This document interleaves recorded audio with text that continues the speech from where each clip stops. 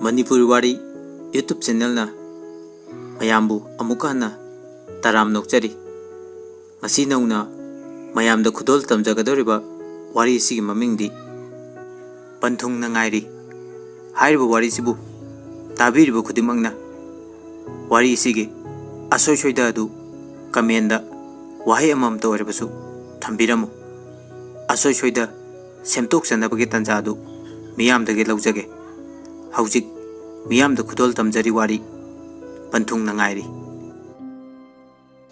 korau khungang amada yam icham cham na chawrejare makhoi gi imungsu yamna nangbai imungni makhoi gi imung asi lairabada natana natai chadraba mathung khangdraba yumban gi imungsu waram mahaki mapa iboyai matam pumbada yuda laichu dunalem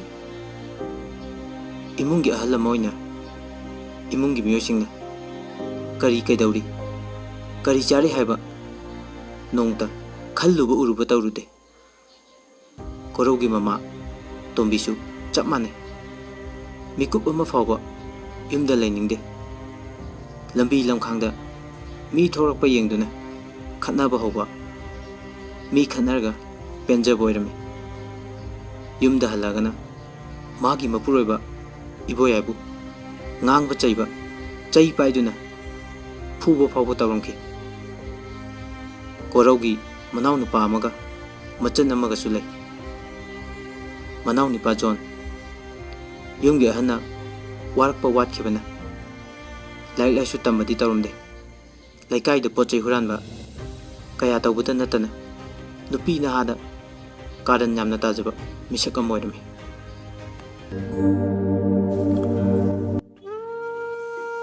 machan nupi thoibidi yam ing tapjai yumgi awaba kadasu charuk yarmi aduga laik dasu thawai yamna yawi imung asida machan thoibige tanarga korongna workshop yaruga imungi bar pumba purami Koraugi samlaba lemjaba matauda laikai miyamna mahakpudi yam nuksijai nongmagi numit amadi korau mahakna makhoigi workshop ta gari yadaba semami matamududa gari gi pochak watpadagi dukan amada laiba lakhe sum lakpana lambi mehai chalakpada khangaudana nong tarke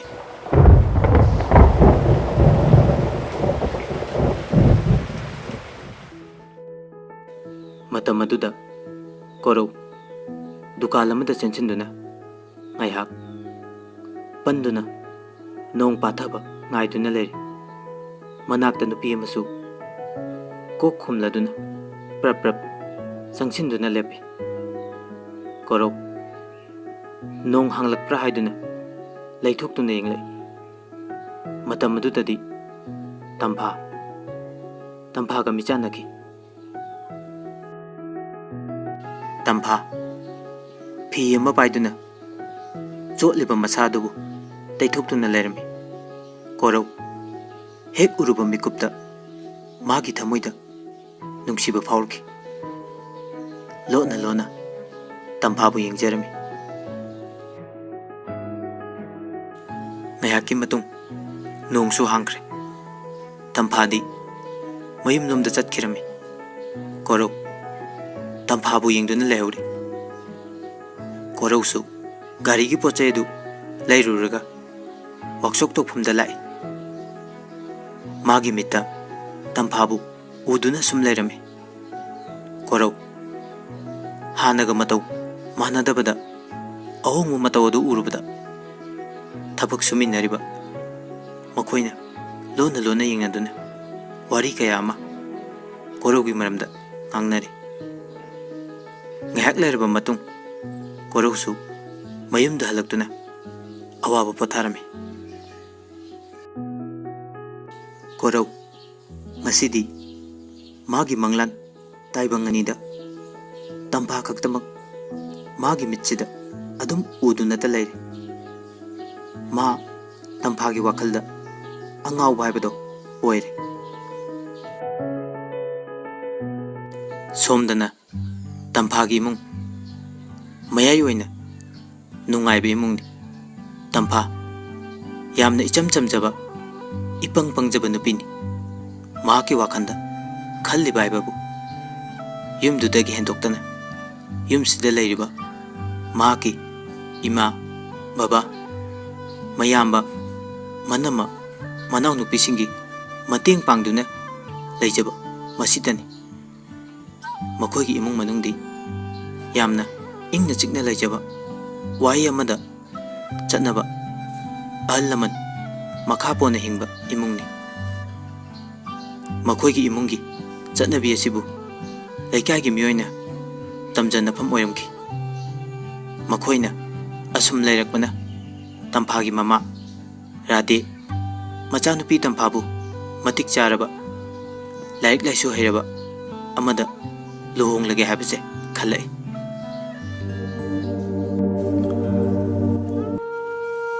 ꯅꯣꯡꯃ ꯃꯈꯣꯏ ꯄꯨꯟꯅ ꯂꯩꯔꯤꯕ ꯃꯇꯝꯗ ꯇꯝꯐꯥꯒꯤ ꯃꯄꯥ ꯏꯕꯣꯍꯜ ꯃꯃꯥ ꯔꯥꯙꯦꯒꯅ ꯋꯥꯐꯝ ꯑꯁꯤ ꯍꯧꯗꯣꯔꯛꯏ꯫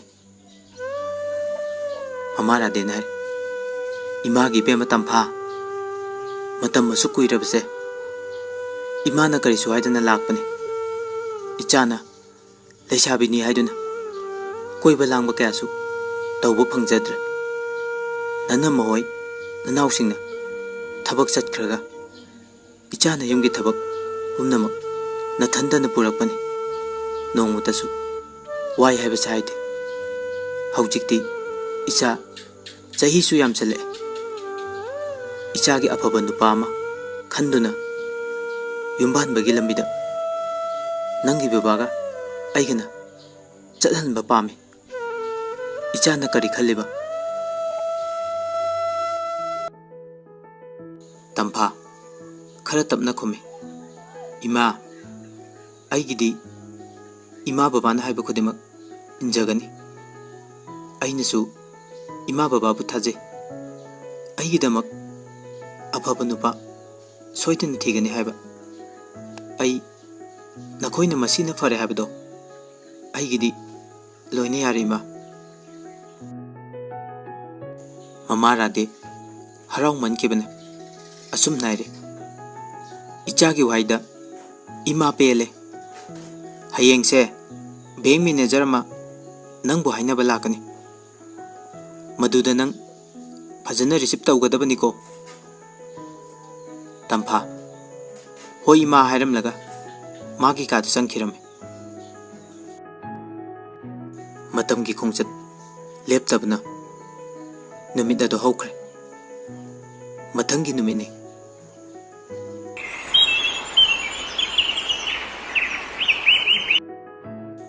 Bank manager ꯑꯣꯏꯔꯤꯕ ꯅꯨꯄꯥ ꯑꯗꯨꯒ ꯃꯈꯣꯏꯒꯤ ꯑꯍꯟꯒ ꯂꯣꯏꯅꯅ ꯇꯝꯐꯥ ꯈꯣꯏꯗ ꯆꯪꯂꯛꯏ꯫ ꯇꯝꯐꯥ ꯍꯣꯏꯒꯤ ꯏꯃꯨꯡꯒꯤ ꯃꯤꯁꯤꯡꯅꯁꯨ ꯃꯈꯣꯏꯕꯨ ꯇꯔꯥꯝꯅ ꯑꯣꯛꯂꯝꯈꯤ꯫ ꯃꯈꯣꯏ ꯄꯨꯟꯅ ꯐꯝꯂꯗꯨꯅ ꯋꯥꯔꯤ ꯁꯥꯕ ꯍꯧꯔꯛꯏ꯫ ꯇꯝꯐꯥꯁꯨ ꯆꯥ ꯄꯨꯊꯣꯔꯛꯇꯨꯅ ꯊꯣꯛꯂꯛꯏ꯫ ꯇꯝꯐꯥꯕꯨ ꯎꯕꯗ ꯃꯦꯅꯦꯖꯔ ꯑꯗꯨ ꯄꯥꯝꯖꯕ ꯐꯥꯎꯔꯛꯏ꯫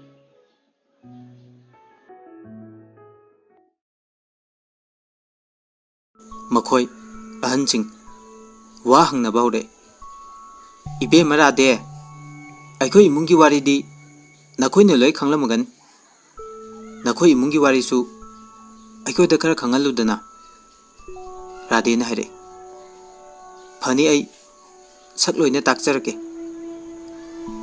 ꯑꯩꯒꯤ ꯏꯆꯥ ꯑꯍꯟꯁꯤꯒ ꯃꯧꯒꯗꯤ ꯗꯣꯛꯇꯔ ꯑꯣꯏ, ꯑꯗꯨꯒ ꯏꯆꯥꯅꯨꯄꯤ ꯑꯍꯨꯝꯁꯨꯕꯤ ꯑꯁꯤꯅ ꯄ꯭ꯔꯥꯏꯚꯦꯠ ꯀꯝꯄꯅꯤ ꯑꯃꯗ ꯊꯕꯛ ꯇꯧꯔꯤ, ꯑꯗꯨꯒ ꯑꯇꯣꯝꯕꯤꯁꯤꯅ ꯀꯣꯂꯦꯖ ꯀꯥꯔꯤ꯫ ꯃꯥꯒꯤꯁꯨ ꯊꯕꯛ ꯐꯪꯂꯅꯤ ꯍꯥꯏꯅ ꯊꯥꯖꯅꯔꯤ꯫ ꯃꯔꯛ ꯊꯠꯅ ꯃꯈꯣꯏꯅ ꯑꯃꯨꯛ ꯍꯪꯂꯛꯏ, ꯑꯗꯣ ꯇꯝꯐꯥꯗꯤ ꯀꯔꯤ ꯍꯣꯠꯅꯔꯤꯒꯦ?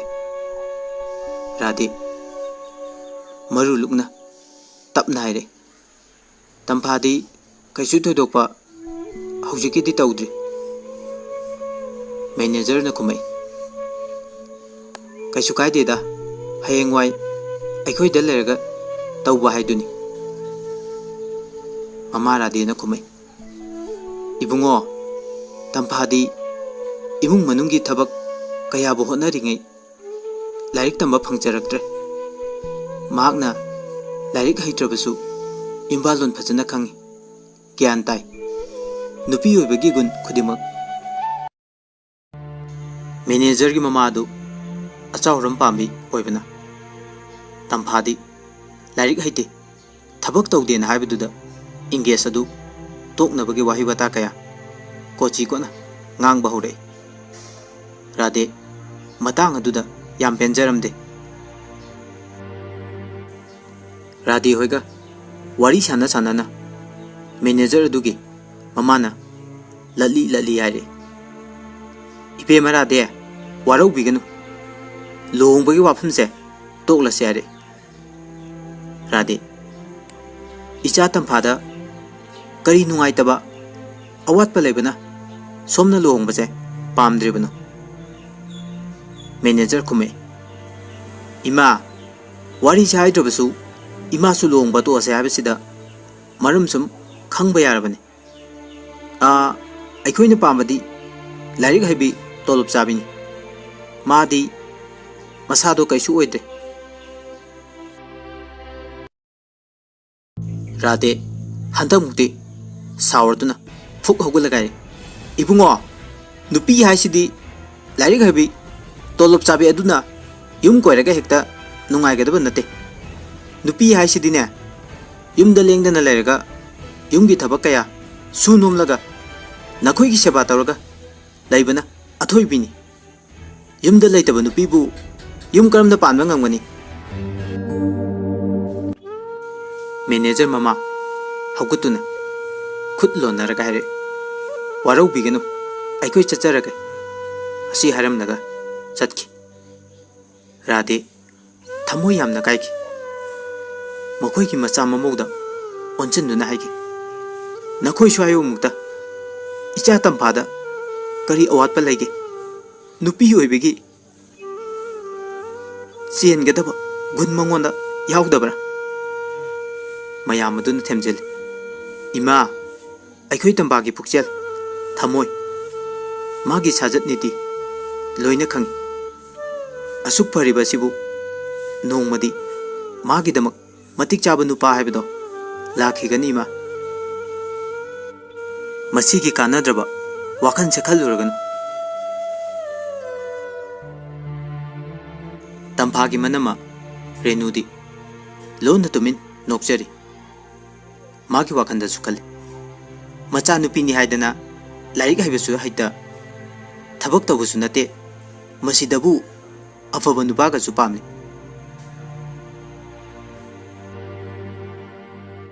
ꯇꯝꯐꯥꯒꯤ ꯃꯃꯥ ꯔꯥꯙꯦ ꯋꯥꯈꯜ ꯌꯥꯝꯅ ꯅꯨꯡꯉꯥꯏꯔꯝꯗꯦ꯫ ꯃꯗꯣꯝ ꯀꯞꯇꯨꯅ ꯈꯟꯖꯔꯤ: ꯏꯆꯥ ꯇꯝꯐꯥꯁꯦ ꯑꯩꯈꯣꯏꯒꯤꯗꯃꯛ ꯈꯟꯕꯗ ꯃꯥꯒꯤ ꯄꯨꯟꯁꯤꯁꯦ ꯀꯠꯊꯣꯛꯇꯨꯅ ꯀꯔꯤꯁꯨ ꯇꯧꯕ ꯐꯪꯖꯗ꯭ꯔꯦ꯫ ꯃꯁꯤꯗ ꯑꯩꯅ ꯑꯩꯒꯤ ꯏꯆꯥꯒꯤꯗꯃꯛ ꯃꯇꯤꯛ ꯆꯥꯕ ꯅꯨꯄꯥ ꯑꯃꯒ ꯂꯨꯍꯣꯡꯕ ꯉꯝꯗ꯭ꯔꯕꯗꯤ ꯑꯩ ꯏꯇꯣꯝꯇ ꯌꯥꯝꯅ ꯋꯥꯔꯧꯖꯒꯅꯤ꯫ ꯃꯇꯝ ꯈꯔ ꯍꯧꯈ꯭ꯔꯕ ꯃꯇꯨꯡ ꯃꯈꯣꯏꯒꯤ ꯂꯩꯀꯥꯏꯗ ꯂꯩꯃꯤꯟꯅꯕ ꯔꯥꯙꯦꯒꯤ ꯃꯃꯥꯟꯅꯕꯤ ꯑꯃꯒꯤ ꯌꯨꯝꯗ ꯃꯃꯥꯟꯅꯕꯤꯗꯨꯒꯤ ꯃꯔꯤ ꯃꯇꯥ ꯑꯣꯏꯕ ꯗꯤ.ꯁꯤ ꯑꯣꯏꯕ ꯅꯨꯄꯥ ꯑꯃ ꯂꯥꯛꯑꯝꯃꯤ꯫ ꯔꯥꯙꯦꯁꯨ ꯃꯃꯥꯟꯅꯕꯤ ꯑꯗꯨꯒꯤ ꯌꯨꯝꯗ ꯑꯁꯨꯝ ꯀꯣꯏꯊꯣꯔꯛꯏ꯫ ꯃꯇꯝ ꯑꯗꯨꯗ ꯃꯍꯥꯛꯁꯨ ꯄꯨꯟꯅ ꯊꯦꯡꯅꯔꯦ꯫ ꯔꯥꯙꯦ ꯋꯥꯈꯜ ꯃꯑꯣꯟ ꯃꯑꯣꯟ ꯈꯜꯂꯤ꯫ ꯅꯨꯡꯉꯥꯏꯕ ꯋꯥꯈꯜ ꯑꯃꯗ ꯇꯥꯎꯔꯤ꯫ ꯗꯤ.ꯁꯤ ꯑꯣꯏꯕ ꯅꯨꯄꯥꯁꯦ ꯑꯩꯒꯤ ꯏꯌꯥ ꯅꯨꯄꯥ ꯑꯣꯏꯔꯒꯗꯤ ꯇꯝꯐꯥꯒꯤ ꯂꯥꯏꯕꯛ ꯀꯌꯥꯗ ꯐꯒꯅꯤ꯫ ꯃꯇꯝ ꯑꯗꯨꯗ ꯃꯃꯥꯟꯅꯕꯤ ꯑꯕꯦ ꯔꯥꯙꯦꯕꯨ ꯀꯧꯔꯛꯏ꯫ ꯔꯥꯙꯦ ꯈꯪꯕꯣꯏ ꯂꯥꯛꯄꯣꯏ ꯈꯨꯝꯃꯤ: ꯍꯥꯎ꯫ ꯅꯨꯄꯥ ꯑꯗꯨꯗꯤ ꯊꯕꯛ ꯈꯔ ꯆꯤꯜꯂꯤ ꯍꯥꯏꯗꯨꯅ ꯆꯥꯛ ꯆꯥꯔꯝꯂꯒ ꯐꯠ ꯆꯠꯈꯤꯔꯝꯃꯤ꯫ ꯔꯥꯙꯦ ꯑꯕꯦꯒꯤ ꯃꯅꯥꯛꯇ ꯆꯪꯁꯤꯜꯂꯒ ꯋꯥꯔꯤ ꯍꯧꯗꯣꯔꯛꯏ: ꯅꯨꯄꯥ ꯑꯁꯤ ꯅꯈꯣꯏꯒꯤ ꯃꯔꯤ ꯑꯣꯏꯕꯅꯤꯅ ꯑꯩꯈꯣꯏ ꯇꯝꯐꯥꯒꯤ ꯍꯩꯅ ꯁꯤꯡꯅꯔꯤꯁꯤꯗꯅ ꯑꯕꯦꯁꯨ ꯅꯣꯛꯑꯒ ꯈꯨꯝꯃꯛꯏ꯫ ꯍꯣ ꯌꯥꯏꯌꯦ ꯌꯥꯏꯌꯦ, ꯇꯝꯐꯥꯁꯨ ꯌꯨꯝ ꯄꯥꯟꯕ ꯌꯥꯔꯦ, ꯌꯥꯝꯅꯁꯨ ꯆꯤꯡ ꯂꯦꯝꯖꯩ, ꯃꯈꯣꯏꯅꯁꯨ ꯍꯦꯟꯅ ꯄꯥꯝꯒꯅꯤ꯫ ꯑꯁꯤ ꯍꯥꯏꯗꯨꯅ ꯄꯨꯟꯅ ꯅꯣꯛꯃꯤꯟꯅꯩ꯫ ꯔꯥꯙꯦ ꯃꯣꯃꯣ ꯅꯣꯛꯅ ꯌꯨꯝꯗ ꯍꯜꯂꯛꯏ꯫ ꯇꯝꯐꯥꯒꯤ ꯃꯅꯥꯎꯅꯨꯄꯤ ꯏꯆꯟ ꯅꯣꯛꯐꯦꯠ ꯇꯧꯔꯒ ꯍꯥꯏꯔꯤ, ꯉꯁꯤꯗꯤ ꯏꯃꯥꯁꯦ ꯃꯣꯟꯗꯥ ꯌꯥꯝ ꯅꯨꯡꯉꯥꯏꯅ ꯌꯨꯝꯗ ꯍꯜꯂꯛꯏꯀꯣ꯫ ꯏꯃꯥ ꯌꯥꯝ ꯅꯨꯡꯉꯥꯏ꯫ ꯑꯇꯣꯝꯕꯤ, ꯅꯪꯒꯤ ꯅꯆꯦ ꯇꯝꯐꯥꯕꯨ ꯍꯥꯏꯅꯕ ꯗꯤꯁꯤ ꯑꯣꯏꯔꯤꯕ ꯅꯨꯄꯥ ꯑꯃ ꯌꯨꯝꯁꯤꯗ ꯍꯥꯏꯕ ꯂꯥꯛꯑꯒꯅꯤ꯫ ꯃꯁꯤꯗꯕꯨ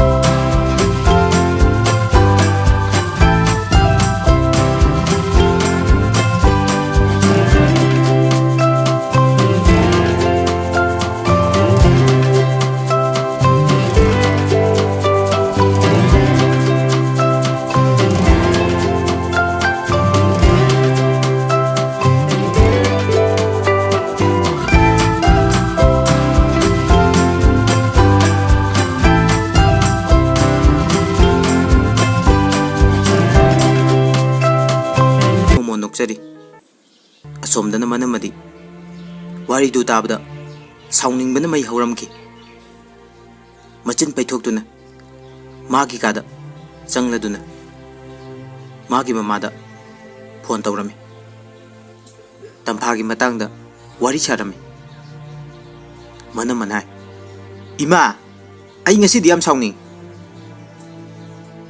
ꯃꯅꯝꯃꯒꯤ ꯃꯃꯥ ꯁꯅꯥꯅ ꯍꯥꯏꯔꯤ, ꯀꯩꯗꯧꯔꯦ ꯑꯃꯨꯛ ꯏꯕꯦꯝꯃ? ꯏꯃꯥ, ꯑꯩꯈꯣꯏ ꯃꯤꯅꯥꯏ ꯅꯨꯕꯤ ꯇꯝꯐꯥꯗꯣ ꯍꯌꯦꯡꯗꯤ ꯃꯁꯥꯃꯛ ꯗꯤꯁꯤ ꯑꯣꯏꯕ ꯑꯃꯅ ꯍꯥꯏꯕ ꯂꯥꯛꯀꯅꯤꯅ ꯍꯥꯏ꯫ ꯏꯃꯥ, ꯑꯩ ꯌꯥꯝ ꯁꯥꯎꯅꯤꯡ꯫ ꯃꯥꯅꯒ ꯗꯤꯁꯤꯗꯒ ꯂꯩꯈꯤꯕ ꯇꯥꯔꯗꯤ ꯏꯃꯥ, ꯃꯇꯧ ꯀꯝꯅ ꯃꯔꯤꯁꯦ ꯊꯨꯒꯥꯏꯁꯤꯒꯦ ꯍꯥꯏꯕꯗꯣ ꯈꯔ ꯈꯟꯕꯤꯌꯨ꯫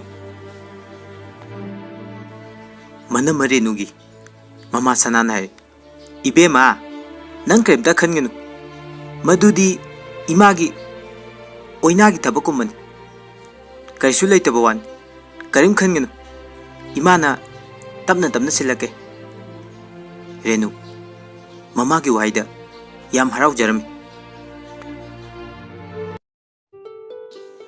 ꯇꯝꯐꯥꯒꯤ ꯃꯃꯥ ꯔꯥꯙꯦ ꯇꯝꯐꯥꯕꯨ ꯌꯦꯡꯕ ꯂꯥꯛꯀꯅꯤ ꯍꯥꯏꯕ ꯃꯤꯑꯣꯏꯁꯤꯡ ꯑꯗꯨꯒꯤ ꯆꯥꯅ ꯊꯛꯅꯕ ꯁꯦꯝ ꯁꯥꯔꯝꯃꯤ꯫ ꯇꯝꯐꯥꯁꯨ ꯆꯪꯁꯤꯟꯗꯨꯅ ꯌꯥꯎꯔꯝꯃꯤ꯫ ꯔꯥꯙꯦꯅ ꯍꯥꯏꯔꯤ, ꯏꯕꯦꯝꯃ, ꯌꯥꯔꯦ ꯌꯥꯔꯦ, ꯆꯠꯂꯣ, ꯏꯃꯥ ꯇꯧꯔꯒꯦ꯫ ꯇꯝꯐꯥꯅ ꯈꯨꯝꯃꯤ, ꯏꯃꯥ, ꯌꯥꯅꯤꯌꯦ, ꯑꯩꯁꯨ ꯌꯥꯎꯒꯦ꯫ ꯌꯥꯗꯦ ꯌꯥꯗꯦ, ꯏꯆꯥ ꯃꯤ ꯂꯥꯛꯀꯅꯤ ꯍꯥꯏꯔꯤꯗꯣ ꯈꯔ ꯀꯦꯅꯧꯅ ꯂꯩꯒꯗꯕꯅꯤ꯫ ꯆꯠꯂꯣ ꯆꯠꯂꯣ, ꯅꯪꯒꯤ ꯀꯥꯗ ꯍꯥꯏꯗꯨꯅ ꯆꯪꯈꯤ꯫ ꯉꯥꯏꯍꯥꯛ ꯂꯩꯔꯕ ꯃꯇꯨꯡ ꯇꯝꯐꯥꯕꯨ ꯍꯥꯏꯅꯕ ꯃꯤ ꯃꯈꯣꯏꯒꯤ ꯌꯨꯝꯗ ꯊꯨꯡꯂꯛꯈꯤ꯫ ꯃꯇꯝ ꯑꯗꯨꯗ ꯔꯥꯙꯦ ꯈꯣꯏꯒꯤ ꯃꯤꯑꯣꯏꯁꯤꯡꯅ ꯂꯥꯛꯂꯤꯕ ꯃꯤꯑꯣꯏꯁꯤꯡ ꯑꯗꯨꯕꯨ ꯇꯔꯥꯝꯅ ꯑꯣꯛꯂꯝꯃꯤ꯫ ꯃꯈꯣꯏꯁꯨ ꯍꯔꯥꯎ ꯍꯔꯥꯎ ꯌꯨꯝꯗ ꯆꯪꯂꯛꯇꯨꯅ ꯐꯝꯃꯤ꯫ ꯅꯥꯀꯜ ꯑꯅꯤꯃꯛꯀꯤ ꯑꯍꯟꯁꯤꯡ ꯋꯥꯔꯤ ꯁꯥꯟꯅꯕ ꯍꯧꯔꯛꯏ꯫ ꯗꯤꯁꯤ ꯑꯣꯏꯔꯤꯕ ꯅꯨꯄꯥ ꯑꯗꯨꯒꯤ ꯏꯃꯨꯡꯒꯤ ꯑꯍꯟꯁꯤꯡ ꯑꯗꯨ ꯐꯝꯅ ꯐꯝꯅ ꯃꯈꯣꯏꯒꯤ ꯏꯃꯨꯡ ꯑꯗꯨ ꯌꯦꯡꯕ ꯍꯧꯔꯛꯏ꯫ ꯃꯇꯝ ꯑꯗꯨꯗꯗꯤ ꯃꯈꯣꯏꯒꯤ ꯁꯛꯐꯝ ꯑꯍꯣꯡꯕ ꯑꯃ ꯔꯥꯙꯦꯅ ꯎꯔꯦ꯫ ꯔꯥꯙꯦ ꯊꯋꯥꯏ ꯋꯥꯕ ꯍꯧꯔꯛꯏ꯫ ꯋꯥꯍꯪ ꯀꯌꯥ ꯑꯃ ꯍꯪꯕ ꯍꯧꯔꯛꯏ꯫ ꯏꯕꯦꯝꯃ ꯔꯥꯙꯦ, ꯁꯨꯝ ꯏꯃꯨꯡ ꯃꯅꯨꯡꯒꯨꯝꯅ ꯋꯥꯔꯤ ꯑꯗꯨꯝ ꯁꯥꯁꯤꯀꯣ, ꯂꯥꯟꯅ ꯈꯟꯅꯒꯨꯝꯁꯤ꯫ ꯔꯥꯙꯦꯁꯨ ꯈꯨꯝꯃꯤ, ꯌꯥꯅꯤ ꯏꯆꯦ, ꯑꯗꯨꯅꯕꯨ ꯍꯦꯟꯅ ꯄꯥꯝꯖꯩ꯫ ꯑꯩꯒꯤ ꯏꯃꯥꯟꯅꯕꯤꯅ ꯇꯝꯐꯥꯒꯤ ꯋꯥꯔꯤꯕꯨꯗꯤ ꯁꯥꯔꯛꯏ꯫ ꯃꯍꯥꯛ ꯌꯥꯝ ꯐꯖꯩ, ꯒ꯭ꯌꯥꯟ ꯇꯥꯏ, ꯑꯍꯜ ꯂꯃꯟ ꯃꯁꯛ ꯈꯪꯉꯤ ꯍꯥꯏ꯫ ꯑꯗꯣ ꯅꯈꯣꯏ ꯂꯥꯟꯅꯗꯤ ꯂꯧꯒꯅꯨ ꯃꯥꯗꯤ ꯀꯔꯤ ꯁꯤꯟꯐꯝꯗꯤ ꯇꯧꯔꯤꯒꯦ ꯔꯥꯙꯦ ꯃꯈꯣꯏꯒꯤ ꯋꯥꯍꯪꯗꯨꯗ ꯆꯤꯡꯅꯕꯗꯤ ꯐꯥꯎꯏ ꯑꯗꯨꯕꯨ ꯇꯞꯅ ꯍꯥꯏꯔꯦ ꯏꯆꯦ ꯑꯩꯒꯤ ꯏꯆꯥꯅꯨꯄꯤ ꯇꯝꯐꯥꯗꯤ ꯂꯥꯏꯔꯤꯛꯇꯤ ꯇꯝꯍꯧꯗ꯭ꯔꯦ ꯑꯩꯈꯣꯏꯒꯤꯗꯃꯛ ꯃꯍꯥꯛꯀꯤ ꯄꯨꯟꯁꯤꯕꯨ ꯀꯠꯊꯣꯛꯇꯨꯅ ꯂꯥꯛꯑꯕꯅꯤ ꯃꯍꯥꯛ ꯂꯥꯏꯔꯤꯛ ꯍꯩꯇꯦ ꯍꯥꯏꯗꯨꯅ ꯊꯕꯛ ꯈꯪꯗꯕ ꯑꯍꯜ ꯂꯃꯟ ꯕꯦꯕꯥꯔ ꯈꯪꯗꯕꯗꯤ ꯇꯧꯗꯦ ꯌꯨꯝꯒꯤ ꯄꯨꯝꯅꯃꯛ ꯃꯍꯥꯛꯅ ꯄꯨꯕ ꯉꯝꯃꯤ ꯑꯍꯟ ꯁꯦꯕꯥꯁꯨ ꯊꯋꯥꯏ ꯌꯥꯝꯅ ꯌꯥꯎꯖꯩ ꯗꯤꯁꯤ ꯁꯥꯎꯔꯞꯅ ꯍꯧꯒꯠꯂꯗꯨꯅ ꯍꯥꯏꯔꯦ ꯏꯃꯥ ꯂꯨꯍꯣꯡꯕꯁꯤ ꯌꯥꯔꯣꯏꯗ ꯃꯁꯤꯕꯨ ꯍꯦꯛꯇ ꯌꯥꯕ꯭ꯔꯣ ꯑꯩꯒꯤ ꯂꯩꯔꯤꯕ ꯊꯥꯛꯁꯤꯒ ꯈꯔꯗꯤ ꯈꯟꯕ ꯐꯕꯅꯤ ꯔꯥꯙꯦꯅ ꯈꯨꯝꯃꯤ ꯏꯕꯨꯡꯉꯣ ꯊꯕꯛ ꯇꯧꯕ ꯅꯨꯄꯤ ꯈꯛꯇꯅ ꯌꯨꯝꯒꯤ ꯃꯧ ꯑꯣꯏꯕꯗ ꯃꯇꯤꯛ ꯆꯥꯕ ꯅꯠꯇꯦ ꯌꯨꯝꯕꯥꯜꯂꯣꯟ ꯈꯪꯕ ꯒ꯭ꯌꯥꯟ ꯇꯥꯔꯕ ꯌꯨꯝꯒꯤ ꯑꯋꯥ ꯅꯨꯡꯉꯥꯏ ꯈꯪꯂꯤꯕ ꯎꯔꯤꯕ ꯑꯃꯗꯤ ꯍꯤꯔꯝ ꯈꯨꯗꯤꯡꯃꯛꯇ ꯍꯩꯁꯤꯡꯂꯕ ꯃꯁꯤꯗꯒꯤ ꯍꯦꯟꯅ ꯑꯐꯕ ꯅꯨꯄꯤꯗꯤ ꯃꯥꯂꯦꯝꯁꯤꯗ ꯑꯇꯥꯡꯕꯅꯤ ꯍꯟꯗꯛꯃꯨꯛꯇꯤ ꯗꯤꯁꯤꯒꯤ ꯃꯃꯥꯗꯨꯅ ꯍꯥꯏꯔꯦ ꯏꯕꯦꯝꯃ ꯁꯥꯎꯔꯅꯨ ꯏꯆꯥꯅ ꯌꯥꯗꯕꯁꯦ ꯑꯩꯈꯣꯏꯒꯤꯗꯤ ꯎꯄꯥꯏ ꯂꯩꯇꯦ ꯔꯥꯙꯦ ꯈꯨꯝꯃꯤ ꯏꯆꯦ ꯑꯃꯨꯛꯇꯗꯤ ꯈꯟꯊꯕꯤꯌꯨ ꯔꯥꯙꯦ ꯌꯥꯝ ꯀꯟꯅ ꯍꯥꯏꯖꯔꯤ ꯗꯤꯁꯤ ꯑꯗꯨꯅ ꯍꯥꯏꯔꯦ ꯃꯁꯤꯒꯨꯝꯕ ꯅꯨꯄꯤꯗꯤ ꯑꯩꯒꯤ ꯃꯤꯅꯥꯏ ꯐꯥꯎꯕ ꯑꯣꯏꯅꯤꯡꯗꯦ ꯔꯥꯙꯦ ꯍꯟꯗꯛꯇꯤ ꯌꯥꯝ ꯀꯟꯅ ꯁꯥꯎꯔꯦ ꯏꯕꯨꯡꯉꯣ ꯏꯆꯥ ꯑꯁꯤꯕꯨ ꯃꯤꯅꯥꯏ ꯑꯣꯏꯅ ꯎꯔꯤꯕ ꯀꯔꯤꯒꯤꯅꯣ ꯏꯆꯥꯒꯤ ꯒꯨꯟ ꯑꯁꯤ ꯅꯨꯄꯤ ꯑꯇꯣꯞꯄꯒ ꯌꯥꯝ ꯈꯦꯠꯅꯩ ꯃꯤꯅꯥꯏ ꯍꯥꯏꯕꯗꯨꯗꯤꯅꯦ ꯊꯥꯒꯤ ꯇꯣꯂꯣꯞ ꯄꯤꯔꯒ ꯊꯝꯕ ꯑꯗꯨꯕꯨ ꯌꯥꯔꯦ ꯅꯈꯣꯏ ꯑꯩꯒꯤ ꯏꯆꯥꯕꯨ ꯄꯥꯝꯗ꯭ꯔꯕꯗꯤ ꯃꯐꯝ ꯑꯁꯤꯗꯒꯤ ꯆꯠꯈ꯭ꯔꯣ ꯃꯈꯥ ꯇꯥꯅ ꯏꯆꯥ ꯇꯝꯐꯥꯒꯤ ꯇꯥꯕ ꯉꯝꯗ꯭ꯔꯕ ꯋꯥ ꯃꯈꯥ ꯇꯥꯅ ꯍꯥꯏꯕꯤꯔꯅꯨ ꯗꯤꯁꯤ ꯑꯣꯏꯔꯤꯕ ꯏꯃꯨꯡ ꯑꯗꯨꯒꯤ ꯑꯍꯟꯁꯤꯡ ꯑꯗꯨ ꯐꯤ ꯀꯜꯂꯝꯃꯒ ꯄ꯭ꯔꯞ ꯄ꯭ꯔꯞ ꯊꯣꯛꯈꯤ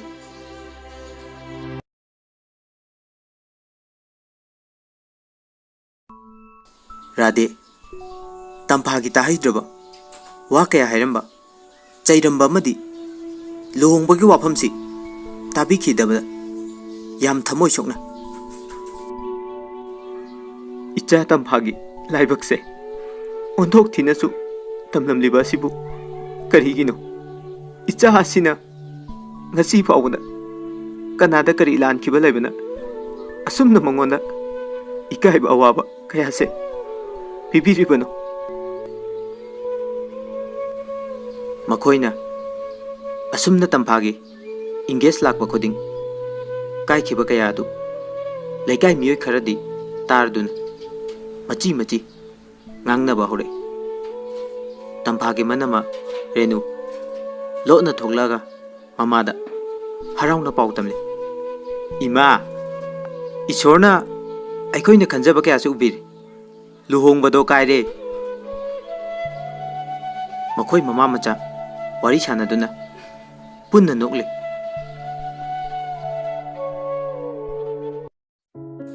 ꯃꯇꯝ ꯈꯔ ꯍꯧꯈ꯭ꯔꯕ ꯃꯇꯨꯡꯗ ꯈꯪꯍꯧꯗꯅ ꯇꯝꯐꯥꯕꯨ ꯏꯪꯒꯦꯖ ꯇꯧꯕ ꯑꯥꯔꯃꯤ ꯃꯦꯖꯔ ꯑꯃꯒꯤ ꯃꯃꯥ ꯂꯥꯛꯈꯤ ꯃꯇꯝ ꯑꯗꯨꯗ ꯔꯥꯙꯦ ꯃꯈꯣꯏꯒꯤ ꯏꯃꯨꯡ ꯄꯨꯟꯅ ꯑꯉꯛꯄ ꯑꯃꯒ ꯂꯣꯏꯅꯅ ꯍꯔꯥꯎꯕ ꯐꯥꯎꯖꯈꯤ ꯂꯥꯛꯏꯕ ꯃꯈꯣꯏꯕꯨ ꯇꯔꯥꯝꯅ ꯑꯣꯛꯂꯝꯈꯤ ꯔꯥꯙꯦ ꯇꯝꯐꯥꯒꯤ ꯋꯥꯔꯤ ꯍꯧꯗꯣꯔꯦ ꯃꯔꯛ ꯊꯠꯅ ꯃꯦꯖꯔꯒꯤ ꯃꯃꯥ ꯑꯣꯏꯔꯤꯕ ꯑꯗꯨꯅ ꯍꯥꯏꯔꯦ ꯏꯕꯦꯝꯃ ꯑꯩꯈꯣꯏ ꯇꯝꯐꯥꯒꯤ ꯋꯥꯔꯤ ꯄꯨꯝꯕ ꯈꯪꯖꯩ ꯃꯗꯨ ꯄꯨꯝꯅꯃꯛ ꯈꯜꯂꯕ ꯃꯇꯨꯡꯗ ꯂꯨꯍꯣꯡꯕꯒꯤ ꯋꯥꯁꯦ ꯍꯧꯗꯣꯛꯄ ꯂꯥꯛꯏꯅꯤ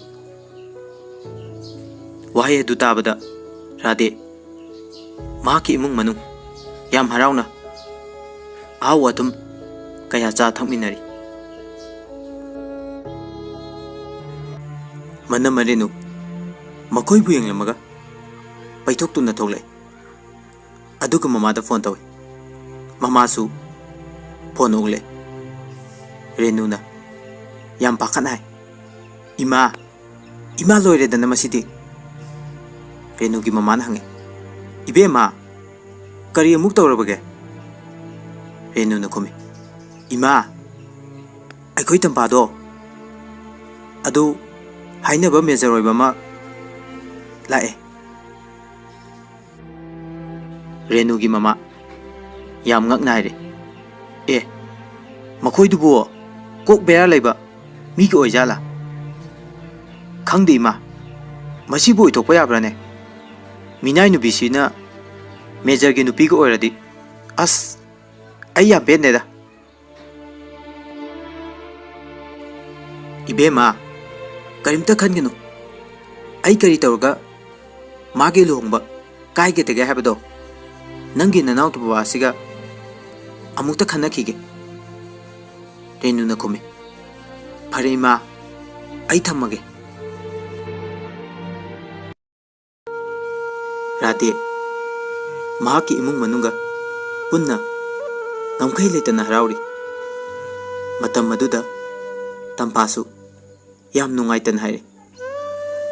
Ima aina yumsi thadoktuna chatkrabadi. Inausing tachau inamana thabak chatpa nangnaba chak kanana thongbigani.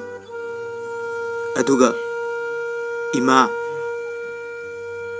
gi kok paibiba baba gi khabar pabiba aduga macha henthoi bulu jarga school da thinbadi kanana thinbigani.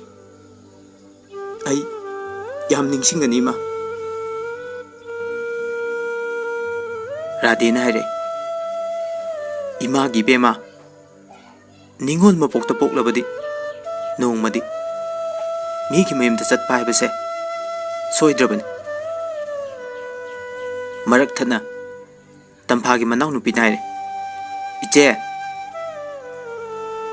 ima gi kari gi damak pukning sonthagani. Ai leisidi aina loina hotnagani. Rade machagi wahida pukning yamna nungsiba phawrami.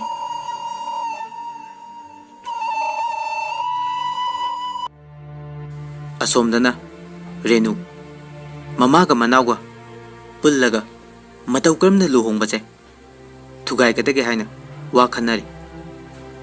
Manau nipa James naire. Ima kamta matha sarnu tamphabu oktabi tanaba ai sillage hari. Maki wafamdu mamasu mache chu punna yarami.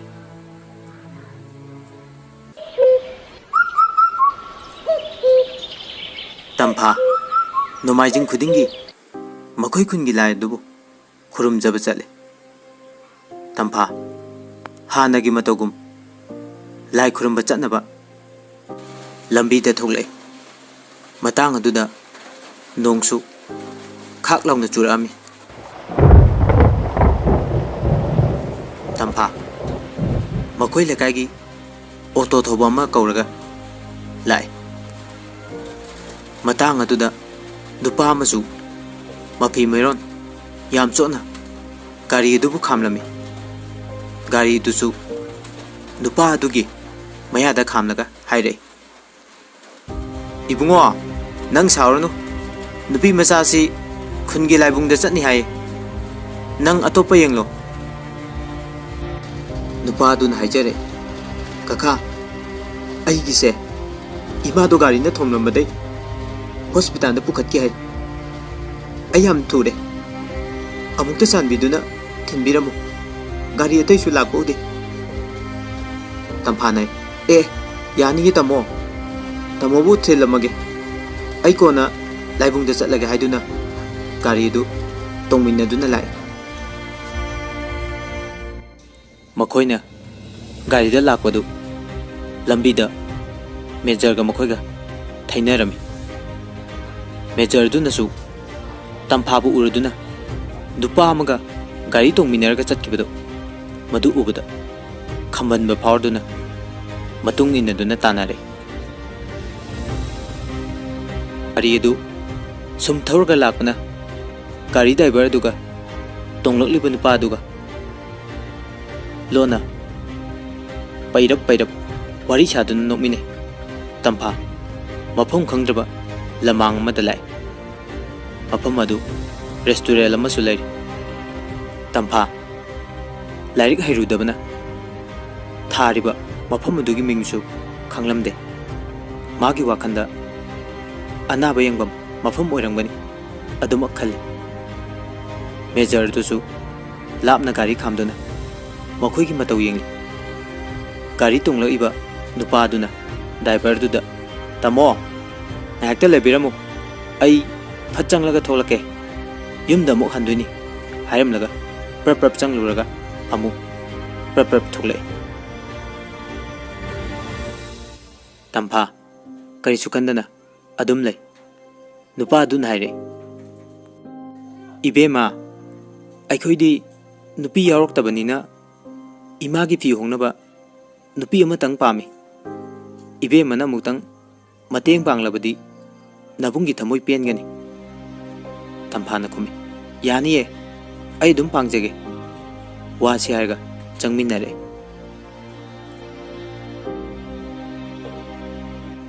Major ꯑꯗꯨ ꯇꯝꯐꯥꯒꯤ ꯃꯇꯧꯗ ꯌꯥꯝ ꯁꯥꯎꯅꯤꯡꯕ ꯐꯥꯎꯔꯤ꯫ ꯃꯥꯅ ꯍꯦꯟꯅ ꯑꯃꯨꯛꯀ ꯁꯥꯎꯔꯤꯕꯅ ꯂꯥꯏ ꯈꯨꯔꯨꯝꯕꯒꯤ ꯐꯤꯖꯦꯠ ꯁꯦꯠꯂꯒ ꯔꯦꯁꯇꯨꯔꯦꯟꯗ ꯆꯪꯈꯤꯕꯁꯤꯅꯤ꯫ ꯇꯝꯐꯥ ꯃꯥꯅ ꯍꯦꯛ ꯆꯪꯂꯛꯄꯗ ꯌꯥꯝꯅ ꯌꯦꯡꯕꯗ ꯅꯨꯡꯉꯥꯏꯇ꯭ꯔꯕ ꯐꯖꯗ꯭ꯔꯕ ꯊꯧꯗꯣꯛ ꯀꯌꯥ ꯑꯃ ꯎꯔꯦ, ꯊꯦꯡꯅꯔꯤ꯫ ꯃꯍꯥꯛꯇꯤ ꯀꯤꯕꯅ ꯂꯣꯏꯔꯦ꯫ ꯃꯍꯥꯛ ꯂꯥꯛꯃꯤꯟꯅꯕ ꯅꯨꯄꯥꯁꯨ ꯌꯦꯡꯂꯛꯏ꯫ ꯃꯇꯝ ꯑꯗꯨꯗꯗꯤ ꯅꯨꯄꯥꯗꯨꯁꯨ ꯂꯩꯔꯝꯗ꯭ꯔꯦ꯫ ꯇꯝꯐꯥ ꯌꯥꯝ ꯄꯥꯈꯠꯅ ꯃꯄꯥꯟꯗ ꯆꯦꯟꯊꯣꯔꯛꯏ꯫ ꯇꯟꯖꯥ ꯑꯗꯨꯗ ꯄꯨꯂꯤꯁꯀꯤ ꯒꯥꯔꯤ ꯑꯃ ꯊꯧꯖꯤꯜꯂꯛꯇꯨꯅ ꯂꯩꯔꯤꯕ ꯃꯌꯥꯝꯗꯨ ꯐꯥꯈꯤꯔꯝꯃꯤ꯫ ꯇꯝꯐꯥꯗꯤ ꯃꯈꯣꯏꯒꯤ ꯃꯔꯛꯇ ꯌꯥꯎꯔꯛꯈꯤꯗꯦ꯫ ꯇꯝꯐꯥ ꯀꯞꯅ ꯃꯌꯨꯝꯗ ꯂꯥꯛꯏ꯫ ꯃꯦꯖꯔꯁꯨ ꯁꯥꯎꯔꯗꯨꯅ ꯒꯥꯔꯤ ꯀꯟꯅ ꯊꯧꯗꯨꯅ ꯃꯌꯨꯝꯗ ꯂꯥꯛꯏ꯫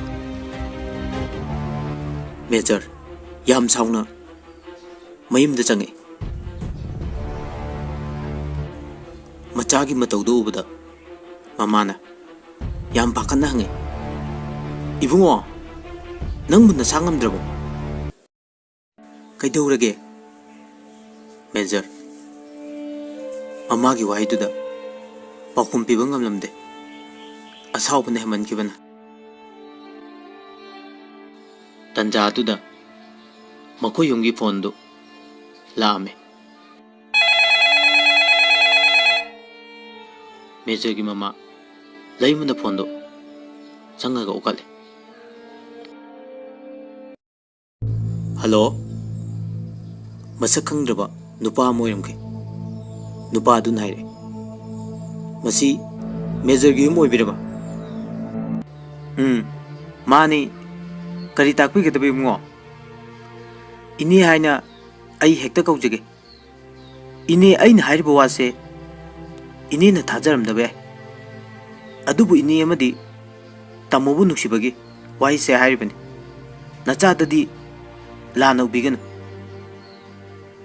ꯂꯩꯃꯅ ꯈꯨꯝꯃꯤ, "ꯀꯔꯤ ꯋꯥꯅꯣ ꯏꯕꯨꯡꯉꯣ, ꯑꯗꯨꯝ ꯍꯥꯏꯌꯨ." "ꯏꯅꯦ, ꯇꯥꯃꯣꯒ ꯇꯝꯐꯥꯒ ꯂꯨꯍꯣꯡꯅꯕ ꯇꯧꯔꯤꯌꯦꯅ ꯇꯥꯖꯩ, ꯃꯁꯤꯕꯨ ꯑꯆꯨꯝꯕ꯭ꯔꯥ?" ꯂꯩꯃꯅ ꯈꯨꯝꯃꯤ, "ꯑꯆꯨꯝꯕꯅꯤ ꯏꯕꯨꯡꯉꯣ꯫ ꯏꯅꯦ, ꯅꯈꯣꯏꯅ ꯎꯔꯤꯕ ꯈꯜꯂꯤꯕ ꯇꯝꯐꯥꯗꯣ ꯌꯥꯝ ꯑꯣꯟꯅꯔꯦ꯫ ꯃꯥꯗꯤ ꯃꯇꯝꯁꯤꯒꯤ ꯏꯔꯥꯡ ꯄꯨꯕꯤꯅꯤꯅꯦ꯫ ꯍꯥꯏꯕꯗ ꯏꯀꯥꯏꯕ ꯋꯥ ꯀꯌꯥꯁꯨ ꯃꯥꯒꯤ ꯂꯩ꯫ ꯏꯅꯦ, ꯏꯆꯤꯟ ꯆꯤꯟꯅ ꯄꯟꯕꯗ ꯏꯇꯣꯝꯗ ꯏꯀꯥꯏꯕ ꯐꯥꯎꯏꯗ." ꯂꯩꯃꯁꯨ ꯈꯔ ꯄꯥꯈꯠꯅ ꯈꯨꯝꯃꯤ, "ꯏꯕꯨꯡꯉꯣ, ꯍꯦꯛꯇ ꯇꯥꯛꯄꯤꯌꯨ, ꯃꯗꯨꯅ ꯑꯩꯈꯣꯏꯒꯤ ꯄꯨꯟꯁꯤꯗ ꯎꯀꯟ ꯑꯣꯏꯒꯗꯧꯔꯤꯕꯅꯤ." ꯅꯨꯄꯥ ꯑꯗꯨꯅ ꯍꯥꯏꯔꯛꯏ, "ꯇꯝꯐꯥꯕꯨ ꯑꯣꯛꯇꯕꯤ ꯑꯃꯅꯤ ꯍꯥꯏꯗꯨꯅ ꯑꯣꯏꯗ ꯄꯥꯗꯕ ꯀꯌꯥ ꯑꯃ ꯇꯝꯁꯤꯜꯂꯦ." ꯑꯗꯨꯒ ꯑꯃꯨꯛꯁꯨ ꯍꯥꯏꯔꯛꯏ, "ꯏꯅꯦ, ꯑꯩꯈꯣꯏꯅ ꯍꯥꯏꯔꯤꯕ ꯀꯌꯥꯁꯦ ꯊꯥꯖꯔꯝꯗꯕꯁꯨ ꯌꯥꯏ꯫ ꯅꯈꯣꯏ ꯍꯧꯖꯤꯛꯃꯛ ꯃꯈꯣꯏꯒꯤ ꯌꯨꯝꯗ ꯆꯠꯂꯣ, ꯇꯝꯐꯥ ꯂꯩꯕ꯭ꯔꯥꯅ ꯌꯦꯡꯕꯤꯌꯨ꯫ ꯃꯥꯗꯤ ꯏꯃꯥꯟꯅꯕ ꯑꯃꯒ ꯔꯦꯁꯇꯨꯔꯦꯟꯗ ꯂꯩꯔꯝꯒꯅꯤ꯫ ꯃꯥꯗꯤ ꯃꯁꯥꯕꯨ ꯌꯣꯜꯂꯒ ꯄꯩꯁꯥ ꯌꯥꯝꯅ ꯂꯧꯕꯅꯤ." ꯂꯩꯃ ꯇꯥꯕ ꯉꯝꯗ꯭ꯔꯗꯨꯅ ꯌꯥꯔꯦ ꯍꯥꯏꯔꯒ ꯐꯣꯟ ꯑꯗꯨ ꯀꯛꯏ꯫ ꯃꯦꯖꯔ ꯃꯃꯥꯒ ꯂꯣꯏꯅꯅ ꯇꯝꯐꯥ ꯍꯣꯏꯒꯤ ꯌꯨꯝꯗ ꯂꯥꯛꯏ꯫ ꯃꯈꯣꯏꯅ ꯊꯥꯖꯗꯅ ꯇꯝꯐꯥꯍꯣꯏꯗ ꯂꯥꯛꯄꯗ ꯔꯥꯙꯦ ꯑꯃꯗꯤ ꯃꯍꯥꯛꯀꯤ ꯃꯄꯨꯔꯣꯏꯕꯁꯨ ꯑꯉꯛꯄ ꯐꯥꯎꯔꯤ꯫ ꯃꯈꯣꯏꯒꯤ ꯊꯃꯣꯏꯗꯁꯨ ꯋꯥꯖꯈꯤ ꯂꯨꯍꯣꯡꯕꯁꯦ ꯑꯃꯨꯛ ꯀꯥꯏꯗ꯭ꯔꯥꯅ꯫ ꯔꯥꯙꯦ ꯃꯦꯖꯔ ꯑꯃꯗꯤ ꯃꯃꯥꯒꯤ ꯃꯥꯏꯊꯣꯡꯗ ꯌꯦꯡꯂꯤ꯫ ꯀꯔꯤꯒꯨꯝꯕ ꯈꯔꯗꯤ ꯇꯧꯔꯅꯤ ꯍꯥꯏꯕꯁꯦ ꯃꯍꯥꯛꯅ ꯈꯪꯂꯤ꯫ ꯍꯥꯏꯅꯔꯤꯉꯩ ꯇꯟꯖꯥ ꯑꯗꯨꯗ ꯇꯝꯐꯥ ꯌꯨꯝꯗ ꯆꯪꯉꯛꯏ꯫ ꯃꯦꯖꯔꯒ ꯃꯃꯥꯒ ꯂꯩꯔꯝꯕꯗ ꯎꯕꯗ ꯃꯃꯥꯗ ꯃꯈꯣꯡ ꯁꯣꯛꯇꯨꯅ ꯈꯣꯏꯔꯝꯃꯛꯏ꯫ ꯃꯦꯖꯔꯒꯤ ꯃꯃꯥꯅ ꯍꯥꯏꯔꯦ, ꯔꯥꯙꯦ, ꯑꯍꯟ ꯑꯩꯈꯣꯏꯗ ꯑꯣꯏꯕ ꯋꯥꯔꯤ ꯑꯃꯇ ꯀꯥ ꯑꯃꯗ ꯁꯥꯟꯅꯁꯤ ꯌꯥꯒꯗ꯭ꯔꯥ? ꯔꯥꯙꯦꯅ ꯈꯨꯝꯃꯤ, ꯌꯥꯅꯤꯌꯦ꯫ ꯑꯁꯣꯝꯗ ꯁꯥꯔꯁꯦ ꯍꯥꯏꯗꯨꯅ ꯄꯨꯟꯅ ꯀꯥ ꯑꯃꯗ ꯆꯪꯃꯤꯟꯅꯔꯦ꯫ ꯃꯦꯖꯔꯒꯤ ꯃꯃꯥꯅ ꯍꯥꯏꯔꯦ, ꯏꯕꯦꯝꯃ, ꯅꯈꯣꯏ ꯑꯩꯈꯣꯏꯕꯨ ꯂꯥꯟꯅꯗꯤ ꯂꯧꯒꯅꯨ꯫ ꯑꯩꯈꯣꯏ ꯇꯝꯕꯥꯕꯨ ꯌꯥꯝ ꯅꯨꯡꯁꯤ ꯈꯟꯖꯩ꯫ ꯑꯩꯈꯣꯏ ꯃꯤꯅ ꯄꯪꯍꯥꯏ ꯍꯥꯏꯕ ꯊꯥꯖꯔꯒ ꯍꯥꯏꯕꯗꯤ ꯅꯠꯇꯦ꯫ ꯏꯆꯥꯅ ꯃꯤꯠꯅ ꯎꯕ ꯈꯔ ꯂꯩꯕꯅ ꯂꯨꯍꯣꯡꯕꯁꯦ ꯇꯣꯛꯑꯁꯤ꯫ ꯔꯥꯙꯦ ꯋꯥꯍꯩ ꯑꯗꯨ ꯇꯥꯕꯗ ꯐꯪ ꯂꯥꯎꯅ ꯁꯥꯎꯔꯒ ꯍꯥꯏꯔꯦ, ꯏꯆꯦ, ꯂꯨꯍꯣꯡꯕ ꯀꯥꯏꯔꯤꯁꯤꯒꯤ ꯃꯔꯝꯗꯣ ꯑꯩꯈꯣꯏꯗ ꯁꯦꯡꯅ ꯍꯦꯛꯇ ꯍꯥꯏꯕꯤꯌꯨ꯫ ꯃꯦꯖꯔꯒꯤ ꯃꯃꯥꯅ ꯍꯥꯏꯔꯦ, ꯏꯕꯦꯝꯃ, ꯋꯥꯐꯝꯁꯦ ꯃꯌꯥꯝꯅ ꯈꯪꯂꯒ ꯐꯖꯕꯗꯤ ꯅꯠꯇꯦ꯫ ꯑꯩꯈꯣꯏꯁꯨ ꯄꯟꯅꯤꯡꯗꯦ꯫ ꯔꯥꯙꯦꯅ ꯈꯪꯅꯤꯡꯅ ꯑꯃꯗꯤ ꯁꯥꯎꯅꯤꯡꯕꯅ ꯃꯔꯝ ꯑꯣꯏꯔꯒ ꯍꯪꯂꯛꯏ꯫ ꯔꯥꯙꯦꯒꯤ ꯋꯥꯈꯜꯗ ꯇꯝꯐꯥꯕꯨ ꯕꯗꯅꯥꯝ ꯄꯤꯔꯒ ꯂꯨꯍꯣꯡꯕ ꯇꯣꯛꯄ ꯄꯥꯝꯕ ꯑꯣꯏꯅ ꯈꯜꯂꯤ꯫ ꯃꯦꯖꯔ ꯑꯗꯨ ꯃꯈꯥ ꯇꯥꯅ ꯁꯥꯎꯔꯗꯨꯅ ꯋꯥꯔꯤ ꯄꯨꯝꯕꯗꯨ ꯍꯥꯏꯔꯦ꯫ ꯃꯇꯝ ꯑꯗꯨꯗ ꯔꯥꯙꯦ ꯃꯀꯣꯛ ꯄꯥꯏꯔꯒ ꯂꯩꯈꯤ꯫ ꯑꯗꯨꯒ ꯑꯃꯨꯛ ꯃꯦꯖꯔꯒꯤ ꯃꯃꯥꯗꯨꯅ ꯍꯥꯏꯔꯦ, ꯅꯆꯥꯅꯨꯄꯤꯅ ꯑꯇꯣꯞꯄ ꯅꯨꯄꯥ ꯀꯌꯥꯗꯒꯤ ꯇꯥꯜꯂꯤꯕ ꯁꯦꯟ ꯃꯥꯒꯤ ꯕꯦꯒꯇ ꯌꯥꯎꯔꯤꯕꯅꯤ, ꯊꯥꯖꯗ꯭ꯔꯒ ꯌꯦꯡꯉꯨ꯫ ꯔꯥꯙꯦ ꯌꯥꯝ ꯁꯥꯎꯅ, ꯑꯩꯒꯤ ꯏꯆꯥ ꯇꯝꯐꯥꯗ ꯑꯗꯨꯝꯅ ꯕꯗꯅꯥꯝ ꯄꯤꯔꯒ ꯅꯈꯣꯏꯅ ꯂꯨꯍꯣꯡꯕꯁꯦ ꯀꯥꯏꯅꯕ ꯁꯤꯟꯒꯅꯨ꯫ ꯏꯆꯥ ꯇꯝꯐꯥꯗꯤ ꯈꯨꯜꯒꯤ ꯂꯥꯏꯕꯨꯡꯗ ꯂꯥꯏ ꯈꯨꯔꯨꯝꯕ ꯆꯠꯈꯤꯕꯅꯤ꯫ ꯃꯦꯖꯔꯒꯤ ꯃꯃꯥꯅ ꯁꯥꯎꯔꯗꯨꯅ ꯄ꯭ꯔꯞ ꯄ꯭ꯔꯞ ꯆꯪꯁꯤꯜꯂꯒ ꯇꯝꯐꯥꯒꯤ ꯕꯦꯒ ꯑꯗꯨꯕꯨ ꯍꯥꯡꯂꯒ ꯌꯥꯎꯔꯤꯕ ꯄꯩꯁꯥ ꯀꯌꯥꯗꯨ ꯂꯩꯕꯥꯛꯇ ꯍꯩꯗꯣꯔꯛꯏ꯫ ꯌꯨꯝꯗꯨꯒꯤ ꯃꯤꯑꯣꯏ ꯈꯨꯗꯤꯡꯃꯛ ꯉꯛꯅ ꯌꯦꯡꯂꯝꯈꯤ꯫ ꯇꯝꯐꯥ ꯃꯁꯥꯁꯨ ꯌꯥꯝ ꯉꯛꯅ ꯌꯦꯡꯂꯤ꯫ ꯇꯝꯐꯥꯅ ꯍꯥꯏꯔꯦ, ꯏꯃꯥ, ꯑꯩ ꯑꯗꯨꯝꯅ ꯇꯧꯈꯤꯕ ꯂꯩꯇꯦ꯫ ꯑꯩꯕꯨ ꯊꯥꯖꯧ ꯏꯃꯥ꯫ ꯔꯥꯙꯦ ꯌꯥꯝ ꯁꯥꯎꯅ ꯆꯪꯉꯛꯇꯨꯅ ꯇꯝꯐꯥꯒꯤ ꯈꯖꯥꯏꯗ ꯈꯨꯄꯥꯛꯅ ꯊꯥꯈꯤ꯫ ꯃꯇꯝ ꯑꯗꯨꯗ ꯔꯥꯙꯦ ꯄꯦꯟꯗꯕ ꯋꯥꯍꯩ ꯀꯌꯥ ꯑꯃꯒ ꯉꯥꯡ ꯆꯩꯔꯝꯃꯤ꯫ ꯇꯝꯐꯥ ꯃꯃꯥꯅ ꯐꯨꯔꯕ ꯐꯥꯎꯕ ꯃꯍꯥꯛ ꯑꯁꯨꯝꯅ ꯇꯧꯈꯤꯗꯦ ꯍꯥꯏꯅ ꯀꯞꯂꯤ꯫ ꯃꯦꯖꯔ ꯃꯃꯥꯒ ꯂꯣꯏꯅꯅ ꯄ꯭ꯔꯞ ꯄ꯭ꯔꯞ ꯊꯣꯛꯈ꯭ꯔꯦ꯫ ꯔꯥꯙꯦ ꯈꯪꯍꯧꯗꯅ ꯋꯥꯟꯊꯔꯦ꯫ ꯇꯝꯐꯥ ꯃꯕꯨꯡꯒ ꯂꯣꯏꯅꯅ ꯗꯣꯛꯇꯔꯗ ꯃꯃꯥꯕꯨ ꯄꯨꯈꯠꯂꯦ꯫ ꯃꯍꯥꯛꯅ ꯂꯝꯕꯤꯗ ꯆꯠꯈꯤꯕꯗꯨ ꯀꯣꯔꯧꯁꯨ ꯃꯄꯥꯕꯨ ꯗꯣꯛꯇꯔꯗ ꯌꯦꯡꯍꯟꯕ ꯂꯥꯛꯄꯗ ꯎꯔꯝꯃꯤ꯫ ꯀꯣꯔꯧ ꯇꯝꯐꯥꯒꯤ ꯆꯠꯂꯤꯕ ꯃꯥꯏꯀꯩꯗꯁꯨ ꯑꯁꯨꯝ ꯌꯦꯡꯂꯤ꯫ ꯃꯁꯤꯒꯤ ꯃꯇꯨꯡꯗ ꯇꯝꯐꯥꯒꯤ ꯃꯃꯥ ꯔꯥꯙꯦ ꯗꯣꯛꯇꯔꯗ ꯃꯇꯝ ꯈꯔ ꯂꯩꯔꯕ ꯃꯇꯨꯡꯗ ꯅꯥꯕ ꯐꯔꯗꯨꯅ ꯌꯨꯝꯗ ꯍꯜꯂꯛꯑꯦ꯫ ꯇꯝꯐꯥ ꯃꯁꯥꯒꯤ ꯑꯋꯥꯕꯗꯤ ꯑꯗꯨꯃꯛ ꯂꯣꯠꯂꯝꯈꯤ꯫ ꯑꯗꯨꯕꯨ ꯃꯥꯒꯤ ꯃꯃꯥꯅ ꯁꯥꯒꯠꯆꯕ ꯃꯪꯂꯥꯟ ꯀꯌꯥ ꯀꯥꯏꯔꯗꯨꯅ ꯃꯃꯥꯅ ꯀꯞꯇꯨꯅ ꯂꯩꯕꯗꯨ ꯎꯕꯗ ꯃꯍꯥꯛ ꯌꯥꯝ ꯄꯦꯟꯖꯔꯝꯗꯦ꯫ ꯇꯝꯐꯥ ꯃꯃꯥꯒꯤ ꯃꯅꯥꯛꯇ ꯄ꯭ꯔꯞ ꯄ꯭ꯔꯞ ꯆꯪꯁꯤꯟꯗꯨꯅ ꯐꯝꯂꯤ꯫ ꯔꯥꯙꯦꯅ ꯍꯥꯏꯔꯦ, ꯏꯆꯥ ꯇꯝꯐꯥꯒꯤ ꯃꯔꯥꯏꯕꯛꯁꯦ ꯑꯣꯟꯊꯣꯛꯅꯁꯨ ꯊꯤꯅ ꯇꯝꯈ꯭ꯔꯦ꯫ ꯅꯍꯥꯟꯃꯨꯛꯀꯤ ꯃꯄꯣꯛꯇ ꯅꯪꯁꯦ ꯀꯌꯥꯝꯅ ꯐꯠꯇ꯭ꯔꯕ ꯇꯧꯔꯛꯑꯕꯅꯣ? ꯇꯝꯐꯥ ꯃꯃꯥꯗ ꯍꯥꯏꯔꯦ, ꯏꯃꯥ, ꯀꯔꯤꯒꯤ ꯑꯗꯨꯝꯅ ꯊꯃꯣꯏ ꯄꯤꯛꯊꯔꯤꯕꯅꯣ? ꯏꯃꯥ, ꯏꯁꯣꯔꯅ ꯑꯩꯒꯤꯗꯃꯛꯁꯨ ꯁꯦꯝꯗꯨꯅ ꯂꯩꯔꯝꯒꯅꯤ꯫ ꯏꯃꯥ, ꯗꯣꯛꯇꯔꯅ ꯋꯥꯈꯜ खनगनु हायरगा सुम खंदुना लेरे अदो इमा आई ओक्तबिदि नते वासे हायरगा माना तौखिबा कयादु चिथदन लिरमे रेनुसु लुमलोगा वारी तारी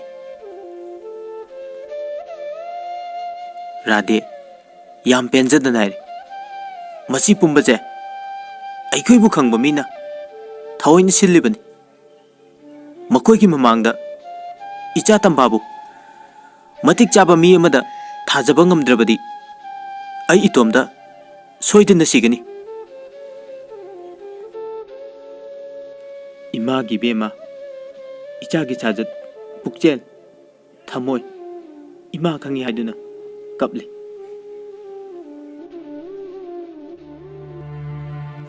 सोमदन रेनु ममादा फोन तौरगा पुनमक तमले रेनु ना हाय इमा आइबुदी वाफम सिदा जेनाहनगनुको आइबुसु खंगलकपा मिकुपता आइबु युम सिदगी तांथोकपीगनी रेनु की ममान हायरे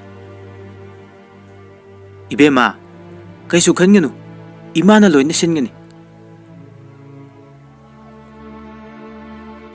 अमरोमदा रेनु की मनाव नुपा जेम्स का लोइना तंफागे लुहंबा काइनबा सिल्लिबनी नेगुगा मिसिंदुगी यु थंगनबा मदी तोंगाना सेल कया अमसु पीरी सोमदा अमुक तंफागी मपा इबोहल राधेगी मनाक्ता चंगक्तुन हायरे ममा आई ngasiदी वाफम खरा हायगे नंगना इचागी सिल्लिबा थबक अदु याम फै अदुबु तंफागीसु खरा येंगबुदी फै थबक तौबा मीदा लेरगा इचासे नुंगाइगनी हायबा लेते माबु नुंसिबिबा लुना तौबिबा सुबा नोंबा कनबा नुपादा लेरगा हेना मागी पुंसिदा नुंगाइबा होइगनी मागी लाइबक्ता नंगना खल्लिबा पामलिबा मिदुदी ओइथोकलरे अदुना ngasiदगिदी मपा अमा ओइना अइना इचागी अफबा नुपा थीगनी वासे हरमलगा चतकी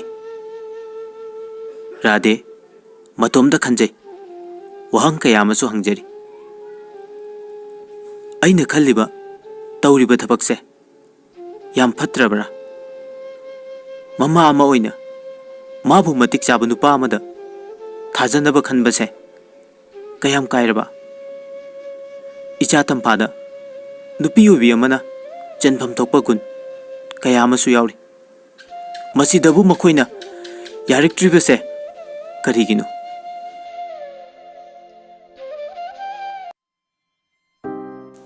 लुहोंगबा काइखिबना मरम मोरगा मखोइ इमुंगदा लैरिबा मियोइ खुदिमक थबक अमता कारमदे अमता चथोअमदे राधे फमुंगदगी हगुतुना मपानदा थोकले मतम मदुदा मखोइ युंगी थोंगसु लोलमखि अदुगा मियोइ खुदिंगसु युमदा लेरमे राधे याम साउना वहंग कयाम हंगे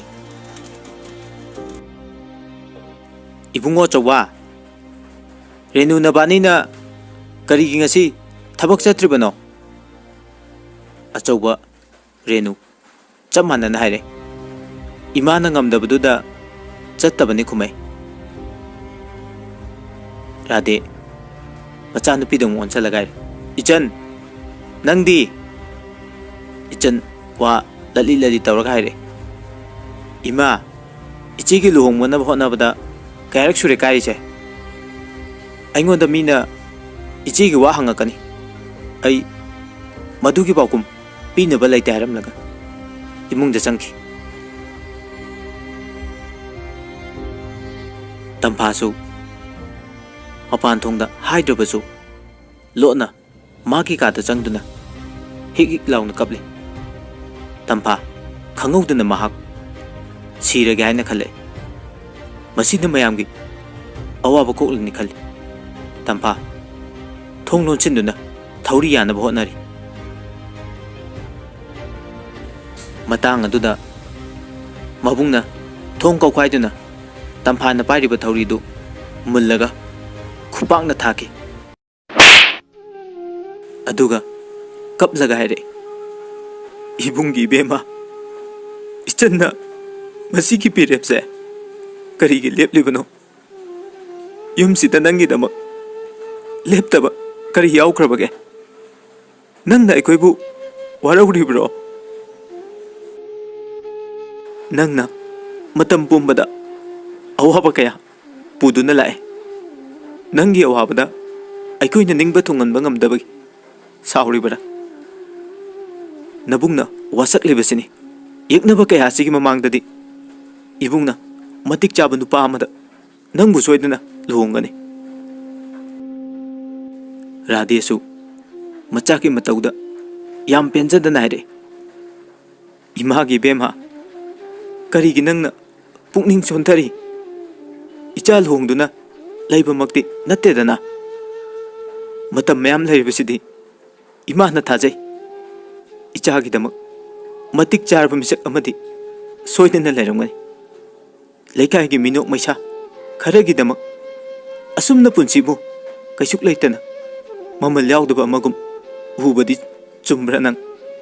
ꯃꯇꯨꯡꯗ ꯑꯁꯨꯝꯅ ꯇꯧꯔꯨꯕꯗꯤ ꯏꯃꯥꯕꯨ ꯍꯥꯠꯄꯒꯤ ꯄꯥꯞꯇꯣ ꯅꯪ ꯄꯨꯒꯗꯕꯅꯤ" ꯍꯥꯏꯗꯨꯅ ꯀꯞꯂꯛꯏ꯫ ꯇꯝꯐꯥ ꯃꯃꯥꯕꯨ ꯀꯣꯟꯗꯨꯅ ꯀꯞꯂꯤ, "ꯏꯃꯥ, ꯑꯩ ꯌꯥꯝ ꯂꯥꯟꯈ꯭ꯔꯦ. ꯑꯩꯒꯤ ꯊꯦꯜꯂꯕ ꯋꯥꯈꯜꯁꯦ ꯏꯃꯥꯅ ꯑꯃꯨꯛꯇ ꯉꯥꯛꯄꯤꯌꯨ.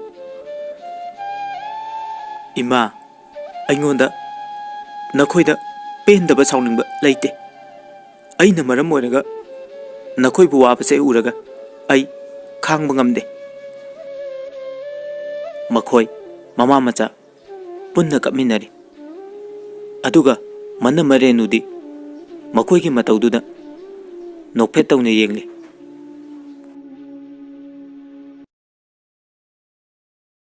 ꯃꯇꯝ ꯈꯔ ꯍꯧꯈ꯭ꯔꯕ ꯃꯇꯨꯡ ꯇꯝꯐꯥꯒꯤ ꯃꯄꯥ ꯏꯕꯣꯍꯜ ꯕꯖꯥꯔꯗ ꯄꯣꯠ ꯆꯩ ꯈꯔ ꯂꯩꯕ ꯆꯠꯂꯝꯃꯤ꯫ ꯄꯪꯂꯥꯞ ꯂꯥꯞꯄ ꯑꯣꯏꯗꯕꯅ ꯈꯣꯡꯅ ꯁꯨꯝ ꯆꯠꯂꯝꯃꯤ꯫ ꯏꯕꯣꯍꯜ ꯊꯣꯛꯈ꯭ꯔꯤꯕ ꯊꯧꯗꯣꯛ ꯀꯌꯥ ꯑꯗꯨ ꯃꯥꯒꯤ ꯃꯤꯠꯃꯥꯡꯗ ꯎꯗꯨꯅ ꯅꯤꯡꯁꯤꯡꯗꯨꯅ ꯂꯩꯔꯝꯃꯤ꯫ ꯃꯍꯥꯛ ꯂꯝꯕꯤꯗ ꯆꯠꯂꯤ ꯍꯥꯏꯕ ꯐꯥꯎꯕ ꯀꯥꯎꯔꯝꯈꯤ꯫ ꯃꯇꯝ ꯑꯗꯨꯗ ꯀꯣꯔꯧꯁꯨ ꯒꯥꯔꯤ ꯁꯦꯝꯗꯨꯅ ꯂꯩꯔꯤ꯫ ꯃꯇꯥꯡ ꯑꯗꯨꯗ ꯏꯕꯣꯍꯜ ꯒꯥꯔꯤ ꯑꯃ ꯃꯥꯒꯤ ꯃꯃꯥꯡꯗ ꯊꯧꯖꯤꯜꯂꯛꯈꯤ꯫ ꯏꯕꯣꯍꯜ ꯀꯣꯔꯧꯅ ꯈꯨꯠ ꯄꯥꯏꯗꯨꯅ ꯆꯤꯡꯊꯣꯛꯍꯧꯏ꯫ ꯏꯕꯣꯍꯜ ꯃꯁꯥꯗꯨ ꯒꯥꯔꯤꯅ ꯊꯦꯡꯂꯝꯈꯤ꯫ ꯀꯣꯔꯧꯅ ꯀꯜꯂꯝꯗ꯭ꯔꯕꯗꯤ ꯃꯍꯥꯛ ꯁꯤꯕ ꯌꯥꯅ ꯂꯩ꯫ ꯏꯕꯣꯍꯜ ꯋꯥꯈꯜ ꯑꯃꯗ ꯑꯁꯨꯝ ꯇꯥꯎꯗꯨꯅ ꯂꯩꯔꯝꯈꯤ꯫ ꯀꯣꯔꯧꯅ ꯏꯕꯣꯍꯜꯕꯨ ꯗꯣꯛꯇꯔꯗ ꯄꯨꯈꯠꯂꯝꯃꯤ꯫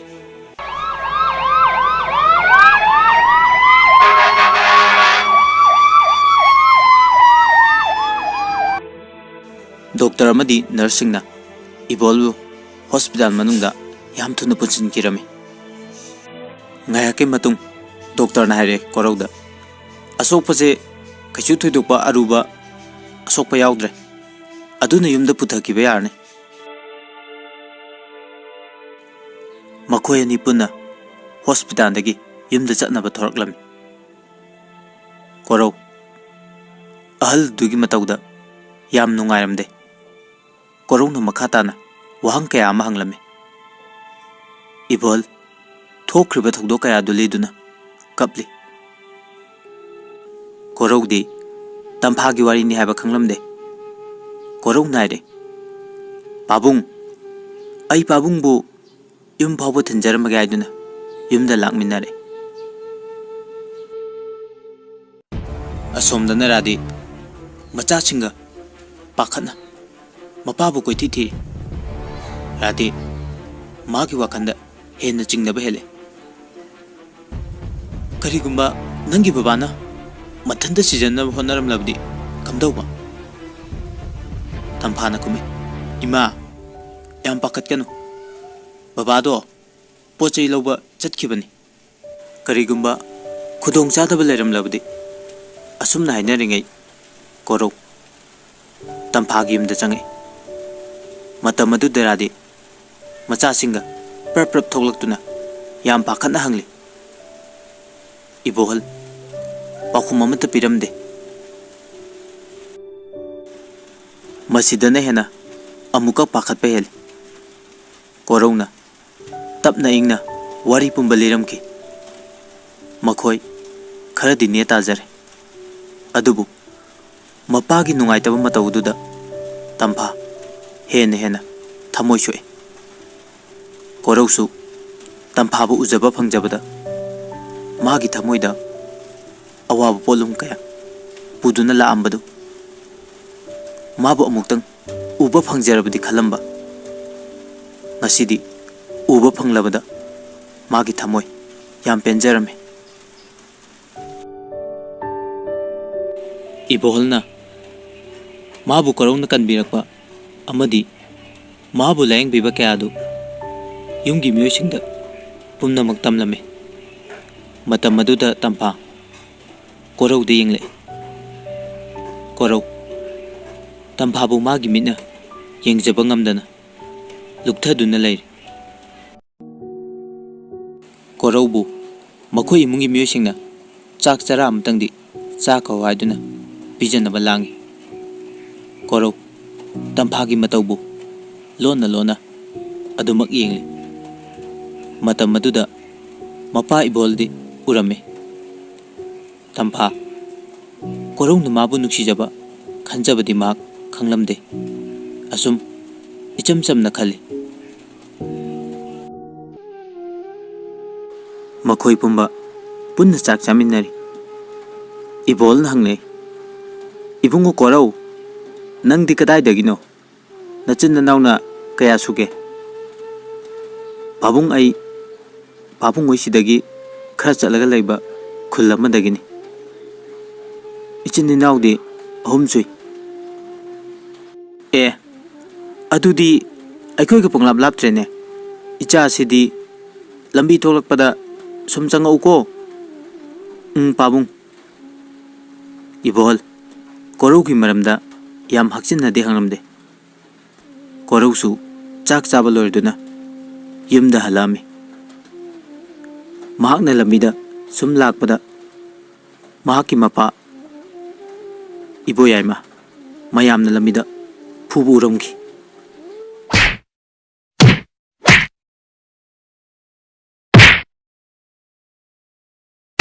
ꯀꯣꯔꯧ ꯄ꯭ꯔꯞ ꯄ꯭ꯔꯞ ꯆꯪꯁꯤꯟꯗꯨꯅ ꯃꯄꯥꯕꯨ ꯆꯤꯡꯊꯣꯔꯦ, ꯑꯗꯨꯒ ꯃꯌꯥꯝꯗ ꯈꯨꯠ ꯂꯣꯟꯅꯗꯨꯅ ꯍꯥꯏꯖꯔꯤ, "ꯃꯌꯥꯝ ꯑꯃꯨꯛꯇ ꯉꯥꯏꯕꯤꯈꯣ꯫ ꯑꯩꯒꯤ ꯕꯕꯥꯅ ꯀꯔꯤ ꯂꯥꯟꯈꯤꯕꯒꯦ ꯃꯌꯥꯝꯅ ꯑꯁꯨꯛ ꯇꯝꯊꯤꯅ ꯐꯨꯕꯤꯔꯤꯕꯅꯣ?" ꯂꯩꯔꯝꯂꯤꯕ ꯃꯤꯑꯣꯏꯁꯤꯡ ꯑꯗꯨꯅ ꯍꯥꯏꯔꯛꯏ, "ꯅꯪꯒꯤ ꯄꯥꯕꯨꯡ ꯑꯣꯛꯇꯕ ꯌꯨ ꯉꯥꯎꯕꯁꯤꯅ ꯑꯩꯈꯣꯏꯒꯤ ꯄꯣꯠꯆꯩ ꯍꯨꯔꯥꯜꯂꯤꯕꯅꯤꯅꯦ." ꯑꯁꯨꯝꯅ ꯂꯩꯔꯤꯉꯩ ꯇꯝꯐꯥꯒ ꯌꯨꯝꯂꯣꯟꯅꯅ ꯂꯩꯔꯤꯕ ꯅꯨꯄꯤ ꯑꯃꯅ ꯀꯣꯔꯧꯒ ꯃꯄꯥꯒꯅ ꯇꯧꯔꯤꯕ ꯃꯇꯧꯗꯨ ꯎꯔꯝꯃꯤ꯫ ꯃꯍꯥꯛ ꯍꯥꯏꯐꯦꯠ ꯌꯦꯡꯂꯝꯃꯒ ꯆꯠꯈꯤꯔꯝꯃꯤ꯫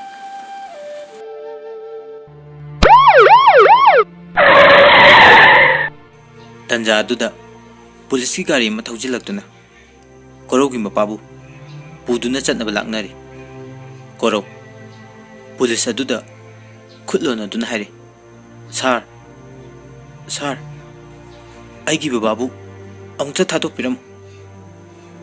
ꯃꯄꯥꯕꯨ ꯆꯤꯡꯏ ꯀꯣꯔꯧ꯫ ꯄꯨꯂꯤꯁ ꯑꯗꯨꯅ ꯍꯥꯏꯔꯛꯏ, "ꯑꯩꯈꯣꯏ ꯄꯨꯂꯤꯁ ꯁ꯭ꯇꯦꯁꯟꯗ ꯂꯥꯛꯑꯒ ꯍꯥꯏꯅꯤꯡꯕ ꯋꯥꯗꯣ ꯍꯥꯏꯕꯤꯕ ꯌꯥꯒꯅꯤ." ꯋꯥꯁꯤ ꯍꯥꯏꯔꯝꯂꯒ ꯄꯨꯗꯨꯅ ꯆꯠꯈꯤ꯫ ꯀꯣꯔꯧ ꯃꯃꯥꯟꯅꯕ ꯑꯃ ꯄꯨꯔꯗꯨꯅ ꯄꯨꯂꯤꯁ ꯁ꯭ꯇꯦꯁꯟꯗ ꯆꯠꯂꯝꯃꯤ꯫ ꯀꯣꯔꯧꯅ ꯄꯨꯂꯤꯁ ꯑꯗꯨꯗ ꯍꯥꯏꯖꯔꯝꯃꯤ, "ꯁꯥꯔ, ꯑꯩꯒꯤ ꯕꯕꯥꯕꯨ ꯑꯃꯨꯛꯇꯗꯤ ꯆꯥꯟꯕꯤꯗꯨꯅ ꯊꯥꯗꯣꯛꯄꯤꯌꯨ." ꯄꯨꯂꯤꯁ ꯑꯗꯨꯅ ꯑꯃꯨꯛ ꯈꯨꯝꯃꯛꯏ, "ꯅꯪꯒꯤ ꯄꯥꯕꯨꯡꯁꯦ ꯍꯨꯔꯥꯟ ꯆꯤꯟꯊꯤ ꯇꯧꯕꯒꯤ ꯀꯦꯁ ꯌꯥꯝ ꯂꯩꯅꯦ꯫ ꯑꯗꯣ ꯐꯔꯦ, ꯄꯩꯁꯥ ꯈꯔ ꯊꯅꯝꯃꯨ, ꯑꯗꯨꯒ ꯄꯨꯈꯤꯕ ꯌꯥꯅꯤ." ꯀꯣꯔꯧ ꯃꯥꯒꯤ ꯐꯨꯔꯤꯠꯈꯥꯎꯗꯩ ꯄꯩꯁꯥ ꯁꯠꯇꯨꯅ ꯀꯌꯥ ꯌꯥꯎꯒꯦ ꯌꯦꯡꯂꯝꯃꯤ꯫ ꯂꯨꯄꯥ 100 ꯈꯛ ꯌꯥꯎꯔꯝꯈꯤ꯫ ꯀꯣꯔꯧꯅ ꯍꯥꯏ, "ꯁꯥꯔ, ꯁꯤꯅ ꯁꯥꯔꯒꯤ ꯆꯥ ꯊꯛꯅꯕ ꯑꯣꯏꯕꯤꯌꯨ. ꯂꯨꯄꯥ 100ꯁꯦ ꯊꯝꯖꯔꯝꯃꯒꯦ." पुलिस अदुना मागी वाफम अदु यारमदे मतांग अदुदा लाकमिनबा ममानबदुना लुपा लिसिंग अनि Pirba मतुंगदा यारदुना कोरौगी Mopa पुलिसना थादोरखे कोरौ मपाबु पेंदबा ngang bachebe kya tawduna yumda lai magi mama tombi chai paiduna makhoi gi thungjinda mamit changtoktuna iboyama de ingle iboyama korugi maningde lole tombi perprap tholoktuna magi nu babu chai na kaladuna wa kya ma hai kari gino nangna migi mapodura leba ha अखोई बुकैरु लेकाय ममांगसिदा योलिब्रा हौजिक्ति फजरेने हा मयामना मची मची गांगनरिबा क्यासे कोरौ ममाबु खामजेले युमलो नरिबा मियोसिंगदुना कुमैगुम खुबाकुदुना नोक्तुना येंगले असुमना लेरिङैदा तोंबिगी मबुंग दोरेनसु थोंगालदगी प्रप्रप चंगक्तुना मचनुपि अदुगे चैबु मुल्लदुना ngang bachai be kya tawduna imu da loina changhalami tore tombi amadi iboyamabu yam nganglami makhoi adudagi di magi magi thabak tawduna tumin lainarami asomdana tamphagi mapa ibol magi wakhanda asumna khangauduna khale koroubu magi maya oiba pamle ibohal pantha batawdana magi nupi radegi manakta changchiladuna wari se hodoi rade na hare moi pabung na haribu wado ai yaningde habadi nate lohongna ba haina ba kaya ama kai khrabani haujikti akhangba maibi amada yengalaga lohong base yarabadi मखोइदा खंगलसे करिगुम्बा याद्रबदी अमुक तंपागे पुंसिदा अवाबदा अवाब अमुक हाकने मना मरेनु मकुबोक मनेबोक अनिना सानरिबा वारिदु लुमदुना तारी तंजादुदा इचंजु प्रप्रप थोरकपना मना मगी मतौदो उबदा चिंगनबा फाउदुना मासु लोने ngамखि इबोहल रादी दाइरे अखोइगी ममांगदा लेरिबा माइबी बिनोतादा अमुक्ते यंगनसे रादी सुकमे मोय पाबुंग अदुनसु हेन फै हाइनरिङै मरा असिदा रेनु ममाता फोन तौदुना वारी पुंबा तमलमे रेनुगी ममा सना मचानुपिदा असुम नाइरे इबेमा नंग हाना कोरोगी युंगी फिबमदो येंको करिगुम्बा नातै चादबो ओरमदि मदु मांगन खिबे यादे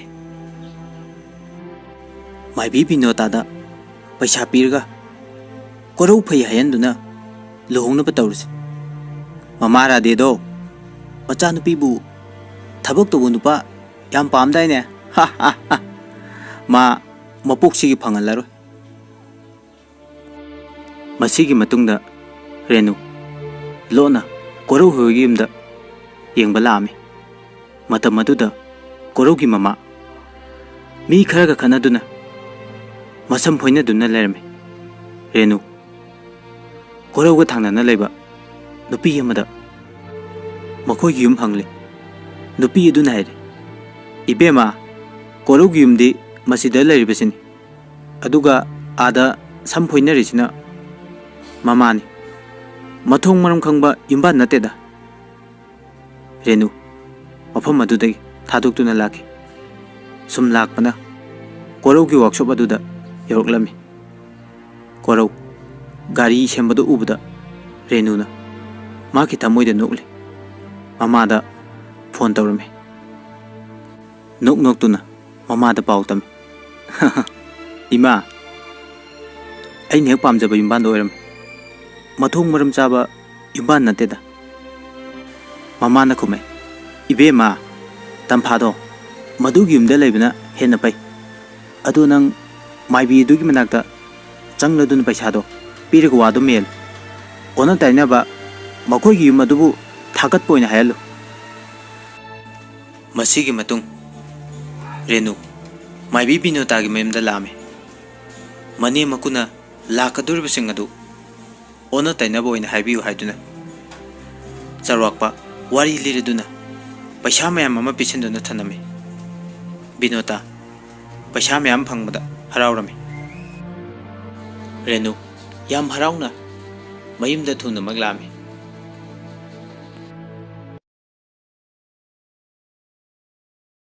मतमगी खोंगचत्ती लेप लेते असुम हौखिबना इबोल अमदी मागी नुपी इरादे माइबी बिनोतागी मनाक्ता लामे बिनोता रेनु नहान हायरमलबा वाव राधेन हायरे इमा माइबी इमादा खोय करिगुम्बा खरदंग तानजगे हायदुना लाक्चरिबनी माइबी बिनोताना खुमै इबेमा करी tansy हायबनो Radhe कोरौगा तंफागा लोहंबगी मतंगदा अफपता येंगनबा हायरे बिनोता ममित इसिन्दुना येंगे ngayak lerga mamit panglaga haire ibema nupa adu nangi nacha nupiga yam pakne maran mathumsu yam lay yum kai imung manung yam phai mangondagi hena phaba tamphagi nupa malem sida ama muk lay ra haire Radhe अमदी इबोल येंगनरदुना याम हराउजकी राधेना इमा माइबी अदुदी अंगम खरदंग कच्चरमगे हायदुना cell खर कलमे अदुगा मखोयनी युमदा मोमो नोक्तुना पुन्ना हनमिनरे तंफादा वाफम मसी ममा होइना खंगलमदे लैरिबे मोयसिंगदी लोइना खंगलमे मखोइदी वारी दु ताबदा याम हराउकी मनम मरेनु मपान थोलक्तुना ममा सनादा फोन अमुक तौरक्लमे इचनसु चिंगनरदुना मपान थोरक्तुना लोटना तारी रेनु ममा सनादा कोरो मदी तंफागी वारी साबदु तारमे इचन वारी दु फजना मेक सेंगना लौचिनबदि ngamde अदुबु तंफागा कोरौगी वारी नि हायबदि खंगली रेनु वारी सानन सानरना लैथोरकपदा इचन हाइफेट उरमे रेनु फोन अदु थमनगा इमुंग the प्रप्रप चंखी इचन मनमगी फत्रब मतौदु चिंगनब कुइरबनी Matang Chaba मदा मयामदा खंगन gay हायदुना ममुंगनिंग the खल्लिबनी मतम खरा हौख्रब मतुंग राधे तंफाना युमदा लैतबा तंजा येंगलदुना मचा ममौसिंगदा असुमना वारी सारे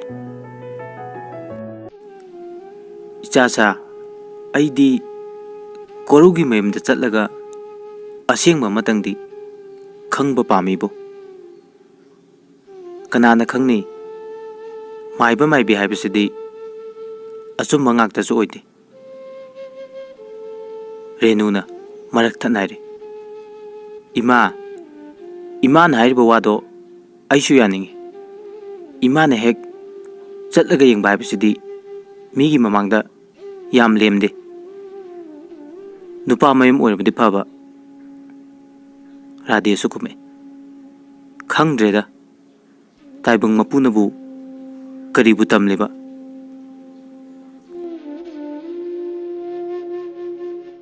कोरौगी तंफाबु हाइबा लाबदि कयादा लाइबक फगनी नुपी मयुम ओइरबा अइखोइसे याम पेनदेबो इबोलसु असुम नाइरे राधे अइगी थमोइदा थाजबा अमदि लै कोरौगी मित्येंग वांगांग तंफाबा नुक्सिबगी मम्मी यामना ताइ नोंमदि सोइदना हाइरक्किनी हाइबसे अइगी थाजबनी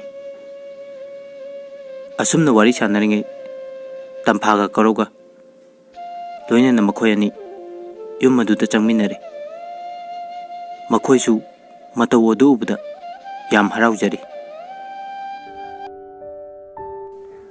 Radhen haire, Ibungo Korau, nang laibra? Hoi ma, ai Tamphaga lambida thengnabade sum changakpani.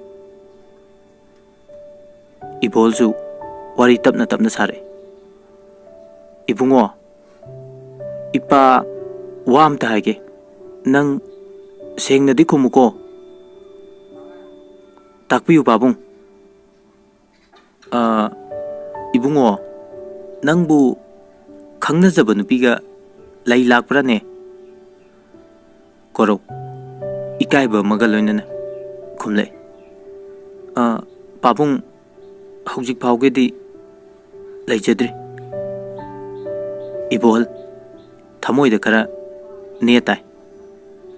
Asum leiringai Korauna Tamphabu koilei leiduni yengi. Matau aduda Radhega ichanga mit kuptana nokli. Korau ngayak phamlaba matung mayumda chatnaba thore.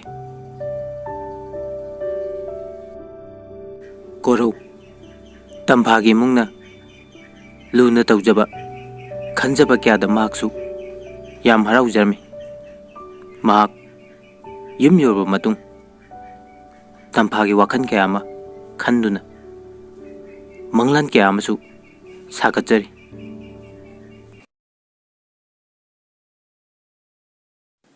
Numidangi matamni Korau Tamphabu magi oiba karamba matamda phangani haiba khanbasina magi lining oi.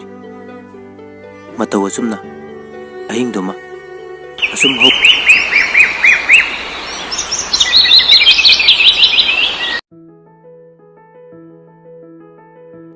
nonga laba matung Renu Korau gi yumda lami.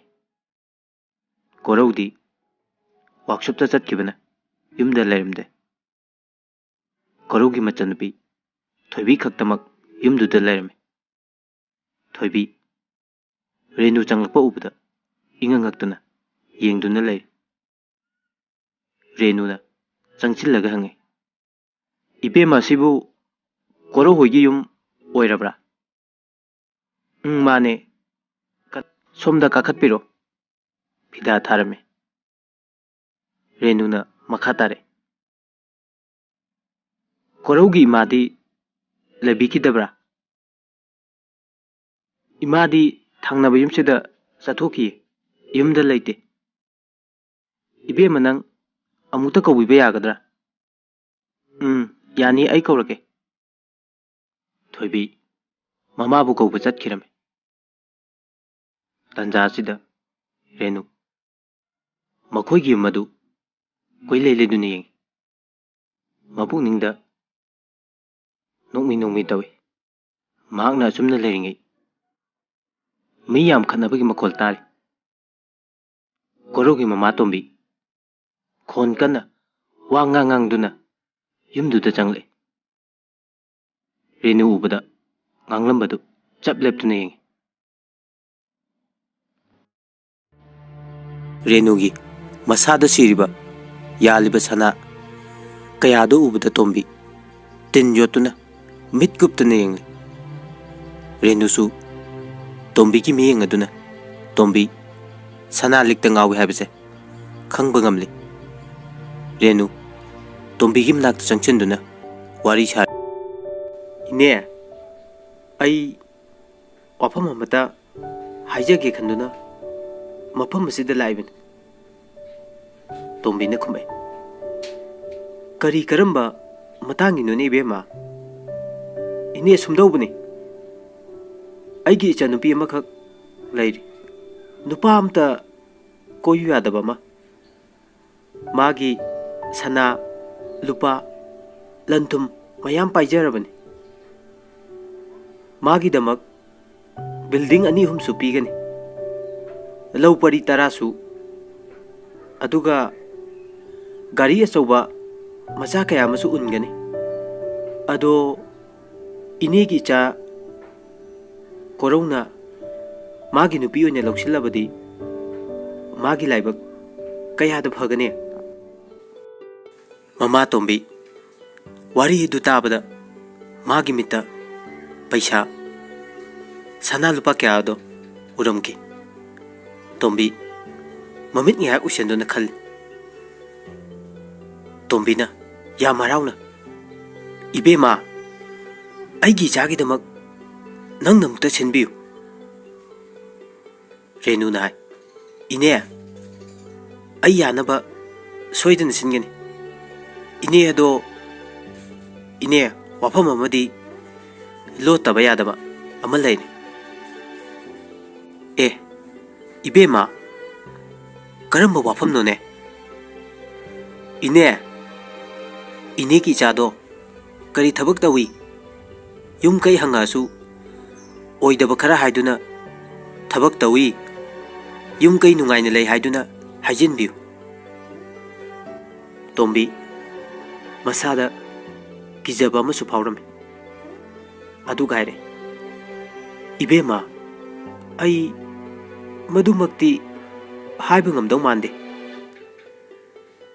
Renuna magi mangaksamda siriba sanagi likphang pareng adu Tombi da pirame. Tombi lik adu ubada haire. Ibe ma ai soidana ibe mana haibado taurage. Aikoi hayengse haina ba hekta laagi.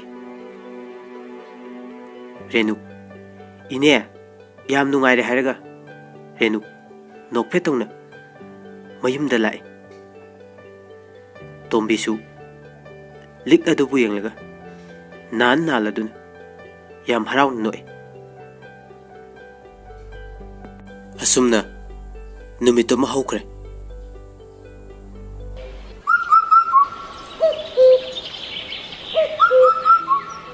Nongalaba matung Tombi tampagi yumda lame.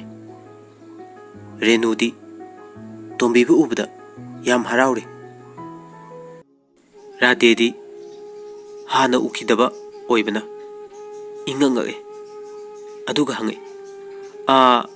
Kana hangbibano? Tombi na kumi. Iche masibu tampagi yum oibirabra? Mane. Iche aise karigum wafam amta haining duna lakmani. Rade na kumai. Somda lengshin biyu fazana famlaga wari do nikti janna sarasi. Tombi kakatlaga fammi aduga haire. Iche ai wafam se sum koidana hekta haijarage. Iche gi chanupi tampagi wafam ne. Ai gi chana batam kuine dagi khanjabasu kuiram male. Nakoi nasu yamna munna khangba mini. Ai nasu ichage pamada aisu thamoi sengna yajare. Rade khumai. Kanano ne hairiba nupa macha sibo? Tombi na hai icha korogi wani. Iche Rade yam harauri. Ibungo korogi ima oire. Mani che ai magi mamani. Imung aduda lairiba miyoi khudimak punna haraurame. Rade na hare. Ibe ma lana di khanbiganu ko. Ibungo korogi ming laifamdi hana khangjare ado wase habada lana khangadra. Tombina phatlauna khumai. Iche aigi chanupa korau hojik mechanical engineer oina lairi. Aduga magi pabungna government gi thabak ama tawri. Aduga isamakna oja hoijari. Wari edu tabada Radhe ꯍꯦꯟꯅ ꯍꯦꯟꯅ ꯍꯔꯥꯎꯕ ꯄꯣꯛꯂꯤ꯫ ꯇꯣꯝꯕꯤꯒꯤ ꯑꯣꯏꯗꯕ ꯁꯦꯝꯖꯤꯟꯕ ꯋꯥꯅꯤ ꯍꯥꯏꯕꯗꯤ ꯃꯥꯗꯤ ꯈꯪꯂꯝꯗꯦ꯫ ꯇꯣꯝꯕꯤꯅ ꯍꯥꯏꯔꯦ, ꯏꯆꯦ ꯍꯌꯦꯡꯁꯦ ꯍꯦꯛꯇ ꯃꯄꯥꯒ ꯄꯨꯟꯅ ꯂꯥꯛꯑꯒꯦ꯫ ꯂꯨꯍꯣꯡꯕꯒꯤ ꯃꯇꯝꯁꯦ ꯂꯦꯞꯂꯁꯤ꯫ ꯏꯕꯣꯜꯅ ꯈꯨꯝꯃꯦ, ꯍꯣꯏ ꯍꯣꯏ ꯏꯕꯦꯝꯃ, ꯑꯗꯨꯅ ꯐꯔꯅꯤ꯫ ꯑꯁꯨꯝꯅ ꯃꯈꯣꯏ ꯄꯨꯟꯅ ꯑꯍꯥꯎ ꯑꯊꯨꯝ ꯈꯔ ꯆꯥꯃꯤꯟꯅꯔꯒ ꯇꯣꯝꯕꯤ ꯃꯌꯨꯝꯗ ꯍꯜꯂꯛꯑꯦ꯫ ꯇꯣꯝꯕꯤ ꯀꯣꯔꯧꯕꯨ ꯎꯕꯗ ꯍꯥꯏꯔꯦ, ꯏꯃꯥꯒꯤ ꯏꯕꯨꯡꯉꯣ, ꯉꯁꯤꯗꯤ ꯏꯃꯥ ꯋꯥ ꯑꯝꯇ ꯍꯥꯏꯒꯦ꯫ ꯀꯣꯔꯧꯅ ꯈꯨꯝꯃꯦ, ꯀꯔꯤ ꯋꯥꯅꯣ ꯏꯃꯥ? ꯏꯃꯥ ꯏꯃꯧ ꯄꯥꯝꯃꯛꯑꯦꯅꯦꯍꯦ꯫ ꯑꯩꯈꯣꯏꯒ ꯊꯪꯅꯅ ꯂꯩꯕ ꯈꯨꯟ ꯑꯁꯤꯗ ꯂꯩꯕ ꯅꯨꯄꯤ ꯑꯃ ꯏꯃꯥꯅ ꯍꯥꯏꯅꯕ ꯆꯠꯂꯨꯔꯕꯅꯤ꯫ ꯅꯨꯄꯤ ꯑꯗꯨ ꯃꯁꯛꯁꯨ ꯌꯥꯝ ꯐꯖꯩ, ꯃꯔꯟꯁꯨ ꯌꯥꯝ ꯂꯩ꯫ ꯏꯕꯨꯡꯉꯣ, ꯃꯁꯤꯒꯤ ꯐꯣꯇꯣꯁꯦ ꯑꯃꯨꯛꯇ ꯌꯦꯡꯉꯨꯅꯦ꯫ ꯏꯆꯥꯅꯁꯨ ꯁꯣꯏꯗꯅ ꯄꯥꯝꯒꯅꯤꯅ ꯈꯜꯂꯤ꯫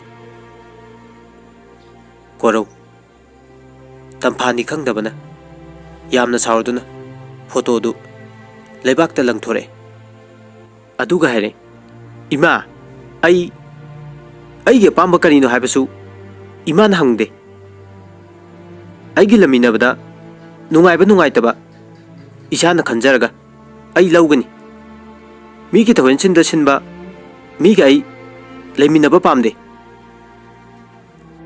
ꯇꯣꯝꯕꯤ ꯃꯊꯥ ꯁꯥꯅ ꯂꯩꯔꯤ꯫ ꯃꯥꯒꯤ ꯋꯥꯈꯜꯗ ꯈꯜꯂꯤ, ꯑꯁ, ꯏꯆꯥꯅ ꯄꯥꯝꯗ꯭ꯔꯦ ꯀꯥꯏꯅ ꯂꯨꯍꯣꯡꯕꯒ ꯀꯥꯏꯈ꯭ꯔꯕꯗꯤ ꯁꯅꯥ ꯂꯨꯄꯥ, ꯄꯩꯁꯥ, ꯂꯧꯁꯤꯡ, ꯑꯁ, ꯂꯣꯏꯅ ꯃꯥꯡꯂꯕ? ꯀꯣꯔꯧꯁꯨ ꯌꯥꯝ ꯁꯥꯎꯅ ꯃꯥꯒꯤ ꯀꯥꯗ ꯄ꯭ꯔꯞ ꯄ꯭ꯔꯞ ꯆꯪꯈꯤ꯫ ꯀꯣꯔꯧ ꯃꯥꯒꯤ ꯊꯃꯣꯏꯗ ꯋꯥꯈꯟꯗ ꯈꯜꯂꯤꯕ ꯅꯨꯡꯁꯤꯔꯤꯕ ꯍꯥꯏꯕꯕꯨ ꯇꯝꯐꯥ ꯈꯛꯇꯅꯤ꯫ ꯀꯣꯔꯧ ꯇꯝꯐꯥꯒꯤ ꯋꯥꯈꯟ ꯈꯟꯅ ꯈꯟꯅ ꯅꯣꯡ ꯉꯥꯟꯈꯤꯕ ꯈꯪꯍꯧꯗꯦ꯫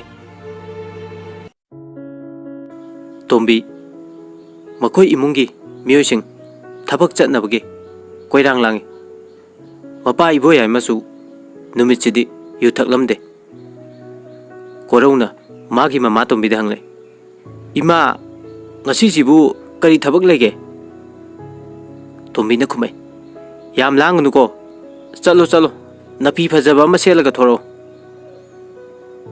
ꯀꯣꯔꯧ ꯋꯥꯈꯟꯗ ꯈꯟꯖꯥꯟꯅꯅ ꯋꯥꯐꯝ ꯑꯗꯨ ꯈꯪꯅꯤꯡꯗꯨꯅ ꯍꯟꯖꯤꯟ ꯍꯟꯖꯤꯟ ꯍꯪꯂꯛꯏ꯫ ꯇꯣꯝꯕꯤꯅ ꯍꯥꯏꯔꯦ, ꯏꯃꯥꯅ ꯄꯥꯝꯖꯕ ꯏꯃꯧ ꯑꯗꯨꯒꯤ ꯃꯅꯥꯛꯇ ꯆꯠꯀꯗꯣꯏꯅꯤꯅꯦ꯫ ꯀꯣꯔꯧ ꯌꯥꯝ ꯁꯥꯎꯅ ꯍꯥꯏꯔꯦ, ꯏꯃꯥ, ꯍꯌꯦꯡꯋꯥꯏ ꯃꯌꯥꯝ ꯃꯃꯥꯡꯗ ꯏꯀꯥꯏꯕ ꯅꯪꯗ꯭ꯔꯤꯉꯩꯗ ꯐꯖꯅ ꯋꯥꯗꯣ ꯍꯥꯏꯗꯣꯛꯄꯤꯀꯣ꯫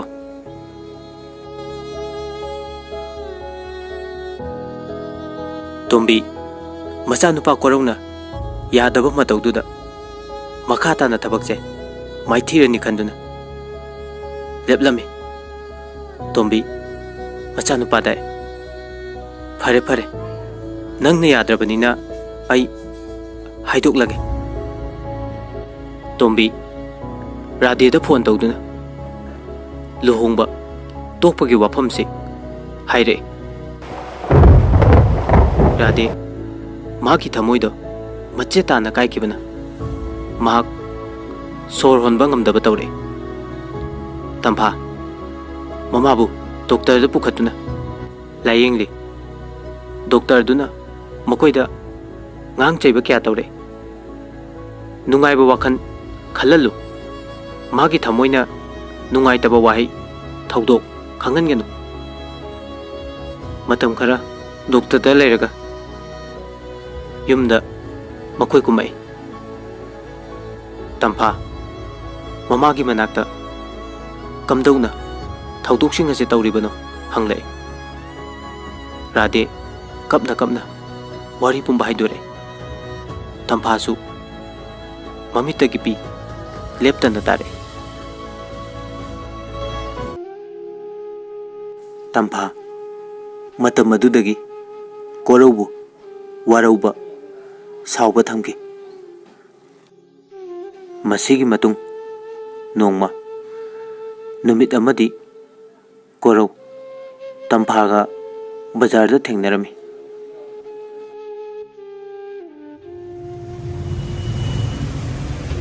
ꯀꯣꯔꯧ ꯇꯝꯐꯥꯒꯤ ꯃꯅꯥꯛꯇ ꯆꯪꯉꯛꯇꯨꯅ ꯇꯝꯐꯥꯕꯨ ꯀꯧꯔꯦ꯫ ꯇꯝꯐꯥ! ꯇꯝꯐꯥ! ꯇꯝꯐꯥ ꯂꯩꯊꯣꯛꯇꯨꯅ ꯆꯠꯂꯦ꯫ ꯀꯣꯔꯧ ꯇꯝꯐꯥꯒꯤ ꯃꯇꯧꯗ ꯊꯃꯣꯏ ꯌꯥꯝꯅ ꯀꯥꯏꯔꯝꯃꯤ꯫ ꯃꯇꯨꯡ ꯏꯗꯨꯅ ꯑꯗꯨꯃꯛ ꯂꯥꯛꯑꯦ꯫ ꯇꯝꯐꯥ ꯆꯠꯂꯝꯕꯗꯒꯤ ꯆꯞ ꯂꯦꯞꯇꯨꯅ ꯁꯥꯎꯔꯞꯅ ꯀꯣꯔꯧꯗ ꯍꯥꯏꯔꯛꯑꯦ, "ꯀꯔꯤꯒꯤ ꯑꯩꯒꯤ ꯅꯥꯛꯇ ꯂꯥꯛꯏꯕꯅꯣ? ꯑꯩꯈꯣꯏꯗ ꯏꯀꯥꯏꯕ ꯄꯤꯕ ꯄꯦꯟꯗ꯭ꯔꯤꯕꯔꯣ? ꯑꯩꯈꯣꯏꯒꯤ ꯏꯃꯥꯁꯨ ꯌꯥꯝ ꯅꯨꯡꯉꯥꯏꯇ꯭ꯔꯤꯕꯅꯤ꯫ ꯑꯩ ꯃꯈꯥ ꯇꯥꯅ ꯅꯪꯒ ꯄꯨꯟꯕ ꯄꯥꯝꯗꯦ." ꯀꯣꯔꯧ ꯇꯝꯐꯥꯗ ꯍꯥꯏꯔꯦ, "ꯇꯝꯐꯥ, ꯀꯔꯤꯒꯤꯅꯣ ꯅꯪꯅ ꯑꯩꯕꯨ ꯑꯗꯨꯛ ꯋꯥꯔꯧꯔꯤꯕ, ꯁꯥꯎꯔꯤꯕ? ꯑꯩ ꯅꯐꯝꯗ ꯀꯔꯤ ꯀꯥꯏꯈꯤꯕ, ꯂꯥꯟꯈꯤꯕ ꯌꯥꯎꯈ꯭ꯔꯕꯒꯦ? ꯌꯥꯔꯦ, ꯅꯪꯒꯤ ꯅꯇꯥꯇꯣ ꯑꯩ ꯇꯥꯕ ꯄꯥꯝꯗꯦ." ꯋꯥꯁꯤ ꯍꯥꯏꯔꯒ ꯇꯝꯐꯥ ꯑꯃꯨꯛ ꯆꯠꯂꯦ꯫ ꯀꯣꯔꯧ ꯃꯥꯒꯤ ꯊꯃꯣꯏꯗ ꯌꯥꯝ ꯄꯦꯜꯂꯝꯗꯦ꯫ ꯋꯥꯐꯝ ꯑꯗꯨꯗꯤ ꯈꯪꯂꯒꯦ ꯃꯇꯥꯒꯨꯝ ꯑꯗꯨꯃꯛ ꯏꯟꯅꯔꯦ꯫ ꯑꯗꯨꯒ ꯍꯥꯏꯔꯦ, "ꯇꯝꯐꯥ, ꯋꯥꯐꯝꯗꯣ ꯑꯩ ꯈꯪꯗ꯭ꯔꯤ ꯐꯥꯎꯕꯗꯤ ꯑꯩ ꯅꯅꯥꯛꯇꯒꯤ ꯆꯠꯂꯣꯏ." ꯇꯝꯐꯥ ꯁꯥꯎꯔꯞꯅ ꯍꯥꯏꯔꯦ, "ꯅꯪꯒꯤ ꯏꯃꯥꯅ ꯑꯩꯕꯨ ꯂꯨꯍꯣꯡꯕꯒꯤ ꯍꯥꯏꯅꯕ ꯂꯥꯛꯈꯤꯕꯅꯤ꯫ ꯑꯩꯈꯣꯏꯗꯤ ꯅꯪꯒꯤ ꯑꯄꯥꯝꯕꯒꯤ ꯋꯥꯈꯟꯗ ꯂꯥꯛꯄ꯭ꯔꯥꯅ ꯈꯜꯂꯨꯕꯅꯤ꯫ ꯑꯗꯨꯒ ꯐꯔꯦ, ꯅꯪꯅ ꯂꯨꯍꯣꯡꯕꯁꯦ ꯌꯥꯗ꯭ꯔꯕꯅꯤꯅ ꯑꯩꯁꯨ ꯏꯁꯥꯅ ꯌꯥꯖꯔꯦ ꯂꯨꯍꯣꯡꯕ ꯇꯣꯛꯄꯁꯦ." ꯀꯣꯔꯧ ꯌꯥꯝ ꯉꯛꯅ ꯂꯩꯍꯧꯔꯤ꯫ ꯀꯣꯔꯧ ꯋꯥꯈꯜ ꯇꯧꯔꯦ꯫ ꯃꯃꯥꯅ ꯐꯣꯇꯣ ꯑꯃ ꯄꯤꯔꯛꯇꯨꯅ ꯌꯦꯡꯉꯨ ꯍꯥꯏꯕꯗ ꯃꯍꯥꯛ ꯌꯦꯡꯈꯤꯗꯕꯗꯨ ꯈꯪꯅꯤꯡ ꯅꯤꯡꯁꯤꯡꯂꯛꯏ꯫ ꯀꯣꯔꯧ ꯌꯥꯝ ꯊꯨꯅꯃꯛ ꯃꯌꯨꯝꯗ ꯂꯥꯛꯑꯦ꯫ ꯃꯌꯨꯝ ꯍꯦꯛ ꯌꯧꯕꯒ ꯐꯣꯇꯣ ꯑꯗꯨ ꯀꯣꯏꯊꯤ ꯊꯤꯔꯤ꯫ ꯃꯆꯥꯅꯨꯄꯥꯒꯤ ꯃꯇꯧꯗ ꯃꯃꯥ ꯇꯣꯝꯕꯤꯅ ꯍꯪꯂꯛꯑꯦ, "ꯏꯕꯨꯡꯉꯣ, ꯀꯩꯗꯧꯔꯕꯒꯦ?" ꯀꯣꯔꯧꯅ ꯈꯨꯝꯃꯤ, "ꯏꯃꯥ, ꯅꯍꯥꯟꯃꯨꯛ ꯏꯃꯥꯅ ꯐꯣꯇꯣ ꯑꯃ ꯌꯦꯡꯉꯣꯅ ꯄꯤꯔꯛꯈꯤꯕꯗꯣ ꯀꯗꯥꯏꯗ ꯂꯩꯈ꯭ꯔꯕꯒꯦ?" ꯃꯃꯥꯅ ꯍꯥꯏꯔꯦ, "ꯑꯁꯣꯝꯒꯤ ꯎꯄꯨꯁꯤꯗ ꯌꯥꯎꯕꯅꯤ." ꯀꯣꯔꯧ ꯎꯄꯨꯗꯨ ꯍꯥꯡꯗꯨꯅ ꯐꯣꯇꯣꯗꯨ ꯂꯧꯊꯣꯔꯛꯑꯦ꯫ ꯑꯗꯨꯒ ꯌꯦꯡꯉꯦ꯫ ꯃꯥꯅ ꯌꯥꯝ ꯅꯨꯡꯁꯤꯖꯔꯤꯕ ꯇꯝꯐꯥꯒꯤ ꯐꯣꯇꯣ ꯑꯣꯏꯔꯝꯃꯤ꯫ ꯀꯣꯔꯧ ꯃꯃꯥꯕꯨ ꯀꯧꯔꯦ, "ꯏꯃꯥ! ꯏꯃꯥ!"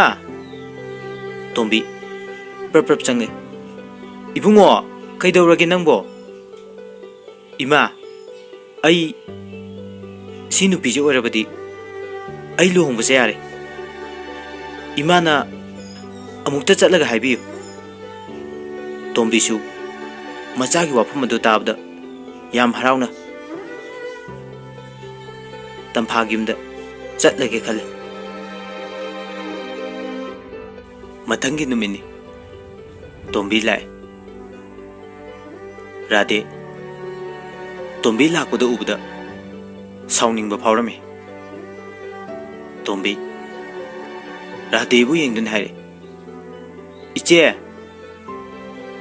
ꯑꯩꯅ ꯍꯥꯏꯒꯗꯧꯔꯤꯕ ꯋꯥꯁꯦ ꯅꯈꯣꯏꯅ ꯂꯥꯟꯅ ꯈꯟꯒꯗ꯭ꯔꯥ ꯈꯪꯗꯦ." ꯔꯥꯙꯦ ꯈꯨꯝꯃꯦ, "ꯏꯕꯦꯝꯃ, ꯑꯩꯈꯣꯏ ꯂꯨꯍꯣꯡꯕ ꯇꯣꯛꯂꯁꯤ ꯍꯥꯏꯕꯗꯣ ꯑꯩꯈꯣꯏ ꯄꯨꯟꯅ ꯌꯥꯔꯕꯅꯤ꯫ ꯏꯆꯦ, ꯋꯥꯐꯝꯁꯦ ꯂꯥꯟꯅ ꯁꯨꯝ ꯆꯠꯈꯤꯗꯧꯔꯦ." ꯑꯩꯈꯣꯏ ꯀꯣꯔꯧꯅ ꯅꯨꯡꯁꯤꯖꯕ ꯄꯥꯝꯖꯕꯁꯦ ꯏꯆꯥ ꯇꯝꯐꯥ ꯈꯛꯇꯃꯛ ꯑꯣꯏꯕꯅ ꯃꯥꯅ ꯇꯝꯐꯥꯅꯤ ꯍꯥꯏꯕ ꯈꯪꯂꯨꯗꯕꯒꯤ ꯌꯥꯈꯤꯗꯕꯅꯤ꯫ ꯍꯧꯖꯤꯛꯇꯤ ꯃꯍꯥꯛ ꯈꯪꯉꯤ꯫ ꯏꯆꯥꯅꯨꯄꯥꯅ ꯂꯨꯍꯣꯡꯕꯒꯤ ꯋꯥꯁꯦ ꯍꯥꯏꯕꯤꯌꯨ ꯍꯥꯏꯗꯅ ꯑꯩ ꯂꯥꯛꯏꯕꯅꯤ ꯏꯆꯦ꯫ ꯔꯥꯙꯦ ꯑꯋꯥꯕ ꯋꯥꯈꯜ ꯀꯌꯥ ꯈꯜꯂꯝꯕ ꯂꯩꯔꯛꯄ ꯀꯌꯥꯗꯨ ꯃꯤꯀꯨꯞ ꯑꯃꯗ ꯂꯣꯏꯅꯃꯛ ꯃꯥꯡꯈꯤꯔꯝꯃꯤ꯫ ꯃꯍꯥꯛ ꯌꯥꯝ ꯍꯔꯥꯎꯔꯝꯃꯤ꯫ ꯑꯁꯨꯝꯅ ꯔꯥꯙꯦ ꯑꯃꯗꯤ ꯇꯣꯝꯕꯤ ꯃꯈꯣꯏ ꯏꯃꯨꯡ ꯃꯁꯦꯟ ꯌꯥꯅꯗꯨꯅ ꯅꯨꯃꯤꯠ ꯑꯃ ꯂꯦꯞꯅꯔꯒ ꯂꯨꯍꯣꯡꯅꯕ ꯇꯧꯔꯝꯃꯤ꯫ ꯀꯣꯔꯧ, ꯇꯝꯐꯥ ꯃꯈꯣꯏ ꯑꯅꯤꯗ ꯅꯠꯇꯅ ꯃꯤꯄꯨꯝ ꯈꯨꯗꯤꯡꯃꯛ ꯉꯝꯈꯩ ꯂꯩꯇꯅ ꯍꯔꯥꯎꯔꯝꯃꯤ꯫ ꯃꯇꯝꯅ ꯑꯁꯨꯝ ꯍꯧꯈꯤꯕꯅ ꯀꯣꯔꯧ ꯑꯃꯗꯤ ꯇꯝꯐꯥꯒꯤ ꯂꯨꯍꯣꯡꯕ ꯃꯇꯝ ꯌꯧꯔꯦ꯫ ꯑꯁꯣꯝꯗꯅ ꯔꯦꯅꯨ ꯃꯥꯒꯤ ꯃꯃꯥ ꯁꯅꯥꯗ ꯋꯥꯔꯤ ꯇꯧꯗꯨꯅ ꯄꯨꯟꯅ ꯅꯣꯛꯃꯤꯟꯅꯔꯤ꯫ ꯀꯣꯔꯧ ꯂꯨꯍꯣꯡꯕꯒꯤ ꯁꯦꯝ ꯁꯥꯗꯨꯅ ꯌꯨꯝꯗꯒꯤ ꯒꯥꯔꯤ ꯇꯣꯡꯗꯨꯅ ꯂꯝꯕꯤꯗ ꯂꯥꯛꯄ ꯍꯧꯔꯦ꯫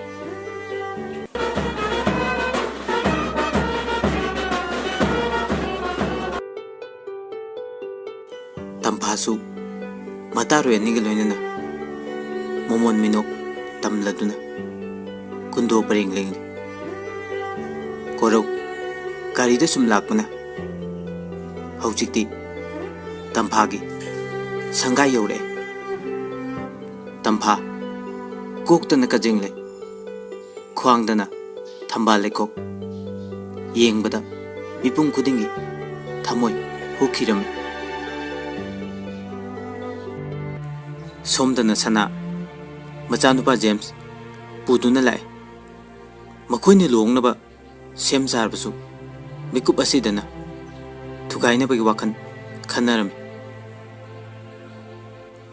ꯀꯣꯔꯧꯒꯤ ꯃꯄꯥ ꯏꯕꯣꯌꯥꯏꯃ ꯃꯆꯥ ꯂꯨꯍꯣꯡꯕꯅꯤ ꯈꯟꯗꯨꯅ ꯅꯤꯁꯥ ꯆꯥꯗꯨꯅ ꯌꯥꯝ ꯂꯦꯝꯅ ꯂꯥꯛꯏ꯫ ꯑꯗꯨꯕꯨ ꯃꯥꯒꯤ ꯐꯨꯔꯤꯈꯥꯎꯗ ꯌꯨ ꯕꯣꯇꯜ ꯑꯃꯗꯤ ꯍꯥꯞꯂꯤ꯫ ꯍꯥꯞꯂꯤꯕ ꯌꯨ ꯑꯗꯨ ꯖꯦꯝꯁꯅ ꯎꯔꯝꯃꯤ꯫ ꯖꯦꯝꯁꯅ ꯄ꯭ꯔꯞ ꯄ꯭ꯔꯞ ꯆꯪꯁꯤꯟꯗꯨꯅ ꯏꯕꯣꯌꯥꯏꯃꯕꯨ ꯊꯦꯝꯗꯨꯅ ꯀꯧꯊꯣꯔꯛꯑꯦ꯫ ꯑꯗꯨꯒ ꯌꯨ ꯊꯛꯅꯕ ꯍꯥꯏꯔꯝꯃꯤ꯫ ꯏꯕꯣꯌꯥꯏꯃ ꯐꯅ ꯀꯨꯏꯅꯗꯤ ꯌꯥꯔꯝꯗꯦ꯫ ꯑꯗꯨꯕꯨ ꯌꯨ ꯄꯥꯝꯖꯕꯅꯤꯅ ꯃꯈꯣꯏ ꯑꯅꯤ ꯅꯥꯀꯜ ꯑꯃꯗ ꯌꯨꯗꯨ ꯄꯨꯟꯅ ꯊꯛꯃꯤꯟꯅꯔꯝꯃꯤ꯫ ꯏꯕꯣꯌꯥꯏꯃ ꯌꯨ ꯉꯥꯎꯕ ꯍꯦꯃꯟꯈꯤꯕꯅ ꯃꯁꯥ ꯄꯨꯝꯕ ꯒ꯭ꯌꯥꯟ ꯇꯥꯗꯅ ꯆꯧꯀ꯭ꯔꯤ ꯑꯃꯗ ꯉꯥꯗꯨꯅ ꯂꯩꯔꯤ꯫ ꯖꯦꯝꯁ ꯃꯥꯅ ꯁꯤꯜꯂꯤꯕ ꯄ꯭ꯂꯥꯟ ꯑꯗꯨ ꯁꯛꯁꯦꯁ ꯑꯣꯏꯔꯕꯗ ꯌꯥꯝ ꯍꯔꯥꯎꯅ ꯊꯣꯛꯂꯛꯏ꯫ ꯑꯁꯨꯝꯅ ꯂꯩꯔꯤꯉꯩ ꯔꯥꯙꯦ ꯍꯣꯏꯒꯤ ꯂꯩꯀꯥꯏꯗ ꯄꯨꯟꯅ ꯂꯩꯃꯤꯟꯅꯕ ꯃꯃꯥꯡꯗ ꯏꯕꯣꯌꯥꯏꯃꯅ ꯄꯣꯠ ꯆꯩ ꯍꯨꯔꯥꯟꯕꯒꯤ ꯃꯌꯥꯝꯅ ꯐꯨꯈꯤꯕ ꯑꯗꯨꯗ ꯎꯈꯤꯕ ꯅꯨꯄꯤ ꯑꯗꯨꯅ ꯏꯕꯣꯌꯥꯏꯃꯕꯨ ꯎꯈꯤ꯫ ꯅꯨꯄꯤ ꯑꯗꯨꯅ ꯀꯣꯔꯧꯒꯤ ꯃꯔꯝꯗ ꯈꯔ ꯈꯪꯕꯅ ꯔꯥꯙꯦꯗ ꯍꯥꯏꯒꯦ ꯍꯥꯏꯗꯨꯅ ꯔꯥꯙꯦꯕꯨ ꯀꯣꯏꯊꯤ ꯊꯤꯔꯝꯃꯤ꯫ ꯅꯥꯀꯟ ꯑꯃꯔꯣꯝꯗ ꯔꯥꯙꯦ ꯃꯤꯑꯣꯏ ꯈꯔꯒ ꯐꯝꯃꯤꯟꯅꯗꯨꯅ ꯂꯩꯔꯤ꯫ ꯅꯨꯄꯤ ꯑꯗꯨꯅ ꯔꯥꯙꯦꯕꯨ ꯀꯧꯊꯣꯔꯛꯑꯦ꯫ ꯔꯥꯙꯦꯁꯨ ꯊꯣꯛꯂꯛꯑꯝꯃꯤ꯫ ꯅꯨꯄꯤ ꯑꯗꯨꯅ ꯍꯥꯏꯔꯤ, "ꯏꯆꯦ ꯔꯥꯙꯦ, ꯑꯩ ꯋꯥꯐꯝꯁꯦ ꯍꯥꯏꯒꯦ ꯈꯟꯕꯗꯤ ꯀꯨꯏꯔꯕꯅꯤ꯫ ꯃꯇꯥꯡ ꯆꯥꯗꯅ ꯑꯁꯨꯝ ꯂꯩꯕꯅ ꯍꯥꯏꯕ ꯉꯝꯗꯕꯅꯤ꯫ ꯅꯪꯉꯣꯟꯗ ꯃꯈꯣꯏꯅ ꯌꯥꯝꯅ ꯃꯤꯅꯝꯕ ꯊꯕꯛ ꯑꯃꯗꯤ ꯇꯧꯔꯦ." ꯑꯁꯨꯝꯅ ꯋꯥꯔꯤ ꯁꯥꯟꯅꯔꯤꯉꯩ ꯁꯅꯥꯁꯨ ꯄ꯭ꯔꯞ ꯄ꯭ꯔꯞ ꯆꯪꯂꯛꯑꯦ꯫ ꯑꯗꯨꯒ ꯍꯥꯏꯔꯛꯑꯦ,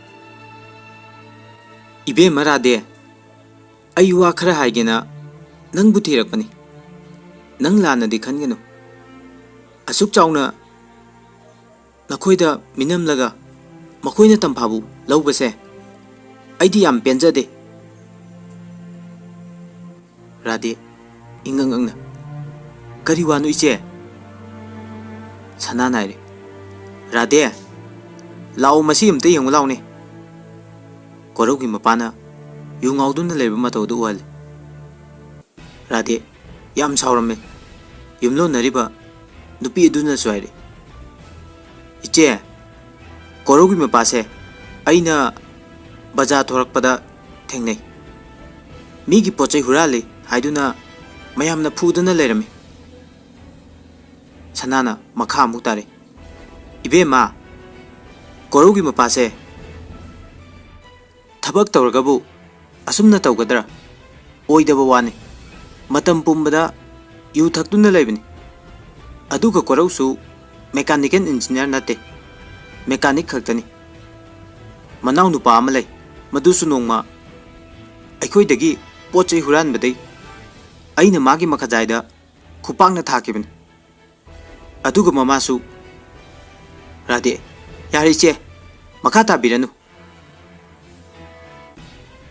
ꯁꯣꯝꯗꯅ ꯇꯝꯐꯥ ꯂꯩ ꯀꯣꯏꯕ ꯍꯧꯔꯛꯑꯝꯃꯤ꯫ ꯔꯥꯙꯦ ꯃꯌꯥꯝ ꯃꯃꯥꯡꯗ ꯏꯀꯥꯏꯕ ꯑꯃꯗꯤ ꯃꯈꯣꯏꯅ ꯃꯤꯅꯝꯕ ꯀꯌꯥꯗꯨꯅ ꯐꯥꯗꯕ ꯉꯝꯗꯅ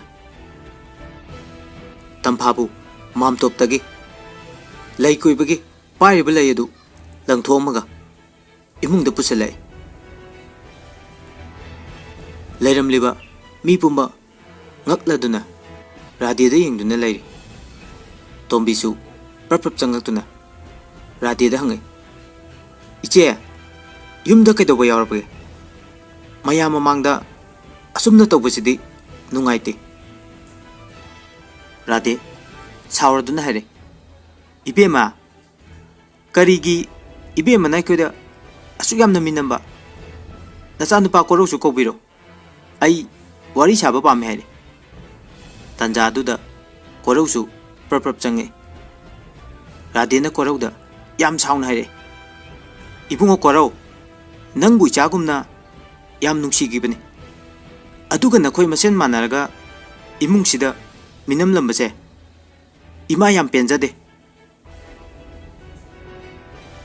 ꯀꯣꯔꯧ ꯌꯥꯝ ꯉꯛꯅ, ꯏꯃꯥ, ꯑꯩꯅ ꯀꯔꯤ ꯂꯥꯟꯈꯤꯕ ꯂꯩꯕꯒꯦ?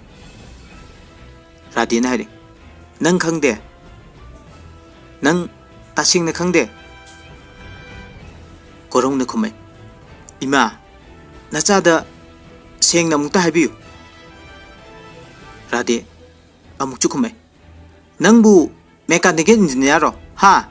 ꯅꯪꯒꯤ ꯄꯥꯕꯨꯡ ꯏꯃꯥ ꯊꯕꯛ ꯇꯧꯋꯦꯅ ꯍꯥꯏꯗꯥꯏꯅꯦ? ꯂꯥꯛꯑꯣ, ꯌꯦꯡꯉꯨ ꯂꯥꯛꯑꯣ꯫ ꯔꯥꯙꯦꯅ ꯀꯣꯔꯧꯕꯨ ꯈꯨꯠ ꯄꯥꯏꯔꯗꯨꯅ ꯃꯄꯥ ꯏꯕꯣꯌꯥꯏꯃꯒꯤ ꯃꯇꯧꯗꯨ ꯌꯦꯡꯍꯜꯂꯤ꯫ ꯀꯣꯔꯧ ꯏꯀꯥꯏꯕ ꯑꯉꯛꯄꯅ ꯄꯤꯛ ꯊꯜꯂꯝꯃꯤ꯫ ꯀꯣꯔꯧꯅ ꯇꯞꯅ ꯍꯥꯏꯔꯦ, ꯏꯃꯥ, ꯏꯃꯥꯅ ꯈꯜꯂꯤꯕ ꯋꯥꯈꯜꯗꯣ ꯌꯥꯝ ꯂꯥꯜꯂꯦ꯫ ꯑꯩꯈꯣꯏ ꯑꯁꯨꯝꯅ ꯍꯥꯏꯈꯤꯕ ꯂꯩꯇꯦ꯫ ꯏꯃꯥꯅ ꯑꯩꯈꯣꯏꯒ ꯂꯨꯍꯣꯡꯕ ꯄꯥꯝꯂꯤꯕꯁꯦ ꯑꯩꯒꯤ ꯏꯃꯨꯡꯅ ꯀꯔꯤ ꯑꯣꯏ, ꯑꯩꯅ ꯀꯔꯤ ꯑꯣꯏ ꯍꯥꯏꯕꯗꯣ ꯈꯪꯂꯗꯨꯅ ꯇꯧꯕꯅꯤ ꯍꯥꯏꯅ ꯈꯜꯂꯤ꯫ ꯔꯥꯙꯦꯅ ꯍꯥꯏꯔꯤ, ꯋꯥꯐꯝꯁꯦ ꯅꯪꯒꯤ ꯏꯃꯥꯗ ꯍꯪꯉꯨ, ꯑꯗꯨꯒ ꯑꯆꯨꯝꯕ ꯀꯔꯤꯅꯣ ꯈꯪꯒꯅꯤ꯫ ꯀꯣꯔꯧ ꯃꯃꯥ ꯇꯣꯝꯕꯤꯗ ꯍꯪꯉꯛꯏ, ꯏꯃꯥ, ꯀꯔꯤꯅꯣ ꯏꯃꯥ ꯍꯥꯏꯔꯤꯕ ꯋꯥ ꯃꯌꯥꯝꯁꯦ? ꯇꯣꯝꯕꯤ ꯏꯀꯥꯏꯕꯅ ꯃꯥꯒꯤ ꯃꯃꯥꯏꯗꯨ ꯄꯨꯡꯉꯥꯡ ꯉꯥꯡꯉꯤ꯫ ꯇꯣꯝꯕꯤ ꯃꯆꯥꯒꯤ ꯋꯥꯍꯪ ꯑꯗꯨꯒꯤ ꯄꯥꯎꯈꯨꯝ ꯄꯤꯕ ꯉꯝꯗꯦ, ꯃꯉꯛ ꯂꯨꯛꯊꯗꯨꯅ ꯂꯩꯔꯤ꯫ ꯔꯥꯙꯦꯅ ꯑꯃꯨꯛ ꯍꯥꯏꯔꯦ, ꯀꯔꯥꯏꯗꯒꯤ ꯅꯪꯒꯤ ꯏꯃꯥꯅ ꯄꯥꯎꯈꯨꯝ ꯄꯤꯒꯅꯤ? ꯃꯥꯒꯤ ꯅꯨꯄꯥ ꯌꯨ ꯉꯥꯎꯔꯤꯕ, ꯑꯗꯨꯒ ꯅꯅꯥꯎ ꯅꯨꯄꯥ ꯍꯨꯔꯥꯟꯕ, ꯃꯁꯤꯕꯨ ꯃꯌꯥꯝ ꯃꯃꯥꯡꯗ ꯀꯃꯥꯏꯅ ꯍꯥꯏꯒꯅꯤ? ꯃꯔꯟꯗꯤ ꯂꯩꯇ ꯁꯪꯒꯣꯝ ꯆꯥꯕ ꯄꯥꯝꯂꯤꯕ? ꯔꯥꯙꯦ ꯃꯥꯒꯤ ꯅꯨꯄꯥ ꯏꯕꯣꯍꯜꯗ ꯑꯃꯨꯛ ꯑꯣꯟꯁꯤꯜꯂꯒ ꯍꯥꯏꯔꯦ, ꯃꯣꯏ ꯄꯥꯕꯨꯡ, ꯑꯩ ꯏꯃꯨꯡ ꯑꯁꯤꯗꯗꯤ ꯏꯆꯥ ꯊꯥꯖꯗꯨꯅ ꯄꯤꯕꯗꯤ ꯑꯩ ꯃꯄꯣꯛꯁꯤꯒꯤ ꯉꯝꯂꯔꯣꯏ꯫ ꯏꯕꯣꯍꯜꯅ ꯈꯨꯝꯃꯦ, ꯔꯥꯙꯦ, ꯅꯪ ꯑꯃꯨꯛꯇ ꯇꯞꯊꯧ꯫ ꯑꯩꯅ ꯍꯥꯟꯅ ꯃꯈꯣꯏ ꯏꯃꯨꯡꯒꯤ ꯐꯤꯕꯝ ꯑꯃꯗꯤ ꯀꯣꯔꯧꯒꯤ ꯁꯤꯟꯐꯝ ꯑꯩ ꯈꯪꯉꯤ꯫ ꯑꯗꯨꯕꯨ ꯄꯨꯝꯅꯃꯛ ꯑꯣꯏꯔꯕꯁꯨ ꯀꯣꯔꯧ ꯍꯣꯠꯅꯕ ꯀꯟꯕ ꯅꯨꯄꯥꯅꯤ꯫ ꯑꯗꯨꯒꯤꯁꯨ ꯃꯊꯛꯇ ꯇꯝꯐꯥꯕꯨ ꯅꯨꯡꯁꯤꯖꯔꯤꯕ ꯑꯩꯅ ꯈꯟꯕ ꯌꯥꯕ ꯈꯜꯂꯕ ꯇꯨꯡꯗ ꯂꯨꯍꯣꯡꯕꯁꯦ ꯌꯥꯈꯤꯕꯅꯤ꯫ ꯀꯣꯔꯧꯒꯤ ꯃꯔꯥꯜ ꯂꯩꯇꯦ꯫ ꯀꯣꯔꯧꯒꯤ ꯃꯃꯥ ꯇꯣꯝꯕꯤ ꯃꯇꯥꯡ ꯆꯥꯔꯦ ꯈꯜꯂꯗꯨꯅ ꯇꯝꯐꯥꯗ ꯍꯥꯏꯔꯦ, ꯇꯝꯐꯥ, ꯏꯕꯦꯝꯃ ꯂꯥꯛꯑꯣ, ꯅꯪ ꯃꯈꯣꯏꯒꯤ ꯃꯆꯥ ꯑꯣꯏꯖꯔꯕꯁꯨ ꯍꯧꯖꯤꯛꯇꯤ ꯑꯩꯒꯤ ꯏꯃꯧ ꯑꯣꯏꯔꯕꯅꯤ꯫ ꯔꯥꯙꯦ ꯑꯃꯨꯛ ꯁꯥꯎꯔꯗꯨꯅ ꯍꯥꯏꯔꯦ, ꯀꯔꯤꯒꯤ ꯏꯃꯧ? ꯀꯔꯤꯒꯤ ꯂꯨꯍꯣꯡꯕ? ꯀꯨꯟꯗꯣ ꯍꯨꯛꯇ꯭ꯔꯤꯕ ꯂꯨꯍꯣꯡꯕꯁꯦ ꯑꯩꯅ ꯂꯨꯍꯣꯡꯕ ꯑꯣꯏꯅ ꯂꯧꯗꯦ꯫ ꯇꯣꯝꯕꯤꯁꯨ ꯍꯟꯗꯛꯇꯤ ꯌꯥꯝ ꯁꯥꯎꯅ ꯈꯨꯝꯃꯦ, ꯐꯔꯦꯅꯦ, ꯑꯩꯒꯤ ꯏꯃꯨꯡ ꯅꯪꯅ ꯄꯟꯗꯅ ꯉꯥꯡꯂꯤ, ꯏꯆꯥ ꯀꯣꯔꯧ ꯐꯥꯎꯕ ꯃꯌꯥꯝ ꯃꯃꯥꯡꯗ ꯏꯀꯥꯏꯕ ꯄꯤꯔꯤ꯫ ꯑꯗꯣ ꯅꯪꯒꯤ ꯅꯆꯥ ꯇꯝꯐꯥꯗꯤ ꯂꯥꯏꯔꯤꯛ ꯀꯌꯥꯝ ꯍꯩꯕꯤꯅꯣ? ꯇꯣꯂꯣꯞ ꯀꯌꯥꯝ ꯌꯥꯝꯅ ꯆꯥꯔꯤꯕꯤꯅꯣ? ꯀꯣꯔꯧꯅ ꯃꯃꯥꯕꯨ ꯈꯥꯝꯖꯤꯜꯂꯤ, ꯏꯃꯥ ꯇꯣꯛꯑꯣ ꯌꯥꯔꯦ꯫ ꯇꯣꯝꯕꯤꯅ ꯍꯥꯏꯔꯦ, ꯀꯔꯤꯒꯤ ꯇꯣꯛꯄ? ꯀꯔꯤꯒꯤ ꯌꯥꯕ? ꯃꯥꯅ ꯑꯩꯈꯣꯏ ꯏꯃꯨꯡꯕꯨ ꯃꯌꯥꯝ ꯃꯃꯥꯡꯗ ꯌꯣꯟꯕ ꯌꯥꯕ꯭ꯔꯥ? ꯏꯆꯦ ꯌꯥꯔꯦ, ꯅꯆꯥꯅꯨꯄꯤꯁꯦ ꯂꯧꯍꯧꯔꯣ, ꯑꯩꯈꯣꯏꯒꯤꯗꯤ ꯅꯨꯄꯥꯅꯤ, ꯀꯔꯤꯁꯨ ꯃꯥꯡꯖꯗꯦ, ꯅꯨꯄꯤ ꯃꯇꯤꯛ ꯆꯥꯕꯤ ꯀꯌꯥ ꯊꯤꯗꯨꯅ ꯆꯥꯎꯅ ꯍꯣꯡꯒꯅꯤ꯫ ꯋꯥꯁꯦ ꯍꯥꯏꯔꯝꯂꯒ ꯇꯣꯝꯕꯤ ꯀꯣꯔꯧꯒ ꯄꯨꯟꯅ ꯌꯨꯝꯗ ꯆꯠꯈꯤ꯫ ꯔꯥꯙꯦ ꯃꯥꯒꯤ ꯅꯨꯄꯥ ꯏꯕꯣꯜꯗ ꯌꯥꯝ ꯋꯥꯔꯧꯅ ꯍꯥꯏꯔꯦ, ꯀꯔꯤꯅꯣ ꯃꯣꯏ ꯄꯥꯕꯨꯡꯅ ꯇꯧꯔꯤꯕ ꯊꯕꯛꯁꯦ? ꯅꯆꯥ ꯑꯁꯤꯕꯨ ꯑꯣꯛꯇ꯭ꯔꯕ ꯐꯠꯇ꯭ꯔꯕ ꯏꯃꯨꯡ ꯑꯁꯤꯗ ꯊꯥꯖꯒꯦ ꯈꯜꯂꯤꯕ? ꯏꯕꯣꯜꯁꯨ ꯈꯨꯝꯃꯦ, ꯃꯃꯥ, ꯅꯪ ꯑꯃꯨꯛꯇ ꯋꯥꯈꯜ ꯐꯥꯊꯈꯣ꯫ ꯊꯕꯛ ꯇꯧꯕ ꯌꯨꯝ ꯐꯖꯕ ꯂꯩꯕ ꯈꯛꯇꯅ ꯏꯆꯥ ꯇꯝꯐꯥ ꯂꯩꯕꯗ ꯅꯨꯡꯉꯥꯏꯒꯅꯤ ꯍꯥꯏꯕ ꯂꯩꯇꯦ꯫ ꯌꯨꯝ ꯃꯜꯂꯕꯁꯨ ꯊꯕꯛ ꯇꯧꯗ꯭ꯔꯕꯁꯨ ꯅꯆꯥꯕꯨ ꯅꯨꯡꯁꯤꯕꯤꯕ ꯍꯣꯠꯅꯕ ꯀꯜꯂꯕ ꯅꯨꯄꯥ ꯑꯁꯤꯅ ꯈ꯭ꯋꯥꯏꯗꯒꯤ ꯑꯊꯣꯏꯕꯅꯤ꯫ ꯃꯉꯣꯟꯗ ꯂꯩꯔꯕ ꯃꯇꯝꯗꯗ ꯏꯆꯥ ꯇꯝꯐꯥꯒꯤ ꯄꯨꯟꯁꯤꯅ ꯅꯨꯡꯉꯥꯏꯒꯅꯤ꯫ ꯌꯦꯡꯉꯣ, ꯑꯩꯈꯣꯏꯅ ꯀꯌꯥꯔꯛ ꯊꯕꯛ ꯇꯧꯕ ꯁꯦꯟꯖꯥꯎ ꯄꯥꯏꯔꯕ ꯀꯌꯥꯒ ꯂꯨꯍꯣꯡꯅꯕ ꯁꯤꯜꯂꯤ, ꯑꯗꯨꯕꯨ ꯑꯣꯏꯗ꯭ꯔꯦ, ꯄꯨꯝꯅꯃꯛ ꯀꯥꯏꯔꯦ꯫ ꯃꯁꯤꯗꯁꯨ ꯅꯪꯅ ꯑꯃꯨꯛ ꯀꯥꯏꯍꯜꯂꯦ꯫ ꯏꯆꯥ ꯇꯝꯐꯥꯒꯤ ꯊꯃꯣꯏꯗ ꯀꯔꯤ ꯈꯜꯂꯝꯒꯅꯤ? ꯃꯉꯣꯟꯗ ꯏꯀꯥꯏꯕ ꯀꯌꯥꯝ ꯐꯥꯎꯔꯝꯒꯅꯤ?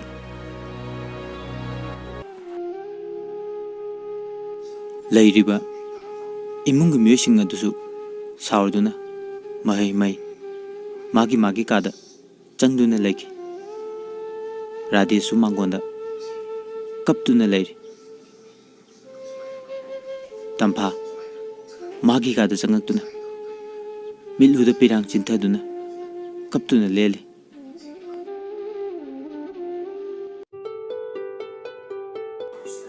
ꯃꯇꯝꯅ ꯀꯅꯥꯕꯨꯁꯨ ꯉꯥꯏꯕꯤꯗꯦ꯫ ꯃꯇꯝ ꯈꯔ ꯍꯧꯈ꯭ꯔꯦ꯫ ꯇꯝꯐꯥꯗꯤ ꯃꯥꯒꯤ ꯋꯥꯈꯜꯗ ꯂꯨꯍꯣꯡꯂꯦ ꯈꯟꯖꯗꯨꯅ ꯂꯥꯏꯕꯛꯇ ꯆꯟꯗꯜ ꯐꯤ ꯑꯗꯨꯃꯛ ꯏꯟꯗꯨꯅ ꯂꯩꯔꯤ꯫ ꯃꯥꯒꯤ ꯃꯇꯧꯅ ꯃꯃꯥ ꯔꯥꯙꯦ ꯁꯥꯎꯅꯤꯡꯕ ꯑꯃꯗꯤ ꯋꯥꯈꯜ ꯀꯌꯥ ꯑꯃ ꯈꯜꯂꯤ꯫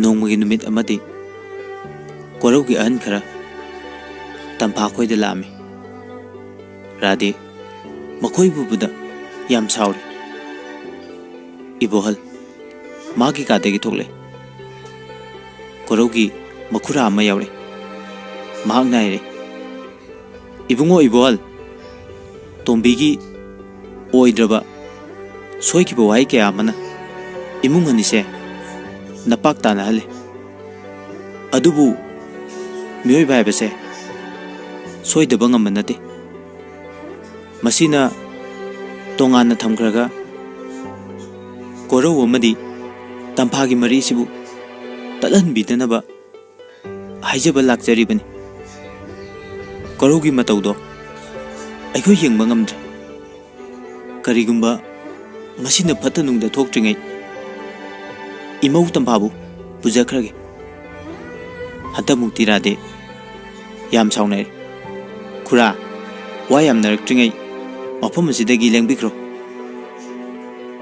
ꯑꯍꯟ ꯑꯗꯨꯅ ꯑꯃꯨꯛ ꯍꯥꯏꯔꯛꯑꯦ ꯏꯕꯦꯝꯃ ꯌꯥꯔꯒꯗꯤ ꯏꯕꯣꯜ ꯈꯨꯝꯃꯛꯑꯦ ꯍꯟꯗꯛꯇꯤ ꯈꯨꯔꯥ ꯑꯩ ꯅꯨꯄꯤ ꯑꯉꯥꯡꯁꯤꯡꯕꯨ ꯋꯥꯔꯛꯆꯕ ꯉꯝꯗ꯭ꯔꯦ ꯌꯥꯔꯒꯗꯤ ꯆꯠꯄꯤꯈ꯭ꯔꯣ ꯑꯍꯟꯁꯤꯡ ꯑꯗꯨ ꯎꯄꯥꯏ ꯂꯩꯇꯅ ꯌꯨꯝꯗ ꯍꯜꯂꯛꯑꯦ ꯑꯗꯨꯕꯨ ꯃꯈꯣꯏ ꯀꯣꯔꯧꯒꯤ ꯃꯇꯧ ꯑꯗꯨꯗꯤ ꯌꯦꯡꯕ ꯉꯝꯂꯝꯗꯦ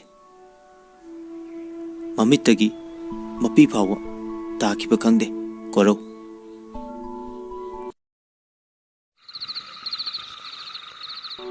ꯑꯍꯤꯡꯒꯤ ꯃꯇꯝ ꯌꯧꯔꯛꯂꯕꯗ ꯀꯣꯔꯧ ꯃꯥꯡꯒꯣꯟꯗ ꯐꯝꯗꯨꯅ ꯃꯦꯡꯂꯕ ꯊꯥꯖꯒꯤ ꯃꯉꯥꯜ ꯌꯦꯡꯗꯨꯅ ꯑꯁꯨꯝꯅ ꯃꯆꯤꯟꯗ ꯏꯁꯩ ꯉꯪꯂꯛꯏ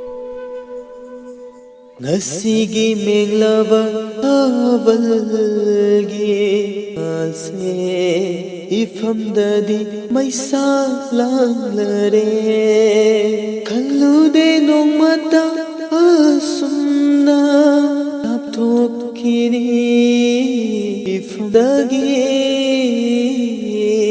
둥시 모못 녹람비 나시디 오이람레 삭론 부비 라이라박 마폭다 폭루바나 나닝 통라로 라바라 낭부 눅시 자루바기 틴타리바 mitlu piran sidi ang haningi na famda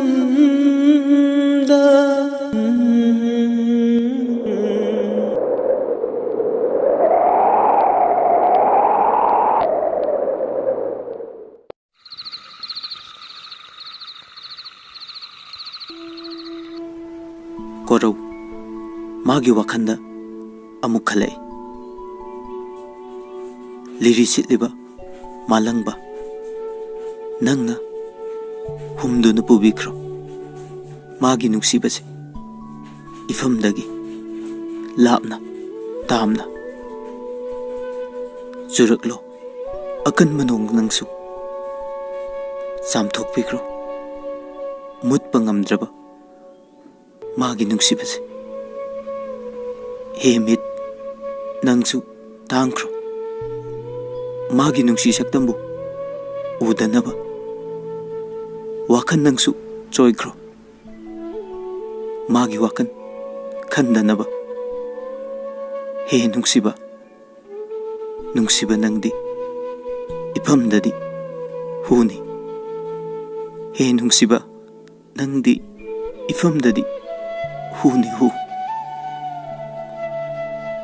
korau magi maithong adu pirangtana humchot chotlame amuksu upai leitraba kairaba thamoiduna taibung mapugi mapamda wakale taibung bu sembiriba mapuna koisu aigi itaubu uraga thamoi pena no uko lairba mapokta poklubana Iranda oyahuraba punsisina nangbu mapoksimagi nungsiduna lehuragani masimadi nahakna ngakpiyuko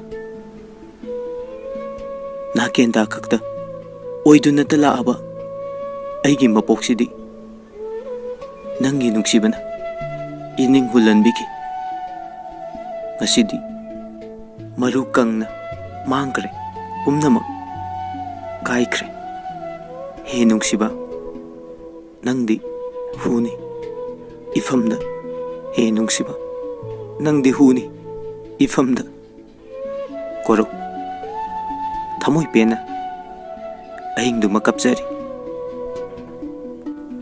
mama tombi machagi matauna thamoi yamna kairam yengba ngamlamde korok ahingduma milu pirangkangduna lenki korau miyam mamangda ikaiba madi thamoi chokpa henkibana yumdagi mapan thoklamde mahakna asum leibana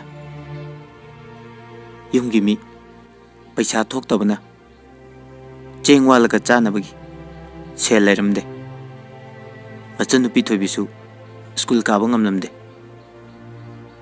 korau thamu yamna soklabasu yumgi awaba ubada mak leithokpa ngamlamde korau workshop ta muk laame wakhan nungaitana unglaga lakpana mahak lambida khangaudana gari mana thongki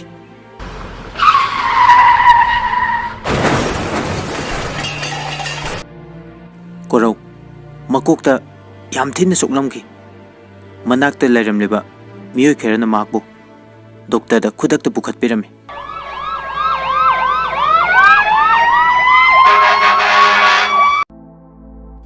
tombi macha accident thokpagi pau tarduna macha nupi thoibiga loinana hospital da lami hospital yorokpada nurse ama tholaktuna korogu mi yawbrai ni hangle thoibi prap changchenduna sister aikoi korogi mi ni kari takpi gadaba nurse adun haire korogdo makukta yam kana sokhibana hojik ICU room da lay maki se yengbada lupa lakh amadi changani yargadi senpham madu khara thuna pubiraknaba wafam madu tabada thoibi mamitagi mapi taki tholaktuna mamada paw adu tamlame tombi mahaksu magi machanupana aruba phibam da lebana thawai yamna wajarmi isorbu thamoida chetna khoiramjaduna masagi thawai dutadi kanbiyun haijari tombi machanupida onchil lagaire ibema ai paisa do amukta thiyuki nabungi manakta chathokta na layu thoibi sukumi hoi ma asumna thoibi doctor da laure tombi makhoi gi lagai da chatuna paisa hangba matamda kanana su lai kau bhairamde masana phattaba tawrubana ma ki mateng kanamta degi phanglamde tombi matamadu dadi khangjare masagi maran mathanta yam penjaramde aduga thamoi sukna su mak kaplami tombi matungda amu hana phatraba thabakse tawraroina lepkhre isorna chanbiba haibaduni makhoi gi lekai da leiba miyoi ama khakna mateng adu tawrage haiduna paisa adu pirake adubu tombi da ngang ba chaibe kya amadi tawre tombi mina ngang liba kya adu thoina khalludre paisa adu puraga prap korogi manakta lai laiba khobana koro thawai phawbuda kalaure adubu mahak wakhan choirba haibado adumadi oire tombi doctor gi manak changaktuna korogi wa kayam hanglame doctor ai gi cha koro sibu gyan tabasi ngamlaroidra doctor na khumle ine isogi thaujan su yengsi adubu aina thajabadi leir hidaguli changna ina pijabiu aduga haukraba wari kayasu nongma nongmagi tapna liduna ningsingnaba hotnabiu magi makok asi yam thina sokhibana mahakse matam kharadi gyan tararoi tombi mit kipi khamba yadna chinthare doctor na muswaire ine korausi ngasi yumda pukibe yargani aina haiba wafam chingdo inina ningthina tawbiyu tombi phagani doctor haiduna korobu yumda puthare korogi manau nupa John mayambagi mataudu ubada maksu thamu yamna kairame ꯃꯌꯥꯝꯕꯅ ꯋꯥꯅ ꯌꯨꯝꯁꯤꯒꯤꯗꯃꯛ ꯍꯣꯠꯅꯈꯤꯕ ꯀꯌꯥ ꯑꯗꯨ ꯅꯤꯡꯁꯤꯡꯗꯨꯅ ꯃꯍꯥꯛꯁꯨ ꯇꯞꯅ ꯇꯞꯅ ꯒ꯭ꯌꯥꯟ ꯇꯥꯔꯛꯏ꯫ ꯊꯕꯛ ꯀꯌꯥ ꯑꯃꯁꯨ ꯁꯨ ꯅꯣꯝꯗꯨꯅ ꯌꯨꯝꯒꯤ ꯃꯇꯦꯡ ꯇꯧꯕ ꯍꯧꯔꯛꯏ꯫ ꯌꯨꯝꯒꯤ ꯍꯥꯟꯅ ꯑꯃꯣꯠꯄ ꯂꯩꯔꯝꯕ ꯀꯌꯥ ꯑꯗꯨ ꯇꯞꯅ ꯇꯞꯅ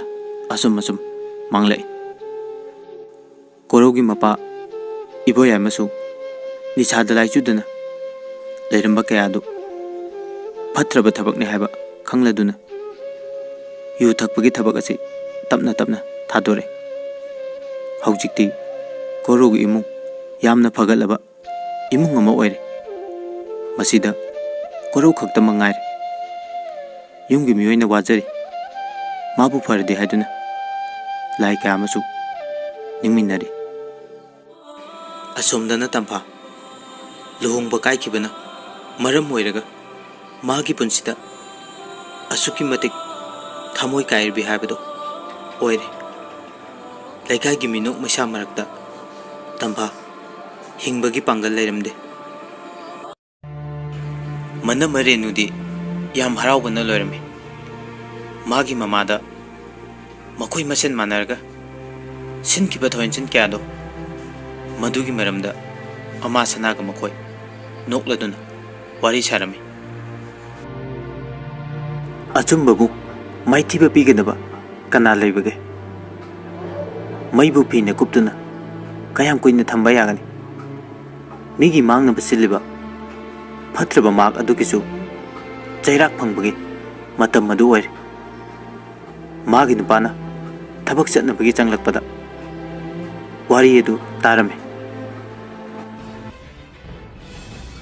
ꯔꯦꯅꯨꯒꯤ ꯅꯨꯄꯥ ꯔꯣꯍꯤꯠ ꯃꯤꯠꯀꯨꯞ ꯑꯁꯤꯗ ꯑꯁꯥꯎꯕꯅ ꯃꯁꯥ ꯄꯨꯝꯕ ꯅꯤꯛꯂꯝꯃꯤ꯫ ꯔꯦꯅꯨ ꯋꯥꯔꯤ ꯁꯥꯔꯗꯨꯅ ꯂꯩꯊꯣꯔꯛꯄꯗ ꯃꯍꯥꯛꯀꯤ ꯅꯨꯄꯥꯗꯨ ꯎꯔꯝꯃꯤ꯫ ꯔꯦꯅꯨ ꯃꯍꯥꯛꯅ ꯄꯥꯏꯔꯤꯕ ꯐꯣꯟ ꯑꯗꯨ ꯂꯩꯃꯥꯏꯗ ꯇꯥꯈꯤꯕ ꯈꯪꯍꯧꯗꯦ꯫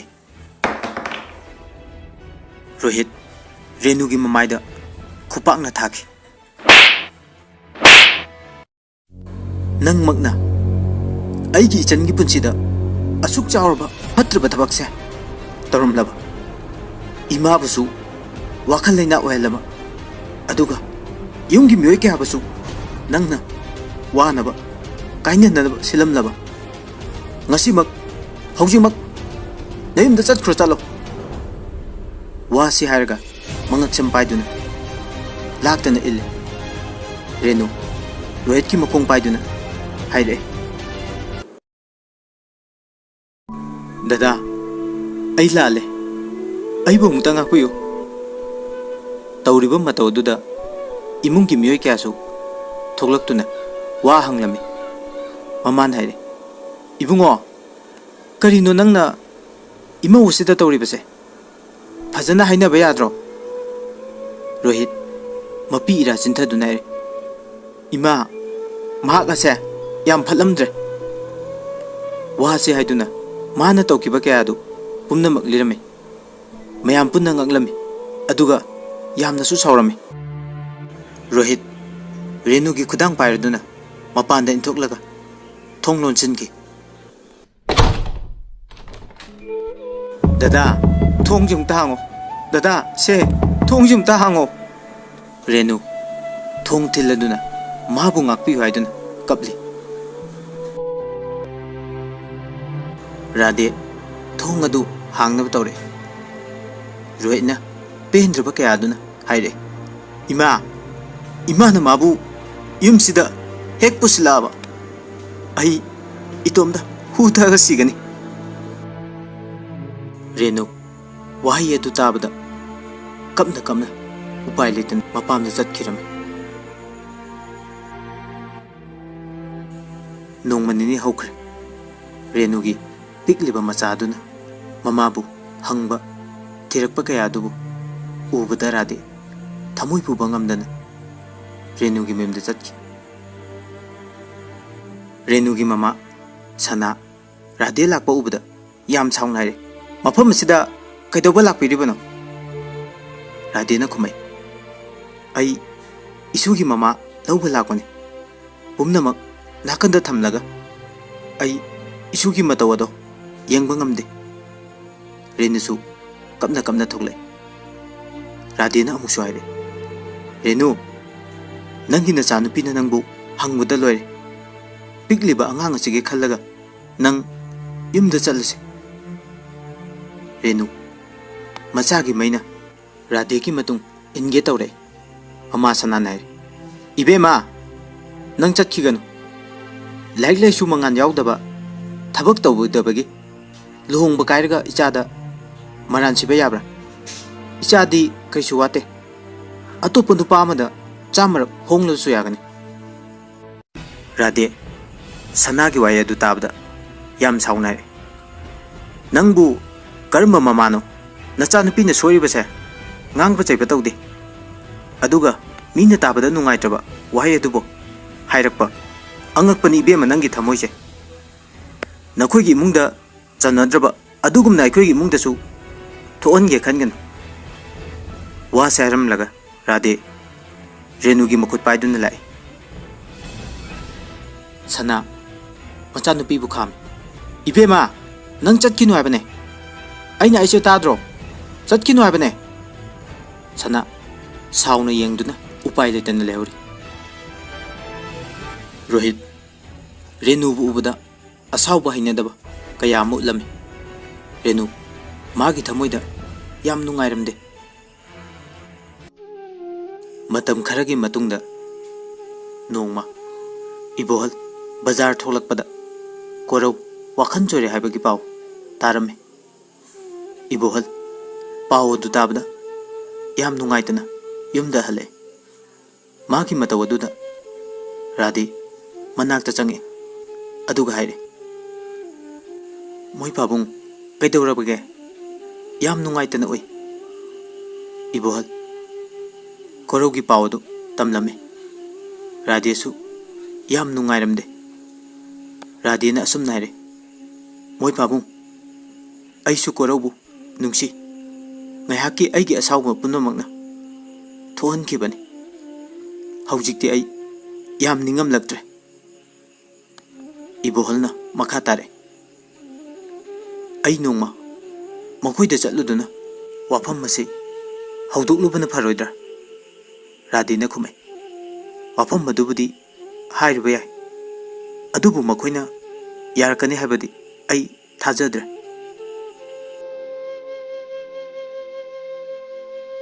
Nongma nini leiraga Ibohal koraugi manakta lame. Matam aduda korau makoigi mangol aduda choiron kya londuna leirame. Aduga machindasu tampa haina kauduna amuksu kable. Ibohal mitki pi takiba khangaudre. Tombi Ibohal lakwa ubududa la ibra haiba wahai phawa hairamde. Iboyama Ibohal bu ubuda kausilaga phamal. Ibohal na haire. Isen ai wafam kharatang haigi haiduna la iban. Iboyama na khumi. Kari karamba wafam luhongbagi wafam oirabadi icha koraugi mataw asibu yengduna haibiro. Isen ai pumnamak ure khange. Icha tampagi matawdu uraga aigi thamoisu puba ngamdre. Ahana aikoina soikiba khara laibana icha anigi punsida yam wahale. Adubu aikoi koraubu mapalamda ahiba doctor kya tanaduna mabu fanab hotnaraga icha anisigi nungaiba punsi khongchat haibado ohellase. Tombisu marak thannaire. Tada nachansu wakhan yam thenkre. Nachanbu waru puloba thangbiganu. Ichinsina ikaibana la laiba phawba ngamjade. Asumna makhoi imung manung yasinarami. Koraubu makhoina punna chatladuna mapalomda laingnaba hotnari. Korau magi makuk adu yam thina sokibana layengbada matam kharadi changlami. Asumna lainaringe tampana koraubu yam uninglami. ꯃꯅꯥꯛꯇ ꯆꯠꯄꯗꯤ ꯉꯝꯂꯝꯗꯦ꯫ ꯇꯝꯐꯥ ꯃꯤꯠꯂꯨꯗ ꯄꯤꯔꯥꯡꯒ ꯂꯣꯏꯅꯅ ꯃꯄꯨ ꯃꯥꯒꯤ ꯃꯐꯝꯗ ꯊꯧꯅꯤꯖꯔꯤ꯫ ꯇꯝꯐꯥꯒꯤ ꯃꯅꯝ ꯔꯦꯅꯨꯁꯨ ꯍꯧꯖꯤꯛꯇꯤ ꯋꯥꯈꯜ ꯌꯥꯝꯅ ꯇꯥꯔꯦ꯫ ꯌꯨꯝꯒꯤ ꯐꯅꯕꯗ ꯈꯟꯕ ꯍꯧꯔꯛꯑꯦ꯫ ꯑꯁꯨꯝꯅ ꯃꯥꯒꯤ ꯄꯨꯛꯅꯤꯡ ꯍꯣꯡꯂꯛꯄ ꯃꯇꯧ ꯑꯁꯤꯗ ꯃꯄꯨꯔꯣꯏꯕ ꯔꯣꯍꯤꯠꯁꯨ ꯃꯥꯕꯨ ꯍꯦꯟꯅ ꯍꯦꯟꯅ ꯅꯨꯡꯁꯤꯔꯛꯑꯝꯃꯤ꯫ ꯃꯕꯥꯅꯤꯁꯨ ꯌꯥꯁꯤꯟꯅꯈꯤ꯫ ꯌꯨꯝꯁꯤꯗ ꯔꯥꯙꯦꯒ ꯏꯕꯣꯍꯜꯒꯗꯤ ꯂꯩꯔꯝꯗꯦ꯫ ꯀꯣꯔꯧꯕꯨ ꯂꯥꯌꯦꯡꯕ ꯆꯠꯄ ꯌꯥꯎꯈꯤꯔꯝꯃꯤ꯫ ꯇꯝꯐꯥ ꯅꯣꯡꯃꯥꯏꯖꯤꯡ ꯅꯨꯃꯤꯠ ꯈꯨꯗꯤꯡꯒꯤ ꯍꯥꯟꯅꯒꯤ ꯃꯇꯧꯒꯨꯝ ꯈꯨꯜꯒꯤ ꯂꯥꯏ ꯑꯗꯨꯕꯨ ꯈꯨꯔꯨꯝꯕ ꯆꯠꯂꯝꯃꯤ꯫ ꯃꯇꯝ ꯑꯗꯨꯗ ꯑꯇꯣꯞꯄ ꯂꯝ ꯑꯃꯗꯒꯤ ꯂꯥꯛꯄ ꯅꯨꯄꯥ ꯑꯃꯈꯛꯅ ꯇꯝꯐꯥꯕꯨ ꯄꯥꯝꯖꯈꯤ꯫ ꯇꯝꯐꯥꯒꯤ ꯃꯇꯨꯡ ꯏꯟꯅꯗꯨꯅ ꯑꯗꯨꯃꯛ ꯂꯥꯛꯏ꯫ ꯇꯝꯐꯥ ꯅꯨꯄꯥ ꯑꯗꯨꯒꯤ ꯃꯇꯧꯗ ꯌꯥꯝ ꯍꯩꯅꯗꯕ ꯐꯥꯎꯖꯩ꯫ ꯇꯝꯐꯥ ꯂꯩꯁꯥꯕꯤ ꯑꯃꯒꯤ ꯐꯤꯖꯦꯠꯁꯨ ꯁꯦꯠꯇꯨꯅ ꯂꯥꯛꯄꯁꯨ ꯅꯠꯇꯦ꯫ ꯂꯥꯏꯕꯛꯇ ꯆꯟꯗꯜ ꯑꯃꯗꯤ ꯐꯤ ꯌꯥꯜꯂꯤꯕꯅꯤ꯫ ꯍꯧꯖꯤꯛ ꯃꯇꯝꯒꯤ ꯂꯩꯁꯥꯕꯤ ꯀꯌꯥꯅꯁꯨ ꯆꯟꯗꯣꯟ ꯊꯤꯟꯗꯨꯅ ꯆꯠꯄꯅ ꯃꯔꯝ ꯑꯣꯏꯗꯨꯅ ꯅꯨꯄꯥ ꯑꯗꯨꯅ ꯂꯩꯁꯥꯕꯤ ꯑꯣꯏꯅ ꯈꯟꯖꯗꯨꯅ ꯅꯨꯡꯁꯤꯖꯔꯨꯕꯅꯤ, ꯄꯥꯝꯖꯔꯨꯕꯅꯤ꯫ ꯇꯝꯐꯥꯒꯤ ꯃꯅꯥꯛꯇ ꯃꯍꯥꯛꯀꯤ ꯒꯥꯔꯤ ꯑꯗꯨ ꯈꯥꯝꯂꯒ ꯇꯝꯐꯥꯕꯨ ꯀꯧꯔꯦ꯫ ꯑꯃꯨꯛꯇ ꯉꯥꯏꯕꯤꯈꯣꯕ꯫ ꯇꯝꯐꯥ ꯆꯞ ꯂꯦꯞꯇꯨꯅ ꯅꯨꯄꯥ ꯑꯗꯨꯗ ꯌꯦꯡꯂꯦ꯫ ꯅꯨꯄꯥ ꯑꯗꯨꯅ ꯇꯝꯐꯥꯒꯤ ꯃꯅꯥꯛꯇ ꯆꯪꯁꯤꯟꯗꯨꯅ ꯍꯪꯉꯛꯏ, ꯁꯣꯝꯒꯤ ꯃꯤꯡ ꯑꯃꯨꯛꯇ ꯈꯪꯖꯕ ꯌꯥꯒꯗ꯭ꯔꯥ? ꯂꯩꯐꯝꯗꯤ ꯀꯗꯣꯝꯗꯒꯤ? ꯇꯝꯐꯥ ꯌꯥꯝ ꯇꯞꯅ ꯈꯨꯝꯅꯩ, ꯑꯩ ꯈꯨꯟ ꯑꯁꯤꯗꯒꯤꯅꯤ, ꯃꯤꯡꯅ ꯇꯝꯐꯥ ꯀꯧꯖꯩ, ꯀꯔꯤ ꯇꯥꯛꯄꯤꯒꯗꯕꯅꯣ? ꯅꯨꯄꯥ ꯑꯗꯨꯅ ꯌꯥꯝ ꯏꯀꯥꯏꯅ ꯍꯥꯏꯔꯦ, ꯇꯝꯐꯥꯒꯤ ꯈꯪꯅꯕꯒ ꯂꯩꯕꯤꯕ꯭ꯔꯥ? ꯇꯝꯐꯥ ꯅꯣꯛꯐꯦꯠ ꯇꯧꯔꯒ ꯍꯥꯏꯔꯦ, ꯁꯣꯝꯅ ꯈꯜꯂꯤꯕ ꯋꯥꯈꯜꯗꯣ ꯌꯥꯝ ꯑꯣꯟꯅꯔꯦ꯫ ꯑꯩꯗꯤ ꯂꯩꯁꯥꯕꯤ ꯅꯠꯇꯦ, ꯌꯨꯝ ꯄꯥꯜꯂꯦ, ꯃꯧꯅꯤ꯫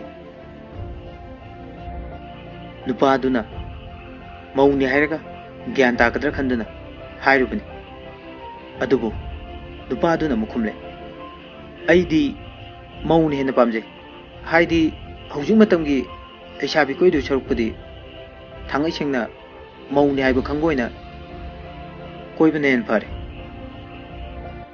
ꯇꯝꯐꯥ ꯅꯨꯄꯥ ꯑꯗꯨꯒꯤ ꯋꯥꯍꯩꯗ ꯑꯁꯥꯎꯕ ꯐꯥꯎꯔꯗꯨꯅ ꯍꯥꯏꯔꯛꯏ, ꯍꯧꯖꯤꯛ ꯃꯇꯝ ꯑꯁꯤꯗ ꯃꯋꯥ ꯃꯄꯨꯔꯣꯏꯕ ꯂꯩꯕꯤ ꯀꯌꯥꯅ ꯄꯪꯇꯧ ꯇꯧꯔꯕꯁꯨ ꯑꯩꯗꯤ ꯑꯗꯨꯒꯨꯝꯕ ꯊꯕꯛꯇꯣ ꯇꯧꯒꯦ ꯍꯥꯏꯅ ꯈꯜꯂꯨꯗꯦ, ꯃꯪꯗ ꯐꯥꯎꯕ ꯃꯪꯂꯨꯗꯦ꯫ ꯁꯣꯝꯅ ꯑꯩꯕꯨ ꯄꯪꯌꯥꯗ ꯌꯥꯕꯤ ꯑꯣꯏꯅ ꯎꯕꯤꯕꯁꯦ ꯑꯩꯒꯤ ꯂꯥꯏꯕꯛ ꯌꯥꯝ ꯊꯤꯕꯅꯤ꯫ ꯋꯥꯁꯦ ꯍꯥꯏꯔꯝꯂꯒ ꯇꯝꯐꯥ ꯆꯠꯈꯤ꯫ ꯅꯨꯄꯥ ꯑꯗꯨꯅꯗꯤ ꯃꯥꯒꯤ ꯃꯕꯨꯛꯅꯤꯡꯗ ꯇꯝꯐꯥꯕꯨ ꯃꯥꯒꯤ ꯅꯣꯡꯃꯗꯤ ꯑꯣꯏꯒꯅꯤ ꯍꯥꯏꯗꯨꯅ ꯆꯞ ꯌꯨꯡꯅ ꯂꯦꯞꯈꯤ꯫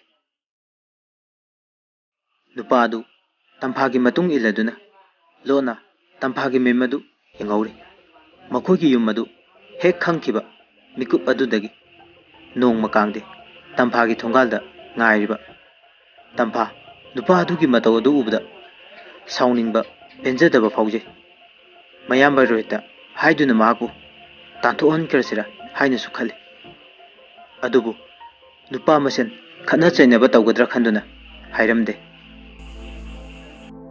ꯇꯝꯐꯥ ꯅꯨꯄꯥ ꯑꯗꯨꯒꯤ ꯃꯅꯥꯛꯇ ꯄ꯭ꯔꯞ ꯄ꯭ꯔꯞ ꯆꯪꯉꯛꯇꯨꯅ ꯍꯥꯏ, ꯅꯪ ꯃꯐꯝ ꯑꯁꯤꯗ ꯅꯨꯡꯇꯤ ꯅꯨꯃꯤꯠ ꯈꯨꯗꯤꯡꯒꯤ ꯂꯥꯛꯄꯁꯦ ꯑꯩ ꯄꯥꯝꯗꯦ꯫ ꯑꯩꯒꯤꯁꯨ ꯏꯕꯨꯡ ꯂꯩ, ꯎꯁꯤꯠꯇꯕꯁꯨ ꯇꯧꯅꯒꯨꯝꯁꯦ꯫ ꯅꯪ ꯄꯥꯈꯪꯅꯤ, ꯆꯥꯃꯔꯛ ꯊꯤꯔꯨꯔꯁꯨ ꯐꯪꯒꯅꯤ꯫ ꯃꯧ ꯑꯩꯒꯤꯗꯃꯛ ꯑꯁꯨꯝꯅ ꯃꯇꯝ ꯃꯥꯡꯍꯟꯕꯁꯦ ꯑꯩꯗꯤ ꯌꯥꯝ ꯄꯥꯝꯖꯗꯦ꯫ ꯅꯨꯄꯥ ꯑꯗꯨꯅ ꯌꯥꯝ ꯅꯨꯡꯉꯥꯏꯇꯅ ꯍꯥꯏꯔꯦ, ꯇꯝꯐꯥ ꯅꯪ ꯑꯩꯒꯤ ꯏꯇꯧꯁꯤꯗ ꯁꯥꯎꯅꯤꯡꯂꯝꯕꯁꯨ ꯌꯥꯏ, ꯑꯗꯨꯕꯨ ꯑꯩ ꯅꯪꯕꯨ ꯎꯔꯨꯕ ꯅꯨꯃꯤꯠ ꯑꯗꯨꯗꯒꯤ ꯅꯪꯕꯨ ꯌꯥꯝ ꯅꯨꯡꯁꯤꯖꯔꯨꯔꯦ꯫ ꯃꯁꯤꯅ ꯑꯩ ꯏꯁꯥ ꯏꯇꯣꯝꯇꯁꯨ ꯌꯥꯝꯅ ꯋꯥꯔꯧꯖꯔꯤ꯫ ꯃꯄꯣꯛꯁꯤꯃꯒꯤ ꯑꯣꯏꯔꯔꯣꯏꯗꯕ ꯅꯨꯡꯁꯤꯕ ꯑꯃꯒꯤꯗꯃꯛ ꯑꯩꯅ ꯊꯥꯡꯖꯤꯜꯂꯨꯔꯕ ꯈꯣꯡꯊꯥꯡꯁꯦ ꯌꯥꯝ ꯂꯥꯜꯂꯕꯅꯤ꯫ ꯑꯩ ꯍꯥꯏꯐꯝ ꯈꯪꯗꯦ꯫ ꯇꯝꯐꯥ ꯑꯩꯕꯨ ꯑꯣꯛꯇꯕ ꯑꯃꯒꯨꯝꯁꯨ ꯎꯕꯤꯒꯅꯨ꯫ ꯃꯁꯤ ꯄꯨꯝꯅꯃꯛꯁꯦ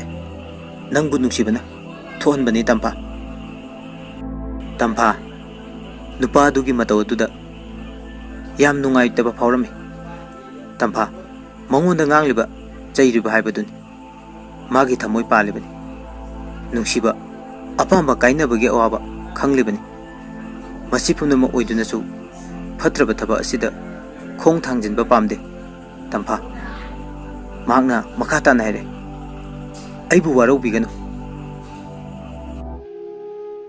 तंफाना मखाता नायरे अइबु वारौबिगनु अइगी पुरोइबदो वाखन चोइरदुना मपालुमदा लायेंदुना लैरे असुमना अइगी नुपाना अवाबा तारबा मतमसिदा अइना असिगुंबा ओक्तबगी थबकसे चत्तुना लैरबदी मपोक खुदिंगी कोकपा ngamद्रबा पाप अमा इकुत असिना अंगसिल्लगनी नंग चत्ख्रो अइबु तासिंगना नुंसिरबदी अमुक हना यत्पिरगनु अइ नंगी नखोंग पाइदुना खुरुंगी नुपादु तंफागी सेंगलबा मागी मपुरबबु नुंसिबा कया दुदा माइथिरमे नुपादुना अमुक हाय तंफा अइ हम लानख्र नंगना अमुक्तदी अइगी इरानसे ngakpiyu wa seharam laga nupa tu chatkhirame tampa wakhan kharadi netaje asumna matam khara hokre tampa magi mama radena phone tawrami radegi phone tampa ne sip tawri tampa yam khawrangna korugi mapau hanglami राधेन पाखुम पिरे इमा की बेम तंफा कोरो हाने की फिबम दगी खरदी फगले doctor ना थाम मुक्ति चंखीगनी हाय नंगसु इचन गे नोंग तो ओसु मफम सिद लाउदना तंफा न खुमे होय इमा आई हयेंग लाकना बताओगे असुमना आइने दुना फोन अदु थमख्रे तंफा अहिंगदुमा हौखिबा ngaibada yam warami तंफा की थमोय नुंगदा कोरौबु नुसिबना पिकथल माबु उनिंगबना ngawrami असुम असुम हौखिबना अहिंगी मतम लोइख्रे नोंगाला अमे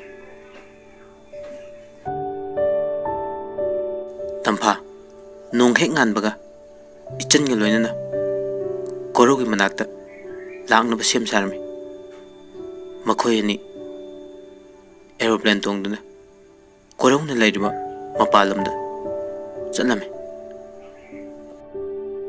तंफा कोरोगी मनाक्ता यौरे कोरोबु उरबा मिकुप्ता तंफा पी थाकिबा खंगौदे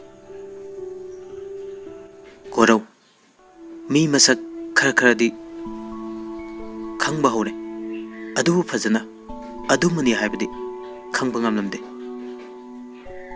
कोरो तंफा लाकपदा उबदा करिगुम खरा निंसिंबगुम तौरे कोरोना तंफादा मखुत थिलदुना हाइरे नाहक नाहक वा मखादि तारमदे तोंबी कोरौ दाइरे इबुंगो महाक से तंफाने नंबु खंगद्रबो इमा आई मा से हाना उख्रे अदुबु आई मा से करिनो कनानो हाइबसे आई खंगद्रे इमा मसिना आईगी थमोइदा याम पेंजद्रे तंफा कोरोगी मतौ अदुदा हेन हेन कबले अदुगा हाइरे कोरौ आई नंगी नुपी तंफाने नंग आइबु तसेंगना खंगद्रबो कोरौ ममादा यंगदुना हाइरे इमा आइबु लोंख्रबो आइदि खंगदे आई मदुदी खंगफम थोइना आइगी कोग असिदा ꯅꯤꯡꯁꯤꯡꯕ ꯊꯣꯛꯇ꯭ꯔꯤꯕꯁꯤꯅ ꯀꯔꯤ? ꯇꯥꯟꯖꯥ ꯑꯗꯨꯗ ꯗꯣꯛꯇꯔꯒ ꯅꯔꯁꯀ ꯆꯪꯂꯦ꯫ ꯀꯣꯔꯧꯅ ꯉꯥꯡꯕ ꯁꯛꯄ ꯀꯌꯥ ꯇꯧꯕ ꯑꯗꯨ ꯎꯕꯗ ꯍꯥꯏꯔꯦ, ꯀꯔꯤꯅꯣ ꯏꯃꯥ ꯈꯣꯏꯅ ꯇꯧꯕꯤꯔꯤꯁꯤꯕꯣ? ꯒ꯭ꯌꯥꯟ ꯌꯥꯝ ꯇꯥꯗꯦ꯫ ꯃꯥꯕꯨ ꯐꯔꯛꯅꯕ ꯑꯩꯈꯣꯏꯅ ꯋꯥꯅ ꯍꯣꯠꯅꯔꯤ꯫ ꯃꯁꯤꯗ ꯍꯦꯟꯅ ꯃꯉꯣꯟꯗ ꯇꯦꯟꯁꯟ ꯄꯤꯔꯒ ꯀꯔꯝꯅ ꯐꯒꯅꯤ? ꯗꯣꯛꯇꯔ ꯑꯗꯨꯅ ꯍꯤꯗꯥꯛ ꯀꯥꯞꯂꯗꯨꯅ ꯀꯣꯔꯧꯕꯨ ꯄꯣꯊꯥꯍꯜꯂꯦ꯫ ꯀꯣꯔꯧꯗꯤ ꯋꯥꯔꯗꯨꯅ ꯇꯨꯝꯊꯈꯤꯔꯝꯃꯤ꯫ ꯃꯍꯥꯛꯀꯤ ꯃꯪꯂꯥꯟꯗ ꯇꯝꯐꯥꯕꯨ ꯃꯁꯦꯡ ꯃꯔꯥꯡ ꯑꯣꯏꯅ ꯎꯔꯦ꯫ ꯍꯧꯈ꯭ꯔꯕ ꯊꯧꯗꯣꯛ ꯀꯌꯥ ꯑꯃꯁꯨ ꯇꯞꯅ ꯎꯔꯦ꯫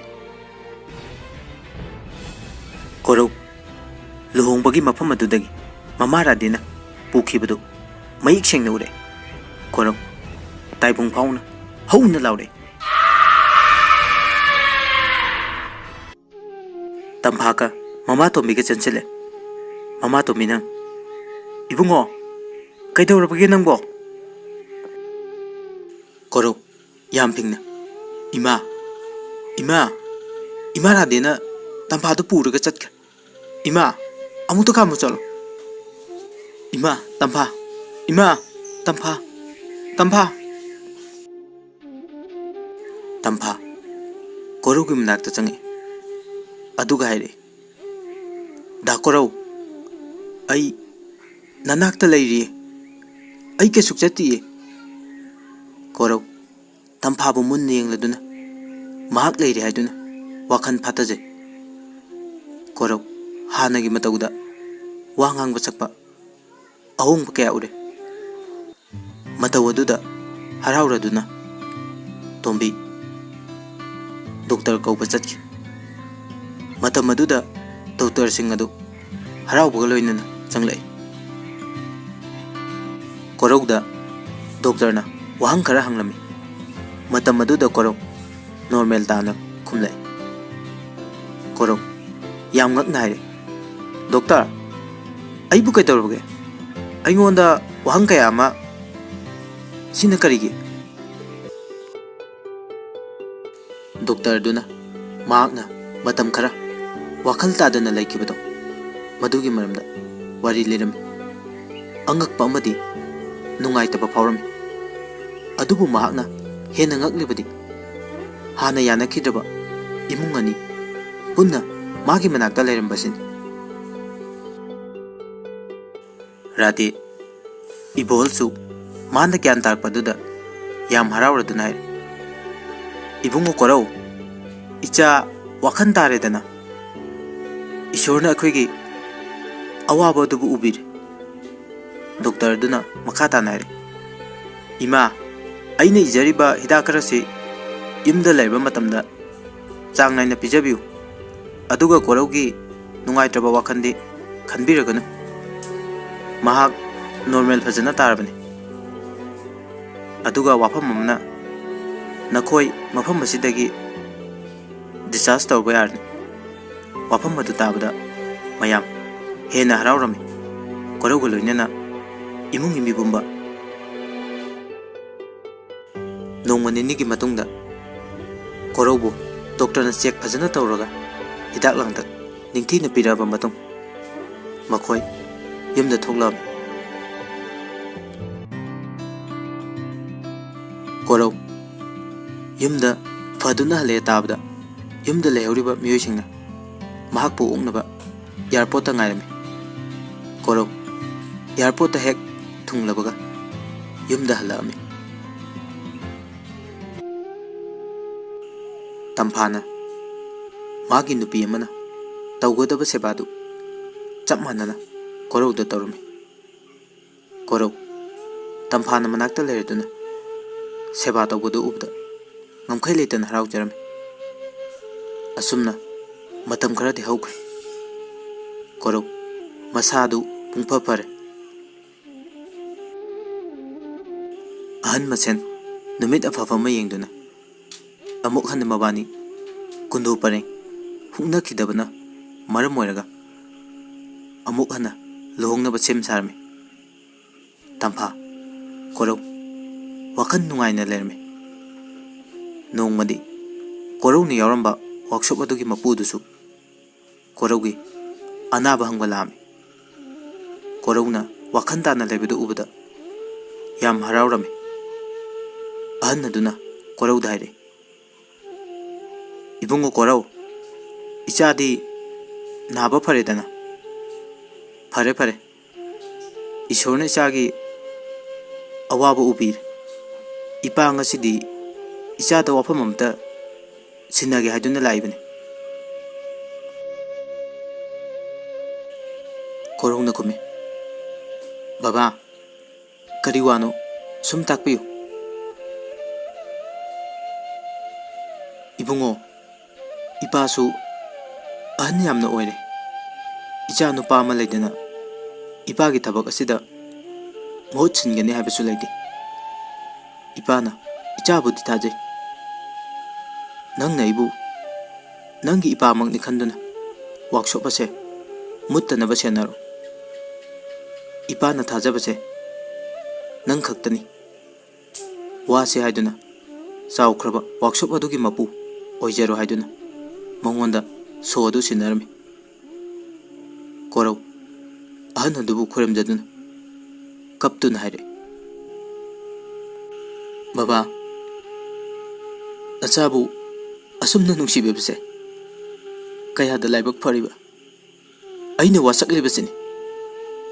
ꯑꯩꯅ ꯍꯤꯡꯂꯤꯕ ꯃꯈꯩ ꯋꯥꯛꯁꯣꯞ ꯑꯁꯤꯕꯨ ꯇꯦꯛꯇ ꯀꯥꯏꯗꯅ ꯁꯦꯟꯅꯒꯅꯤ." ꯑꯍꯟ ꯑꯗꯨꯅ ꯀꯣꯔꯧꯕꯨ ꯆꯤꯡꯈꯠꯇꯨꯅ ꯍꯥꯏꯔꯛꯏ, "ꯌꯥꯔꯦ ꯌꯥꯔꯦ, ꯍꯧꯒꯠꯂꯣ." ꯀꯣꯔꯧ ꯍꯔꯥꯎꯕꯅ ꯃꯁꯥ ꯄꯨꯝꯕ ꯊꯨꯝꯍꯠꯂꯝꯃꯤ꯫ ꯑꯁꯨꯝꯅ ꯋꯥꯈꯜ ꯅꯨꯡꯉꯥꯏꯕꯅ ꯍꯦꯟꯅꯁꯨ ꯃꯥꯒꯤ ꯄꯨꯟꯁꯤꯗ ꯆꯥꯎꯔꯕ ꯍꯤꯗꯥꯛ ꯑꯣꯏꯔꯤꯕꯅꯤ꯫ ꯑꯗꯨꯕꯨ ꯇꯝꯕ ꯉꯝꯗꯦ ꯃꯤꯑꯣꯏꯕ ꯃꯄꯣꯛ. ꯂꯥꯏꯕꯛ ꯊꯤꯕ ꯑꯃꯅ ꯃꯇꯝ ꯈꯔ ꯂꯩꯔꯒ ꯑꯍꯟ ꯑꯗꯨ ꯁꯪꯁꯥꯔ ꯊꯥꯗꯣꯛꯈꯤ꯫ ꯃꯈꯣꯏꯒꯤ ꯏꯃꯨꯡ ꯃꯅꯨꯡ ꯄꯨꯟꯅ ꯆꯠꯇꯨꯅ ꯑꯍꯟ ꯑꯗꯨꯒꯤꯗꯃꯛ ꯌꯥꯝ ꯍꯣꯠꯅꯔꯝꯃꯤ. ꯃꯈꯣꯏ ꯀꯞꯁꯨ ꯌꯥꯝꯅ ꯀꯞꯂꯝꯃꯤ꯫ ꯀꯣꯔꯧ ꯑꯁꯨꯝꯅ ꯃꯇꯝ ꯈꯔ ꯍꯧꯈ꯭ꯔꯕ ꯃꯇꯨꯡꯗ ꯇꯝꯐꯥꯒ ꯂꯨꯍꯣꯡꯅꯕ ꯁꯦꯝ ꯁꯥꯔꯝꯃꯤ꯫ ꯀꯣꯔꯧ ꯈ꯭ꯋꯥꯡꯗ ꯐꯩꯖꯣꯝ, ꯀꯣꯛꯇ ꯐꯖꯔꯕ ꯀꯣꯛꯌꯦꯠ, ꯅꯨꯡꯁꯤꯔꯕ ꯄꯦꯅꯥꯒꯤ ꯃꯈꯣꯜꯅ ꯃꯤꯄꯨꯝ ꯈꯨꯗꯤꯡꯒꯤ ꯊꯃꯣꯏ ꯍꯨꯗꯨꯅ ꯂꯥꯛꯑꯝꯃꯤ꯫ ꯂꯝꯕꯤꯒꯤ ꯆꯤꯗꯥꯏꯗ ꯀꯣꯔꯧꯕꯨ ꯃꯤꯠ ꯀꯨꯞꯇꯨꯅ ꯌꯦꯡꯅꯔꯤ꯫ ꯑꯁꯣꯝꯗꯁꯨ ꯇꯝꯐꯥ ꯀꯣꯔꯧꯅ ꯐꯖꯕ ꯍꯦꯟꯗꯦ. ꯀꯣꯛꯇ ꯀꯖꯦꯡ ꯂꯩ, ꯈ꯭ꯋꯥꯡꯗ ꯐꯖꯔꯕ ꯐꯅꯦꯛ, ꯌꯦꯡꯕꯗ ꯂꯥꯏꯔꯦꯝꯕꯤꯒꯨꯝ ꯅꯤꯡꯊꯤꯖꯔꯝꯃꯤ꯫ ꯕꯣꯔ ꯑꯃꯗꯤ ꯀꯩꯅꯥꯒꯤ ꯐꯖꯔꯕ ꯅꯤꯡꯊꯤꯖꯔꯕ ꯁꯛꯇꯝ ꯑꯗꯨꯕꯨ ꯎꯕꯗ ꯃꯤꯄꯨꯝ ꯈꯨꯗꯤꯡꯒꯤ ꯊꯃꯣꯏ ꯁꯨꯝꯍꯠꯈꯤ꯫ ꯍꯧꯖꯤꯛ ꯀꯣꯔꯧ ꯇꯝꯐꯥ ꯂꯨꯍꯣꯡꯕꯒꯤ ꯂꯩ ꯀꯣꯏꯕ ꯍꯧꯔꯦ꯫ ꯇꯝꯐꯥꯅ ꯀꯣꯔꯧꯗ ꯍꯨꯔꯥꯟꯅ ꯃꯤꯠꯆꯤꯒꯤ ꯇꯦꯟ ꯑꯃ ꯀꯥꯞꯂꯛꯑꯝꯃꯤ꯫ ꯀꯣꯔꯧ ꯐꯠ ꯌꯦꯡꯊꯣꯛꯄꯗ ꯃꯤꯆꯥꯟꯅꯈꯤ꯫ ꯀꯣꯔꯧ ꯃꯄꯨꯛꯅꯤꯡꯗ ꯍꯔꯥꯎꯖꯩ. ꯑꯗꯨꯒ ꯑꯁꯨꯝꯅ ꯈꯜꯂꯤ, ꯑꯁꯨꯛ ꯐꯖꯈ꯭ꯔꯕ, ꯑꯁꯨꯛ ꯅꯤꯡꯊꯤꯈ꯭ꯔꯕ ꯅꯨꯄꯤ ꯑꯁꯤꯕꯨ ꯃꯥꯒꯤ ꯑꯣꯏꯅ ꯐꯪꯖꯕ ꯀꯌꯥꯗ ꯂꯥꯏꯕꯛ ꯐꯈ꯭ꯔꯕ. ꯑꯁꯨꯝꯅ ꯂꯨꯍꯣꯡꯕ ꯂꯣꯏꯔꯗꯨꯅ ꯀꯣꯔꯧꯒꯤ ꯌꯨꯝꯗ ꯆꯠꯅꯕꯒꯤ ꯁꯦꯝ ꯁꯥꯔꯝꯃꯤ꯫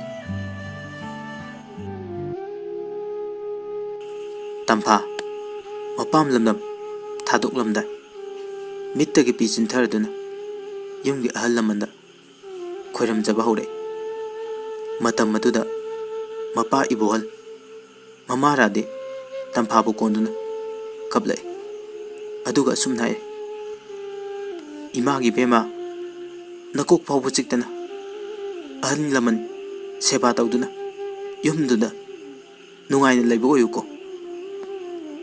ꯏꯆꯟ ꯃꯕꯨꯡ ꯔꯣꯍꯤꯠ ꯑꯃꯗꯤ ꯃꯅꯝ ꯃꯔꯦꯟꯅꯁꯨ ꯇꯝꯐꯥꯕꯨ ꯀꯣꯟꯗꯨꯅ ꯀꯞꯂꯤ꯫ ꯇꯝꯐꯥ ꯃꯌꯨꯝ ꯃꯥꯏꯀꯩ ꯌꯦꯡꯅ ꯌꯦꯡꯅ ꯀꯣꯔꯧꯒꯤ ꯌꯨꯝꯗ ꯂꯥꯛꯑꯝꯃꯤ꯫ ꯀꯣꯔꯧ ꯇꯝꯐꯥꯅ ꯀꯞꯄ ꯎꯕꯗ ꯌꯥꯝ ꯄꯦꯟꯖꯔꯝꯗꯦ. ꯀꯣꯔꯧꯅ ꯄꯥꯝꯕꯗꯤ matam pumbada tamphana nokhenna leibani haujikti yum yoraduna tampha firon hongle angang ba phijol leitingduna makokta phi khumladuna leibuda ubuda korau manakta changchiningba phawrami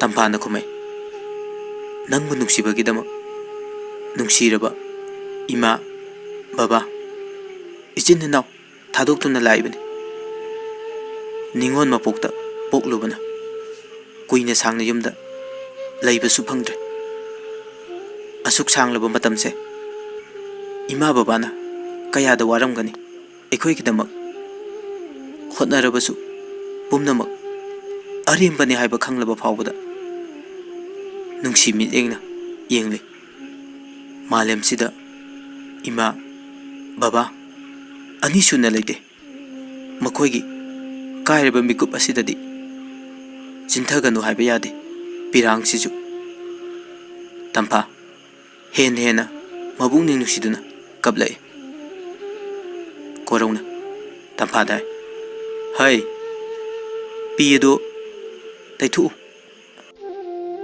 asumna korona tampagi piyedo taithokpiduna themchinbiri yare tampa haujikti nangna inakta laabanina nangbu nungaina thamba haibase aigi ithau oirabani aina lairuba oirubana nangi damak kaya ama tauba ngamdrabasu araiba kharasina charduna nungaina himinasiko korausu kablai tampana phagi amuk tawre nupa oiraga piga taye yam pangdena nangde aigidi phajaba pi phajaba yum karisu kalakte araiba se chariba kharasina harau harau chaminaba amadi nangna matam pumbada aibuluna tawbiba nungsibiba masidagi ahenba mata pamjade korau tampagi waida yam penjari asumna mabani ahingdu malenki tombi mamau tampabu machagumna yam luna tawje aduga machan nupi thobinasu manamabu yam nuksije rade mahaki mung manu mi pumnama laktuna tombi hoida chak chaminari rade masabu luna sana tawbiba kaya adu ubada rade yam haraujaki makoina koraubasu yam luna tawje asumna imung manu nungsinabada natana korau tampagi punsisu yam nungsinana amadi nungaina panminarami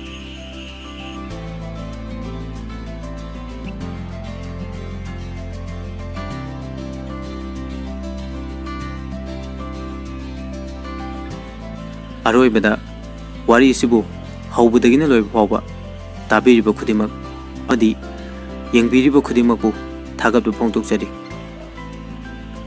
like subscribe amadi comment tawbirakiba punamukbusu इकाई खुमनबु चरी कमेंदा सोम सोमगी अपाम पामददु फोंदोकपिरमु अमदि suggestion तौबिनिंगबा लेबा तारगसु कमेंदा थंबिरमु पुनमपु थागतचरी thanks for watching